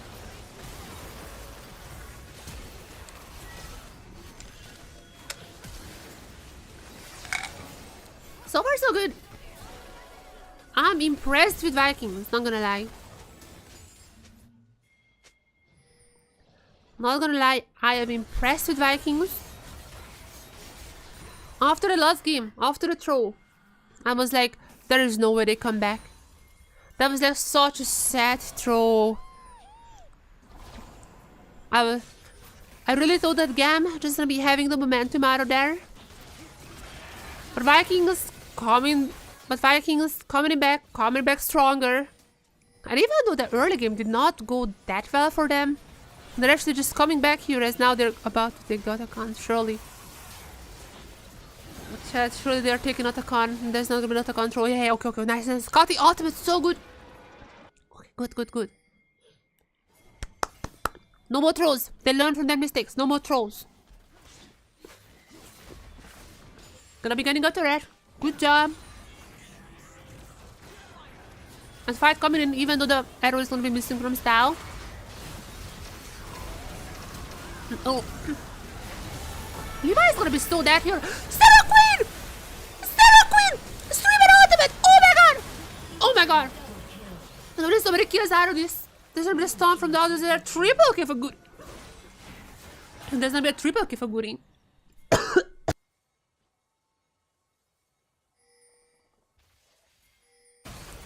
I breathed it down my food. There's gonna be a triple kill for Goody. Then I'm gonna go for more. Goody not hungry for the pentakill. He has other item. He has other ideas, which is gonna be the Baron taken by Levi.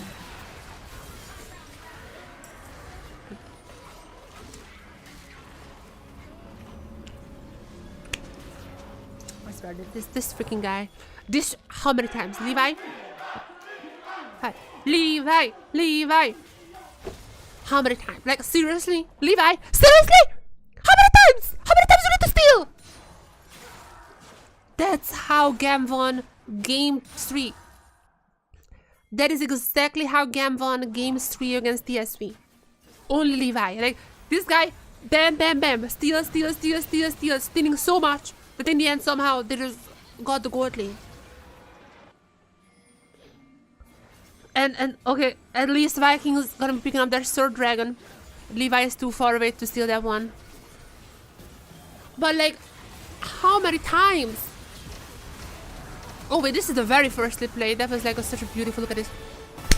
3 man. Oh my god, Sarah Queen. So beautiful. Almost went for the Panther. Should have went for the Panther. That the Baron did not end up verting that much. Yeah. Okay, what was the HP? Let's see the HP bar. Wait, there's no... Wait, okay, there's a ward.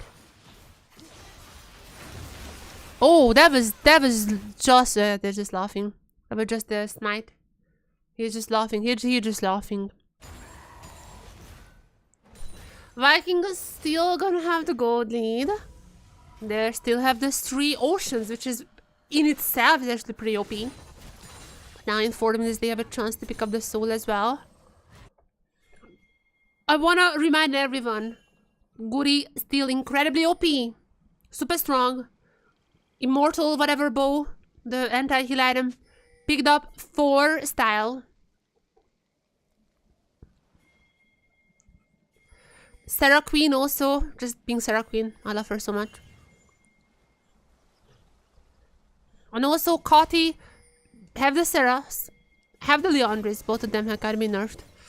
Have the Morale, okay, Cotty is not gonna do damage. Doesn't matter. Guri is gotta be doing the damage. Okay, Cotty is, and also Stylus here with the stun. They'll just stomp bot while Guri is doing the damage. That is how you win. That is how you win this game. As GAM gonna be taking a turret on the top side to recoup some of the losses that they have suffered on the bot side. They're gonna be successful in doing so, as Kia now has the Zhonya's. Oh my god. The Triforce Thunder Sky Zhonya's build. Oh man.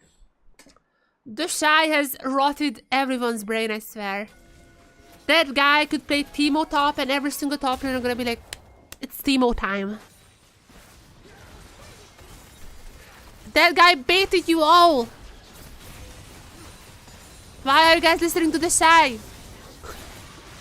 Okay. Oh, wait a second. Okay, for a second I thought Levi might be doing something funny here, but Levi is taken down. And Viking is gonna be taking LU as well. There is Kratos with the ultimate. Artemis really tried to stack those spears, but he is down in the end as well. 32 minutes in. Or Ores. Yeah. Ores has to just get the wave. If there was a wave pushing in, might be the end of the game. Or Ores right there probably just saved the whole game. But the only question is for how long, because oh my god, I don't think it's gonna be lasting for too long. Yeah, gotta be dodging away the arrow. But I mean, oh, ultimate combination from Kari. Yep, that is a very dead cougar. And yep. Didn't even use the Zhonya's. I mean, it would have been pointless anyways. Vikings, surprisingly, with only like a 2.3k lead. They look so much stronger. I would have thought it's way more than that. But I mean, there is the top lane Lily. So yeah, I'm just gonna leave it at that. There's the top lane Lily. That could be the reason why. Viking look a lot stronger than how they usually is. Like what the score suggests. The top lane Dolly might be one of the reasons why Vikings look much stronger than what the score lines would suggest. I like spicy picks. But this is not spicy, this is like, I don't know, it's just eating like the little, how do you call it? It's just like eating the seed of chili pepper, which is like, it's just a seed. I mean, it's gotta be spicy, but like, why are you doing it? It's not like a good sriracha. It's just eating the seed. Why?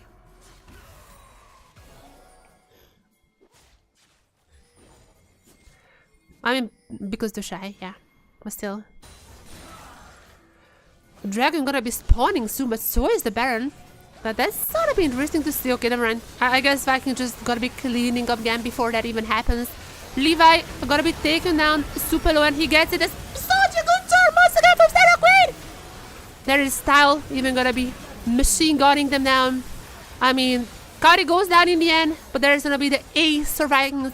They don't need Dragon. They don't need Baron. They only need a few more turrets. Because now they're gonna be marching down the mid lane. Death timers are super long at this point. And we are going into Game 3! Vikings have done it. Sarah Queen, 100% win rate in the LCP for the entire LCP. I mean, this is the first of LCP. But that's like entire LCP. 100% win rate on Sarah Queen. Yes, good job. Also, I'm fairly certain 100% lose on top lane Lily. I'm not sure about this, but I'm fairly certain. Good job.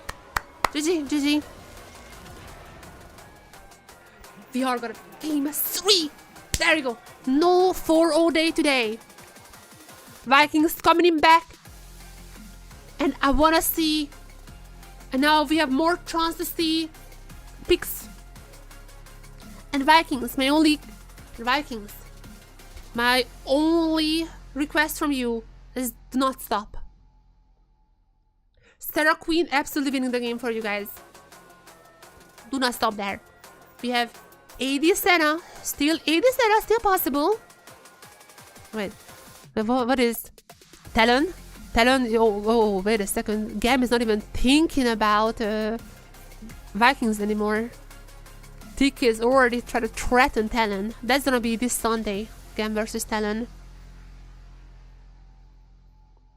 Oh, TK is just doesn't even care about Vikings. It's like, nope, the real match is gonna be against Talon. Bitch.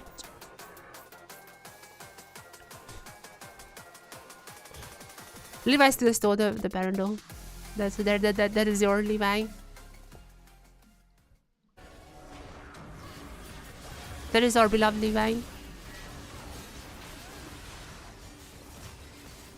Alright chat, I'm gonna be right back. We have another game to watch. We have potentially some interesting picks still possible. 80s that are coming to my mind. Smoother got a little buff. Not interesting per se. But I mean, Smoother still there, you know, why not? Unsealed Spellbook got a buff. We have seen Nico today didn't go for Unsealed Spellbook. I don't know if it's like that OP to go for that. We'll see. But definitely a lot more to come. And that's what I wanted from this series. I wanted something quick. I wanted something like bloody. I wanted something interesting. And that's what I'm getting. So I could not be more hyped. And I'll be right back for game 3 soon. I'm gonna bring some food. I'm so freaking hungry.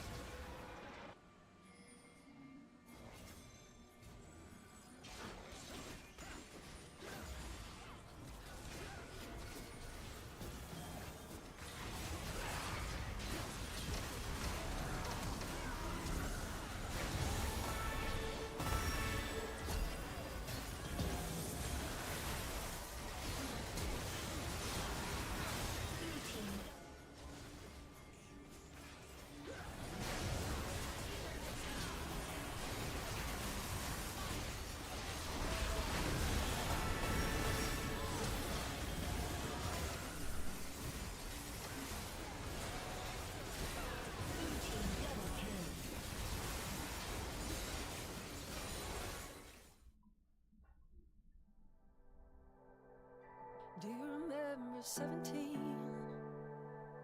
You and I, we ran in all the same scenes.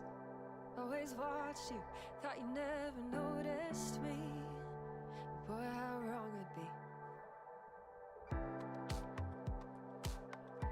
Do you remember 22? I was going on my own and just trying to lose you.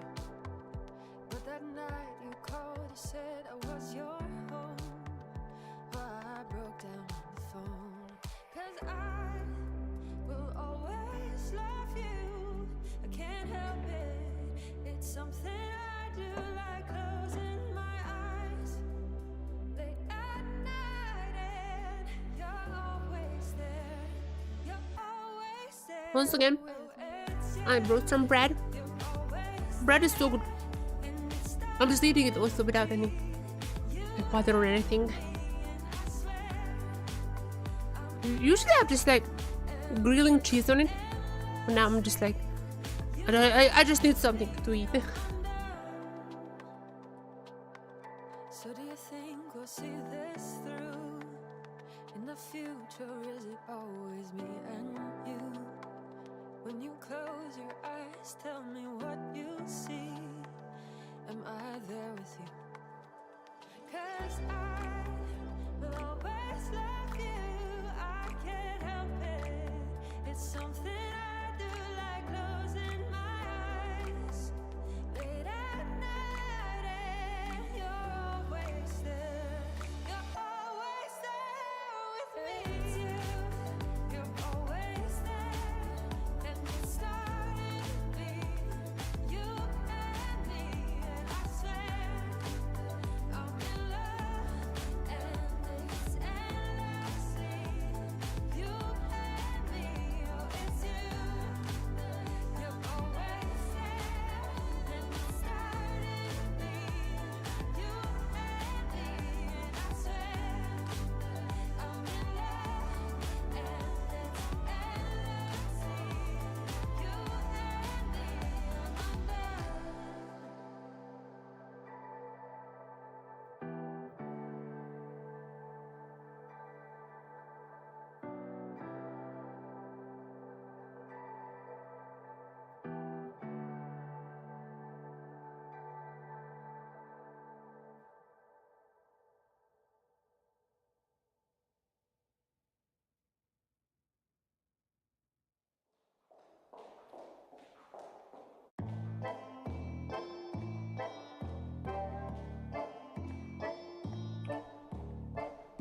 Bread. Had my bread. I'm ready to rumble. I'm not a normal person. I'm not disappointed, it's whatever. There are so many copyrighted music. I'm definitely getting copyright strike on this video. I like the YouTube VODs.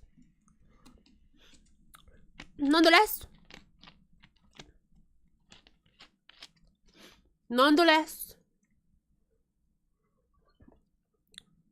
we're getting into game 3, and that means we're gonna see new champions.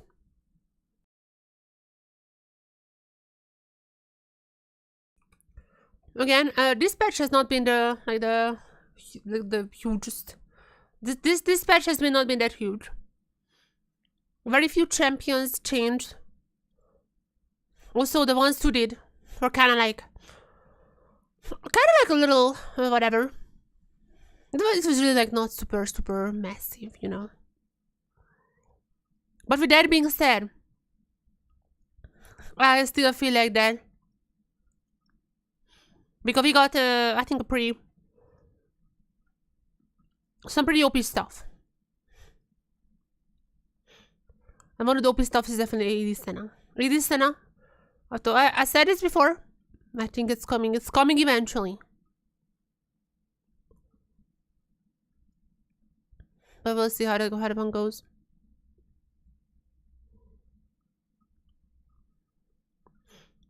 Okay, I'm wait for the Kratos play. But to be fair, the Sion was like doing the best he could. How was Guri playing? Adjusting my scores. So Guri was really good. Wait a second, he was really freaking good. 1 second.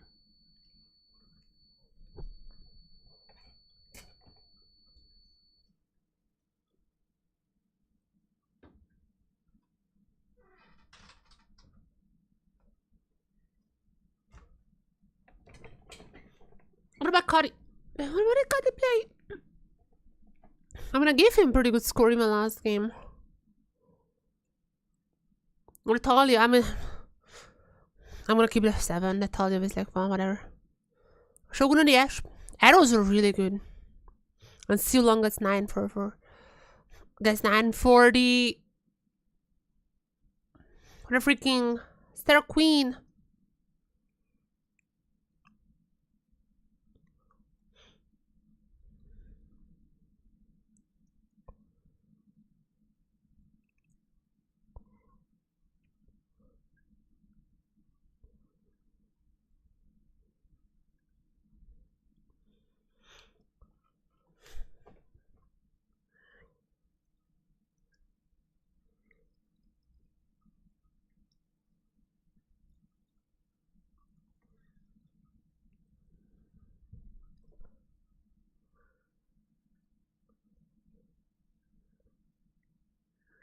What again?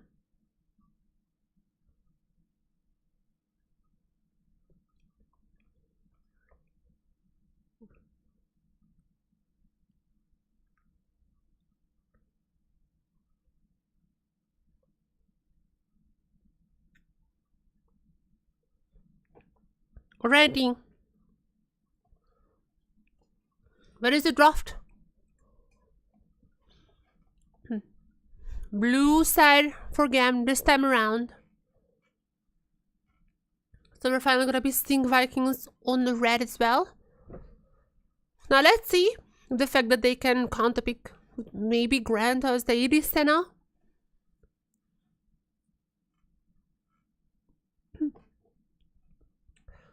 And by AD Senna, I mean, I don't necessarily mean by the support. Oh, sorry. And by AD Senna, I don't necessarily mean by the bot laner. There could be occasions when AD Senna played by the support and there's another, like Ziggs or something, AP. Could be other options that may be working. But I do feel like that AD Senna is usually in the hands of the ADCs, but we will see. Senna has went through so many iterations. Obviously with the fasting Senna, the current one that's only working. But there has been farming Senna as well in the past. She really has been through it all. And on this patch, I think AD Senna has gotten quite many buffs. I wanna see that. By GAM, by Vikings, I don't care who. By one of them. I just wanna see it happening.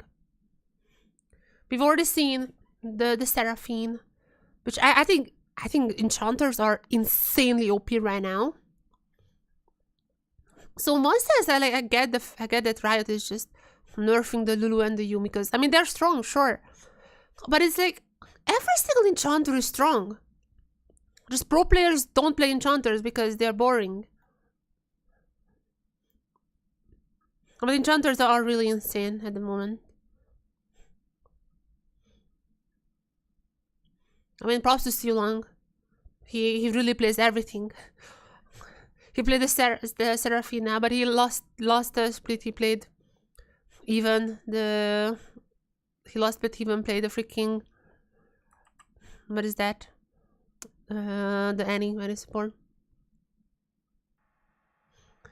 We're in draft. What do you have in store for us? Lucian ban, Varus ban. Varus has been banned like every single game. Huey also. I'm very certain Huey has been banned in everyone. To be fair, Huey is like really strong for Vikings. Cottis Huey is strong, no question about that. But also Steelon can play the Huey as well. And also Style still gonna be playing. So it's gonna be Style who's the finishing of this game and not Shogun.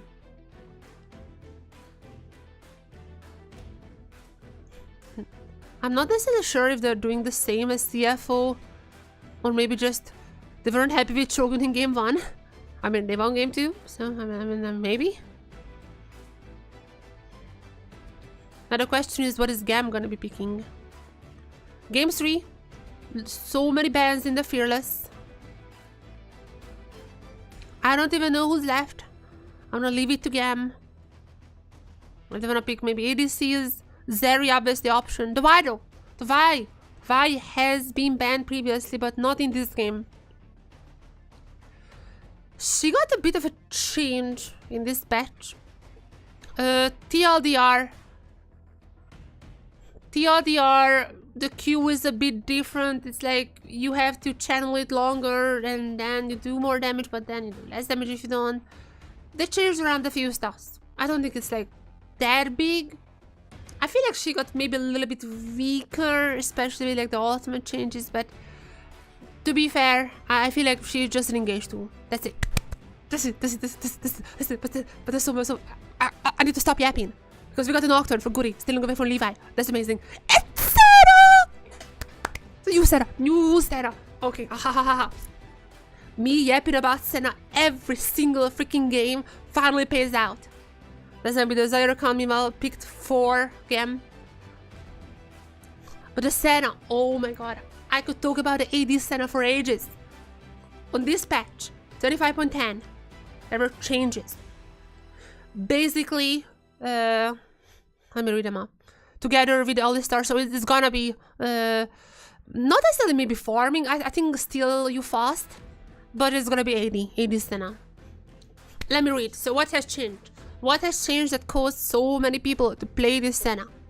And by so many, I mean one person, I think, in NACL, and now also gonna be a style.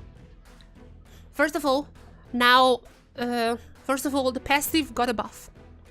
Not only that for each 20 stack, your crit chance is gonna be 10% instead of 8. That's pretty good. With this one, okay, so you need how much? Like 200 stacks, right? With 200 stacks, you have 100% crit chance. I feel like that's actually possible, right? Like 100. I feel like I've seen 200. I don't know. We'll see. But as you know, 200 stacks, 100% crit chance now. And also, and I feel like this is way more important, soul drop rate on minions and monster kills used to be 8.4%, now 14%. That is almost double. Insane increase. There's gonna be so many more souls. The stacks are gonna be coming in like this. And also the queue has changed a little. It used basically on the queue, the only thing that changed is that it's now scaling only 50% AP. It used to be 60% AP. Now a little less. It only affects AP, but who cares about AP? AD Senna is the new thing. Okay, now that I've went through it, let's see. Galio. Immediate Galio pick. Camille pick as well. Okay. GAM here to play. Mid lane Galio together with the... I forgot the name. Oh, Jesus Christ. Not Caitlyn. Camille. Mid lane Galio together with the Camille top lane. Oh my god. If you choose... Oh my god. If they choose a person, I want to lock this person down. They have Vi to go in, Galio to jump on, Camille to ult, and they're gonna be picking the boss. What is this draft? They're going all out. They're going all out here, baby. They're going all out. Game 3 Fearless. That's why Fearless. That's why people love the Fearless. Oh my god, GAM. Viking is cooking hard here, man.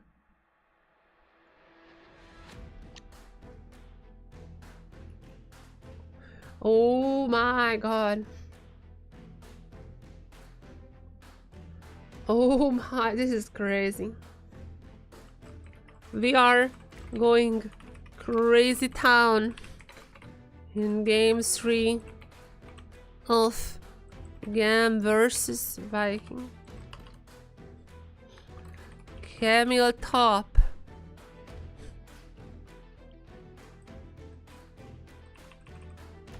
Malzahar main and the brand new AD Senna 125.10 is picked for Kings. Can they pull off this victory?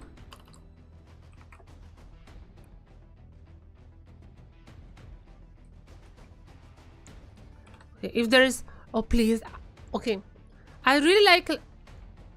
Wait, let me just tweet this out first. We're going to crazy town in game 3 of GAM versus Vikings. Mozart mid and the brand new 80 Senna on 25.10 are picked for Vikings.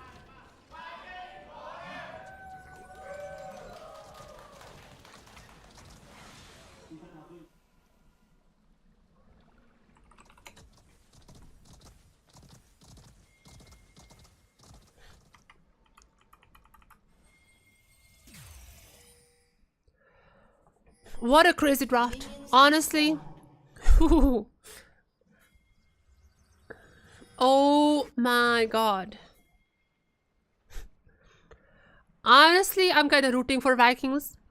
Like when you come in here with a Malzahar mid lane and 80 Senna on the bot lane, I mean, how can you not root for this team? You're seeing these champions and you're like, okay, they're cooking. I want this dish to be as tasty as possible. I hope it's working out. Also, I guess like the Mazahar is gonna be a fine kind of like counter to this like heavy engage comp, because if any one of the GAM players would engage, Mazahar can just ult and hopefully not cancel. But you know, if it happens, I'm gonna be calling Kaidul out. I'm sorry, Kaidul, but that's how it works.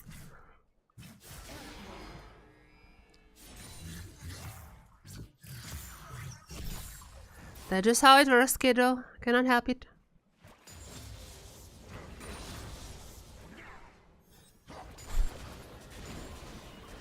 So this is gonna be farming Senna. Interesting to see that one. I don't necessarily know how it changes now. Like, honestly, I'm not sure if there is any penalty when she's farming, or if it was like only, or if it's like only activating after a while, or maybe they increased,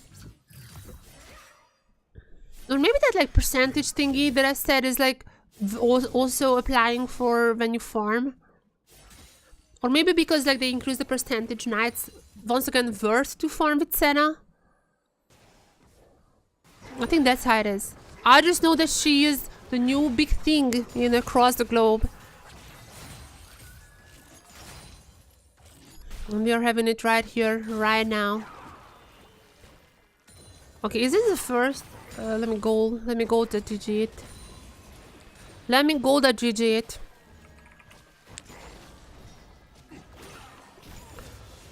This is gonna be the third globally. This is gonna be the third AD Senna globally. The first one in tier 1 regions, because so far we had 2 in NACL, and both of those actually won. Both of those Senna in the NACL, the tier 2 LCS region, has won. We are the first one in the major, not major. We are the first ones in the tier 1 regions, and let's see how well it works. So far, she's doing well, but now they're coming Levi, jumping on to Goody. It seems like Goody is gonna be super low, gonna be shielding out Elio, and gonna be getting out, I think. He doesn't even need to use the flash for now, but okay, there's the flash. Nice reaction time. Ooh. Saving it for the last second. Overall, good plays. I have to give them props. Good plays across the board. I just love Vikings, man, so much. I miss this team. There was a time at the start of this split, and I think they played more normal stuff. And I was like, I mean, they're still strong, but like, where's the weird stuff? Now they're fully back. They are so incredibly back. They just have to pull it off now. They just have to show the world how strong Senna is. 100% win rate on this patch globally for now. But this is gonna be the first time that we're seeing her in tier 1 leagues.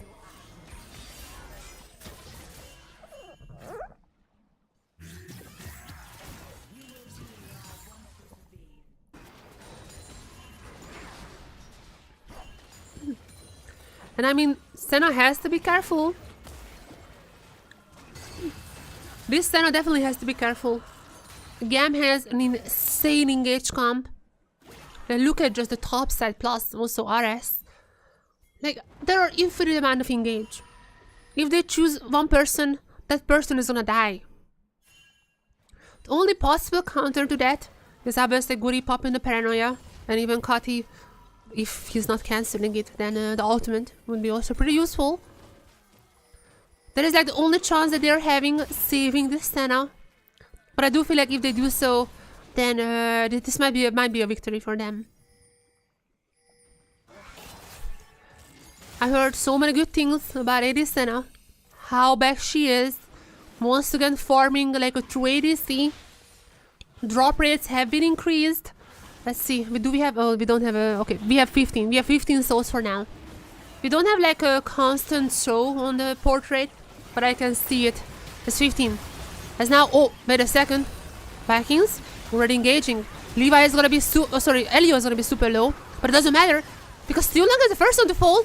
Oh my god, followed up by Goody. Wait a second, Elio is still up and alive. Okay, Senna gets a kill. Oh, Senna gets another one maybe. Senna. Oh, Senna gets another one, just not the one I thought. Senna gonna be getting another one. Right, double for Senna. So in the end, it's not too bad. But in the end, it's really good for Vikings, right? I mean, GAM got a dragon. I mean, there is that, but like 80 Senna, 2 kills now. This brand new buffed 80 Senna doing well for now.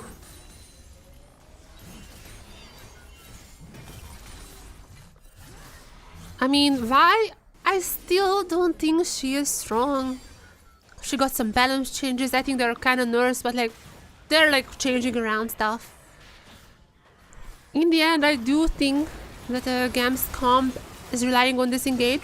And they have done this well. Like they have went all on still long, and that wasn't even level 6 for example, for like Levi. And still, they got them goodie. So GAM's comp is gonna be strong later on. But oh my god, they got just 2 kills to style and also 3. That is crazy. That is crazy here. Mods are also gonna be super ahead. Oh, that's because of the assists. No, they're the same assists. Just laning? Yeah, 10 steals up. Okay, Malzahar. Malzahar ultimate available, chat. I'm not gonna lie, I'm not gonna lie. I kind of just want him to cancel it at least once. For the memes. Kati, do it for the memes.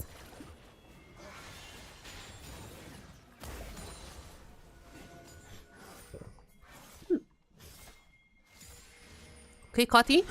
Levi's there. I think they're looking for some engage here. Only level 4 on still long, but there's a headbutt. There is the stun! And there is the ultimate, and he is not gonna be cancelling it. And it's gonna be another kill for style. 3 kills on the center. They're gonna get feats as well. And Vikings are super ahead in this game right now. Oh my god, look at the damage. Look at the damage. Style, just styling on them. Oh, there's also another headbutt. Another headbutt still long. There's the best channel for Levi. Levi was able to get away. But with the paranoia, that is still looking strong. Still long, almost goes down. They have to give up the Herald grubs. What am I talking about? I cannot talk. I'm too hyped. Has been rooted to Guri. And wow, it seems like GAM is gonna be picking up the last 2 grubs. I feel like this is still worth. It has to be still worth for Vikings. GAM got the last 2 grubs. But it still has to be worth for the Vikings. Feeding Senna. Absolutely working out. In this new patch. This is not fasting Senna. This is all you can eat Senna.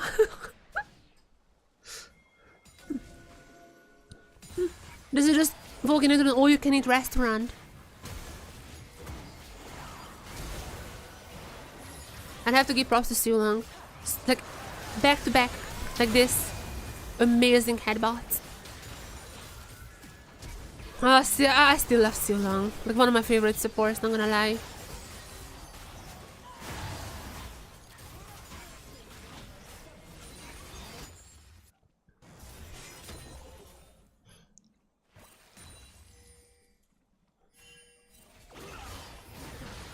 Maybe we'll see. I'm adjusting the scores.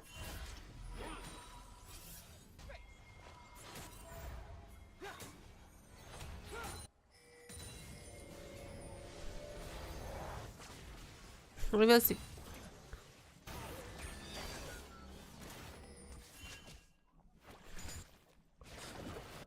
Oh my! It is Senna.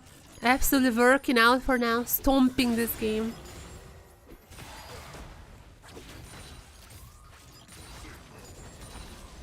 The new technology, the moment it's available, today is our first day on the new patch 25.10. The moment the 80 Sun is available, there's gonna be... Vikings go, alright, give it to us. NECL was, I think, the first region, which is like tier 20. They were the first league who switched to this patch. And yesterday, immediately we've seen the 80 Senna. Both of those were victories. If Senna wins here, then she's gonna be having 100% win rate globally on this new patch so far. Not the most sample size, I'm aware. But it's looking so strong. Like, I cannot argue with what I'm seeing.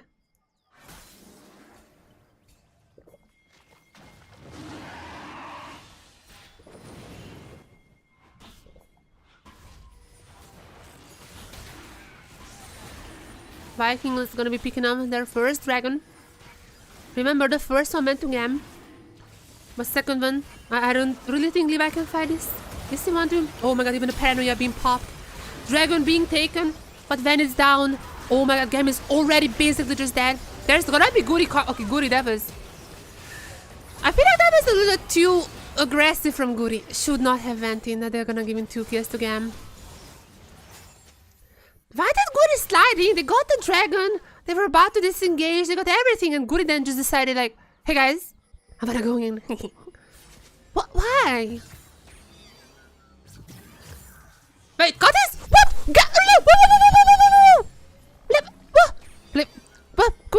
Leave the double. Hello? What? Can we get a Can we get a replay? What happened?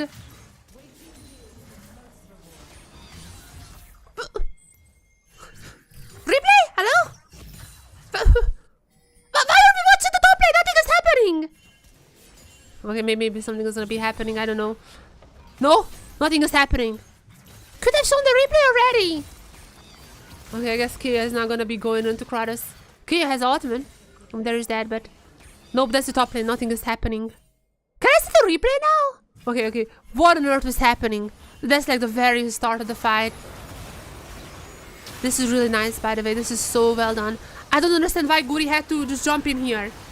Like, why are you jumping into 4 people, including a Galdi who has stunned? That was a massive mistake. And after that, I mean, obviously after that, it was quite easy to also take down style. But, okay, this one. Just on the... Blue team double kill. Vikings making so questionable choices here. What the... I mean, that's not good. What was that?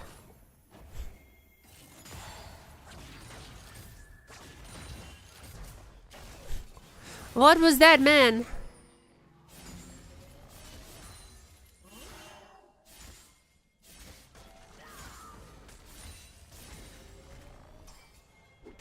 I adjusted my scores. I mean, the players are about the same score right now. I mean, that makes sense. 1-1.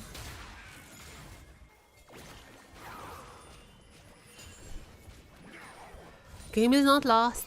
Obviously, Stana's scaling is unmatched right now.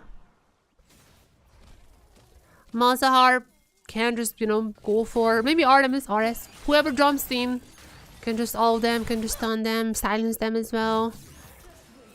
Obviously, there are still a lot of tools in Vikings. There are still a lot of ways how they can win team fights. I'm just like, that last one was not it. Like, they did the worst options possible. Headbutt is gonna be missing from Steel Lung. Nice reaction from Kia. Bastal is also here, and okay, Kia is gonna be going for that. Okay, I'm not sure. Oh, wait a second. Together with RS's ultimate. Might be a really good taunt. Onto Steel Lung though. Gonna be have that variation a little bit longer, but not for too long. There's gonna be RS taking down Steel Lung. Oh, there's the paranoia. Paranoia is so good. Cut is gonna be getting a 1 kill. And also coming in Goody. Now this time around, you should have went in, and he went in, and there's a double. And they just keep going. And there's gonna be another kill. And there's gonna be another. Goody somehow still alive. And there's an ace. And there's an ace for the Vikings. What? What? What? How? Oh my god. It was a good fight from GAM. How?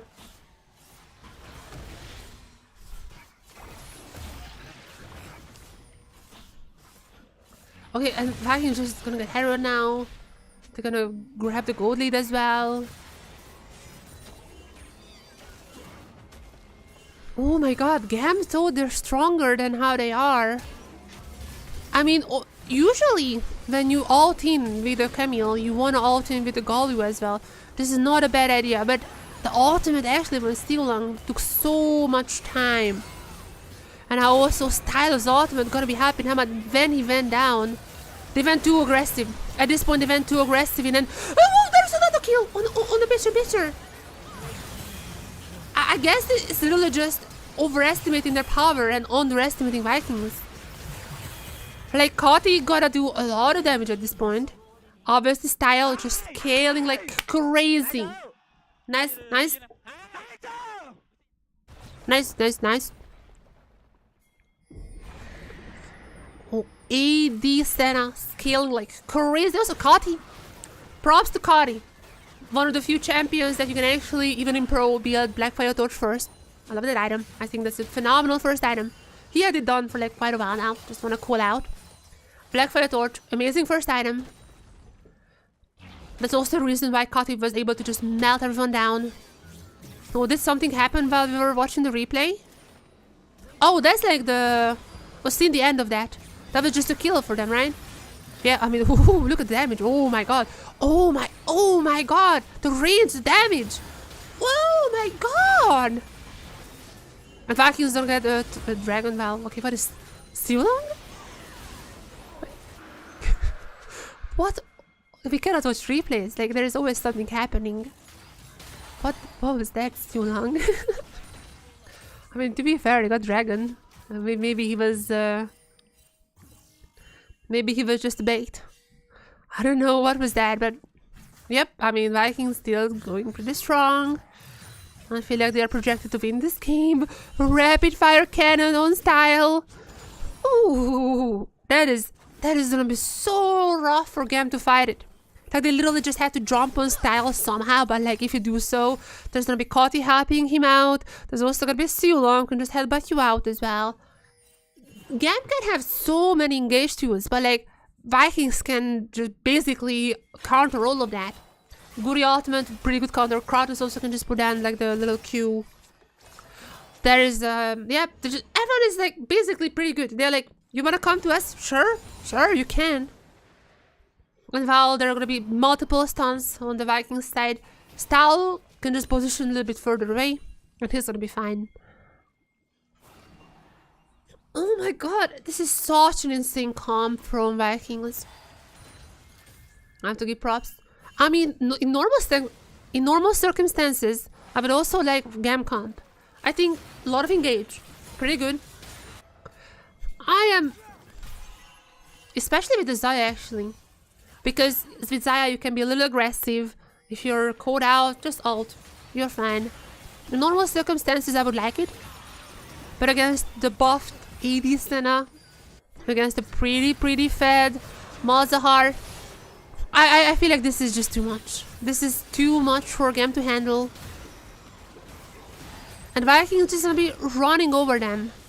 Look at this turret going down.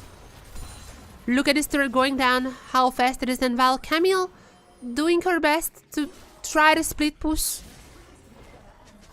it is just far not enough. Kati also gonna be having Leandris a little bit nerfed on this patch, but it's still obviously the best item, second. So no surprises there. 6 stacks on the Dark Seal. I don't really think it's gonna be a Magi's, but maybe eventually. We now Otacon also spawning on the bot side. Definitely Otacon was a major point in a lot of our previous games. 100% I remember Otacon. I might have jinxed some Otacon takers. But we'll see for now. It's gonna be left up there. Also, I'm not even sure how Smite works. If Malzahar ults you with like the silence, you can't smite, right? Or can you still? I'm actually not sure. Maybe you can. Maybe we're gonna be seeing it now as Vikings. Gonna be starting up Otacon. And I think if Levi gets close, then he's gonna be the one who gets caught up in Kari's ultimate. But they're gonna be leaving Otacon for now. Okay, Otacon is gonna be... No, never mind, no resetting. Back to Otacon, no resetting. His patience is not running out for now. Otacon being taken. Oh, that is... Is it just a 50-50? I mean, Vikings would not want that. I feel like Kati could go on to Levi if he wants to. Oh, there it is. Actually, it's gonna be the Paranoia and Silong as headbutt. This is gonna be Guri who's getting Otacon. But now the fight afterwards. Can Vikings still win this one? Oh no, 80% dead. 80% dead. That is massive. That is massive.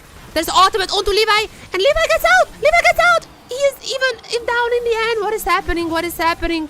Cotty is about to fall too. And Otacon! Otacon through! Is it Otacon through? Can we count this as an Otacon throw? Unless there is just a Zika being channeled here. Oh. Okay. Okay. Is this the not Zika? Kita? Krita? Okay, I guess it. Kingen channeling.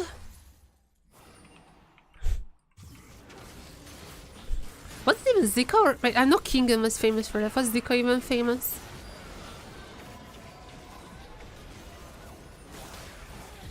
Was it? But this is no way. No, I'm mixing them up. I'm not sure why I thought this was Zika. But Kingen was like one of the famous Aatrox. No, I mixed up. Like I'm also the shy. I mixed up the IG top laners. Okay, at this point, I was like, okay, so this is looking pretty good. We've got Otacon. Style is also up. That's really good. Kratos is not able to do the Q here for now, but that's what I mean. I mean, look at here. Everyone just jumped on Style, and because other ones already used up their like counters, Style was just down in like a matter of seconds. But after that, Kratos just channeled Kingen. Kringos? Kingos sounds cool. That's gonna be Kingos. Kratos just channeling Kingen on the Aatrox, basically saving this play. Like genuinely, it could have went so much worse. I think in the end it was like a 4-for-4 or something. He is absolutely saving it. What a guy.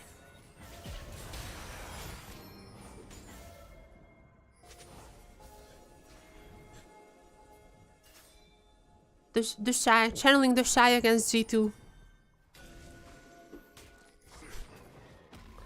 And Vikings is still in this game. I thought it's over. But I see everyone jumping on Style and Style being down, I was like, oh no, this is GG. Might just be here and there. However, Aatrox coming from the shadows, saving the game, saving the match. And maybe saving Vikings second place. I mean, TSU still is gonna be second after that, but I'm like, I think like Vikings could be third, maybe. We'll see. I do feel like the TSV is definitely like the second strongest right now, but Vikings could be third. TLN is not looking great.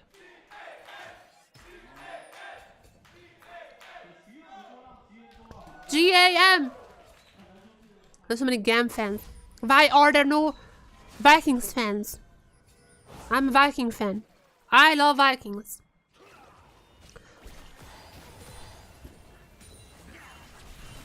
I don't really have Nordic ancestry. I don't like one of the like DNA stuff ones. I don't think I have any like Nordic in me, but I love the Vikings.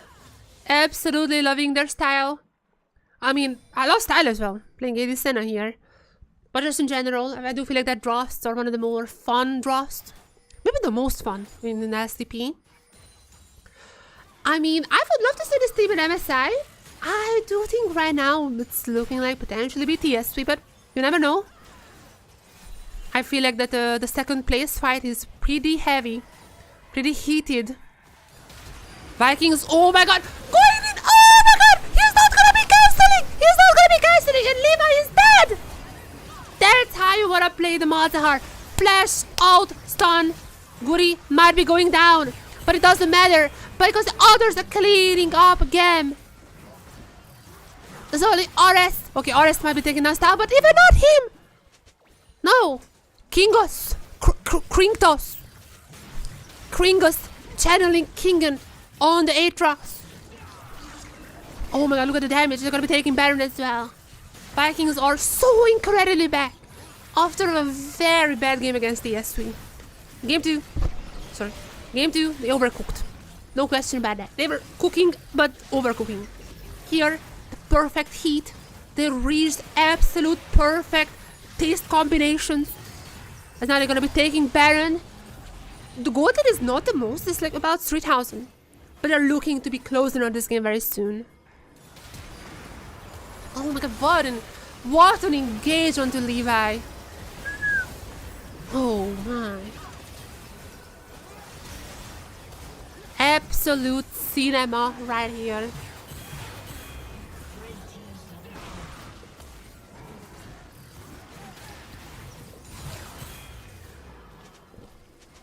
Absolute cinema. And I just want Vikings to keep doing it. And I'm happy that they still keep doing it, by the way. I was a little afraid after they absolutely lost game 2 last time around. They lost. Like, they got stomped. I was a little afraid they might be shying away from experimenting with draft. I was like, oh no. Hopefully that doesn't mean that they're just gonna play meta from now on. And to be fair, I mean, Senna is meta. Senna is absolutely meta. The Mazahar is a little bit less, however. I mean, Oris is almost dead. I'm just saying. Nonetheless, I am happy to see them doing the Mazahar, 80, Senna, immediately. The first one to do so in this new patch on the LCP.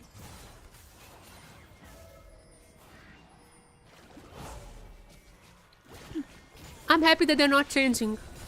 They're one of my favorite teams in the LCP. And I hope they're showcasing to everyone why they're one of my favorite teams. Now, Dragon. Or maybe potentially before that, an engage onto Style. But Style is gonna be open and live. Style is gonna be very fine. As meanwhile, the others are falling from GAM. And Style is still there. Style can even zone out Levi. Levi cannot even get near the fight.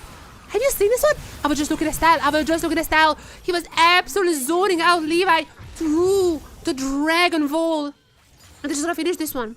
Almost 29 minutes into the game. They have the wave. They have the TP in. They're super strong. And I feel like under 30 minutes. Quite fast if you ask me. Quite fast. They're gonna be pushing on the Nexus turrets on Levi here to save the game. But he cannot do that. An ace for Vikings. After losing game 1. They're winning game 2. And also gonna be winning game 3. They're destroying GAM. 2-1. AD Senna. Still 100% win rate. Mazahar, I'm fairly certain Mazahar is also 100%. I don't remember any Mazahar before that. Mazahar 100%. AD Senna 100%. They also have a 100% win rate Seraphine in the LCP. Because they were like the first team ever who picked the Seraphine. Insane performance.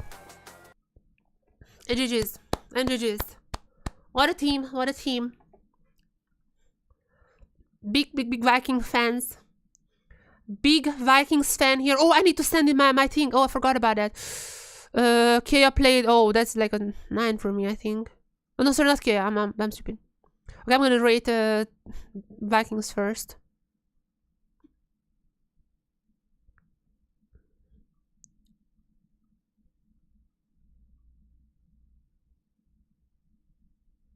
Okay, Shogun 6, whatever, that is fine. I'm gonna rate them like 6, whatever. I'm gonna rate them higher. I mean, that was a fine Senna game.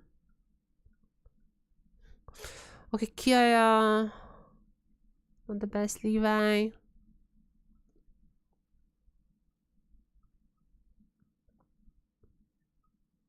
Okay.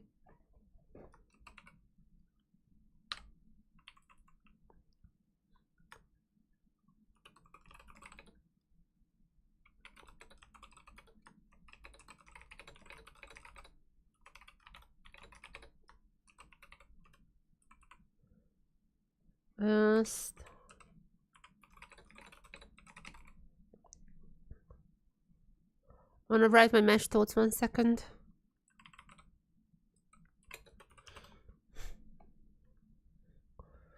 One second.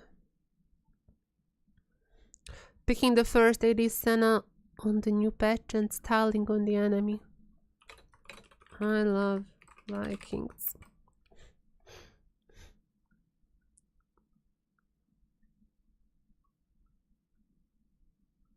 Alright.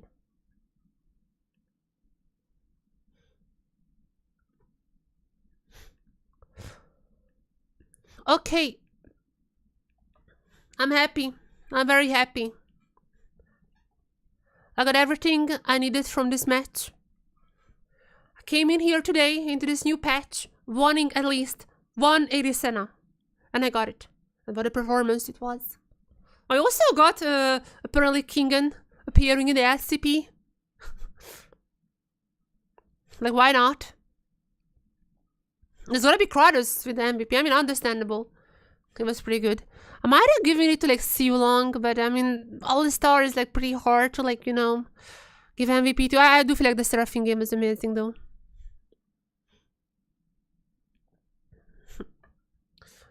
Alright. Everyone. We got it.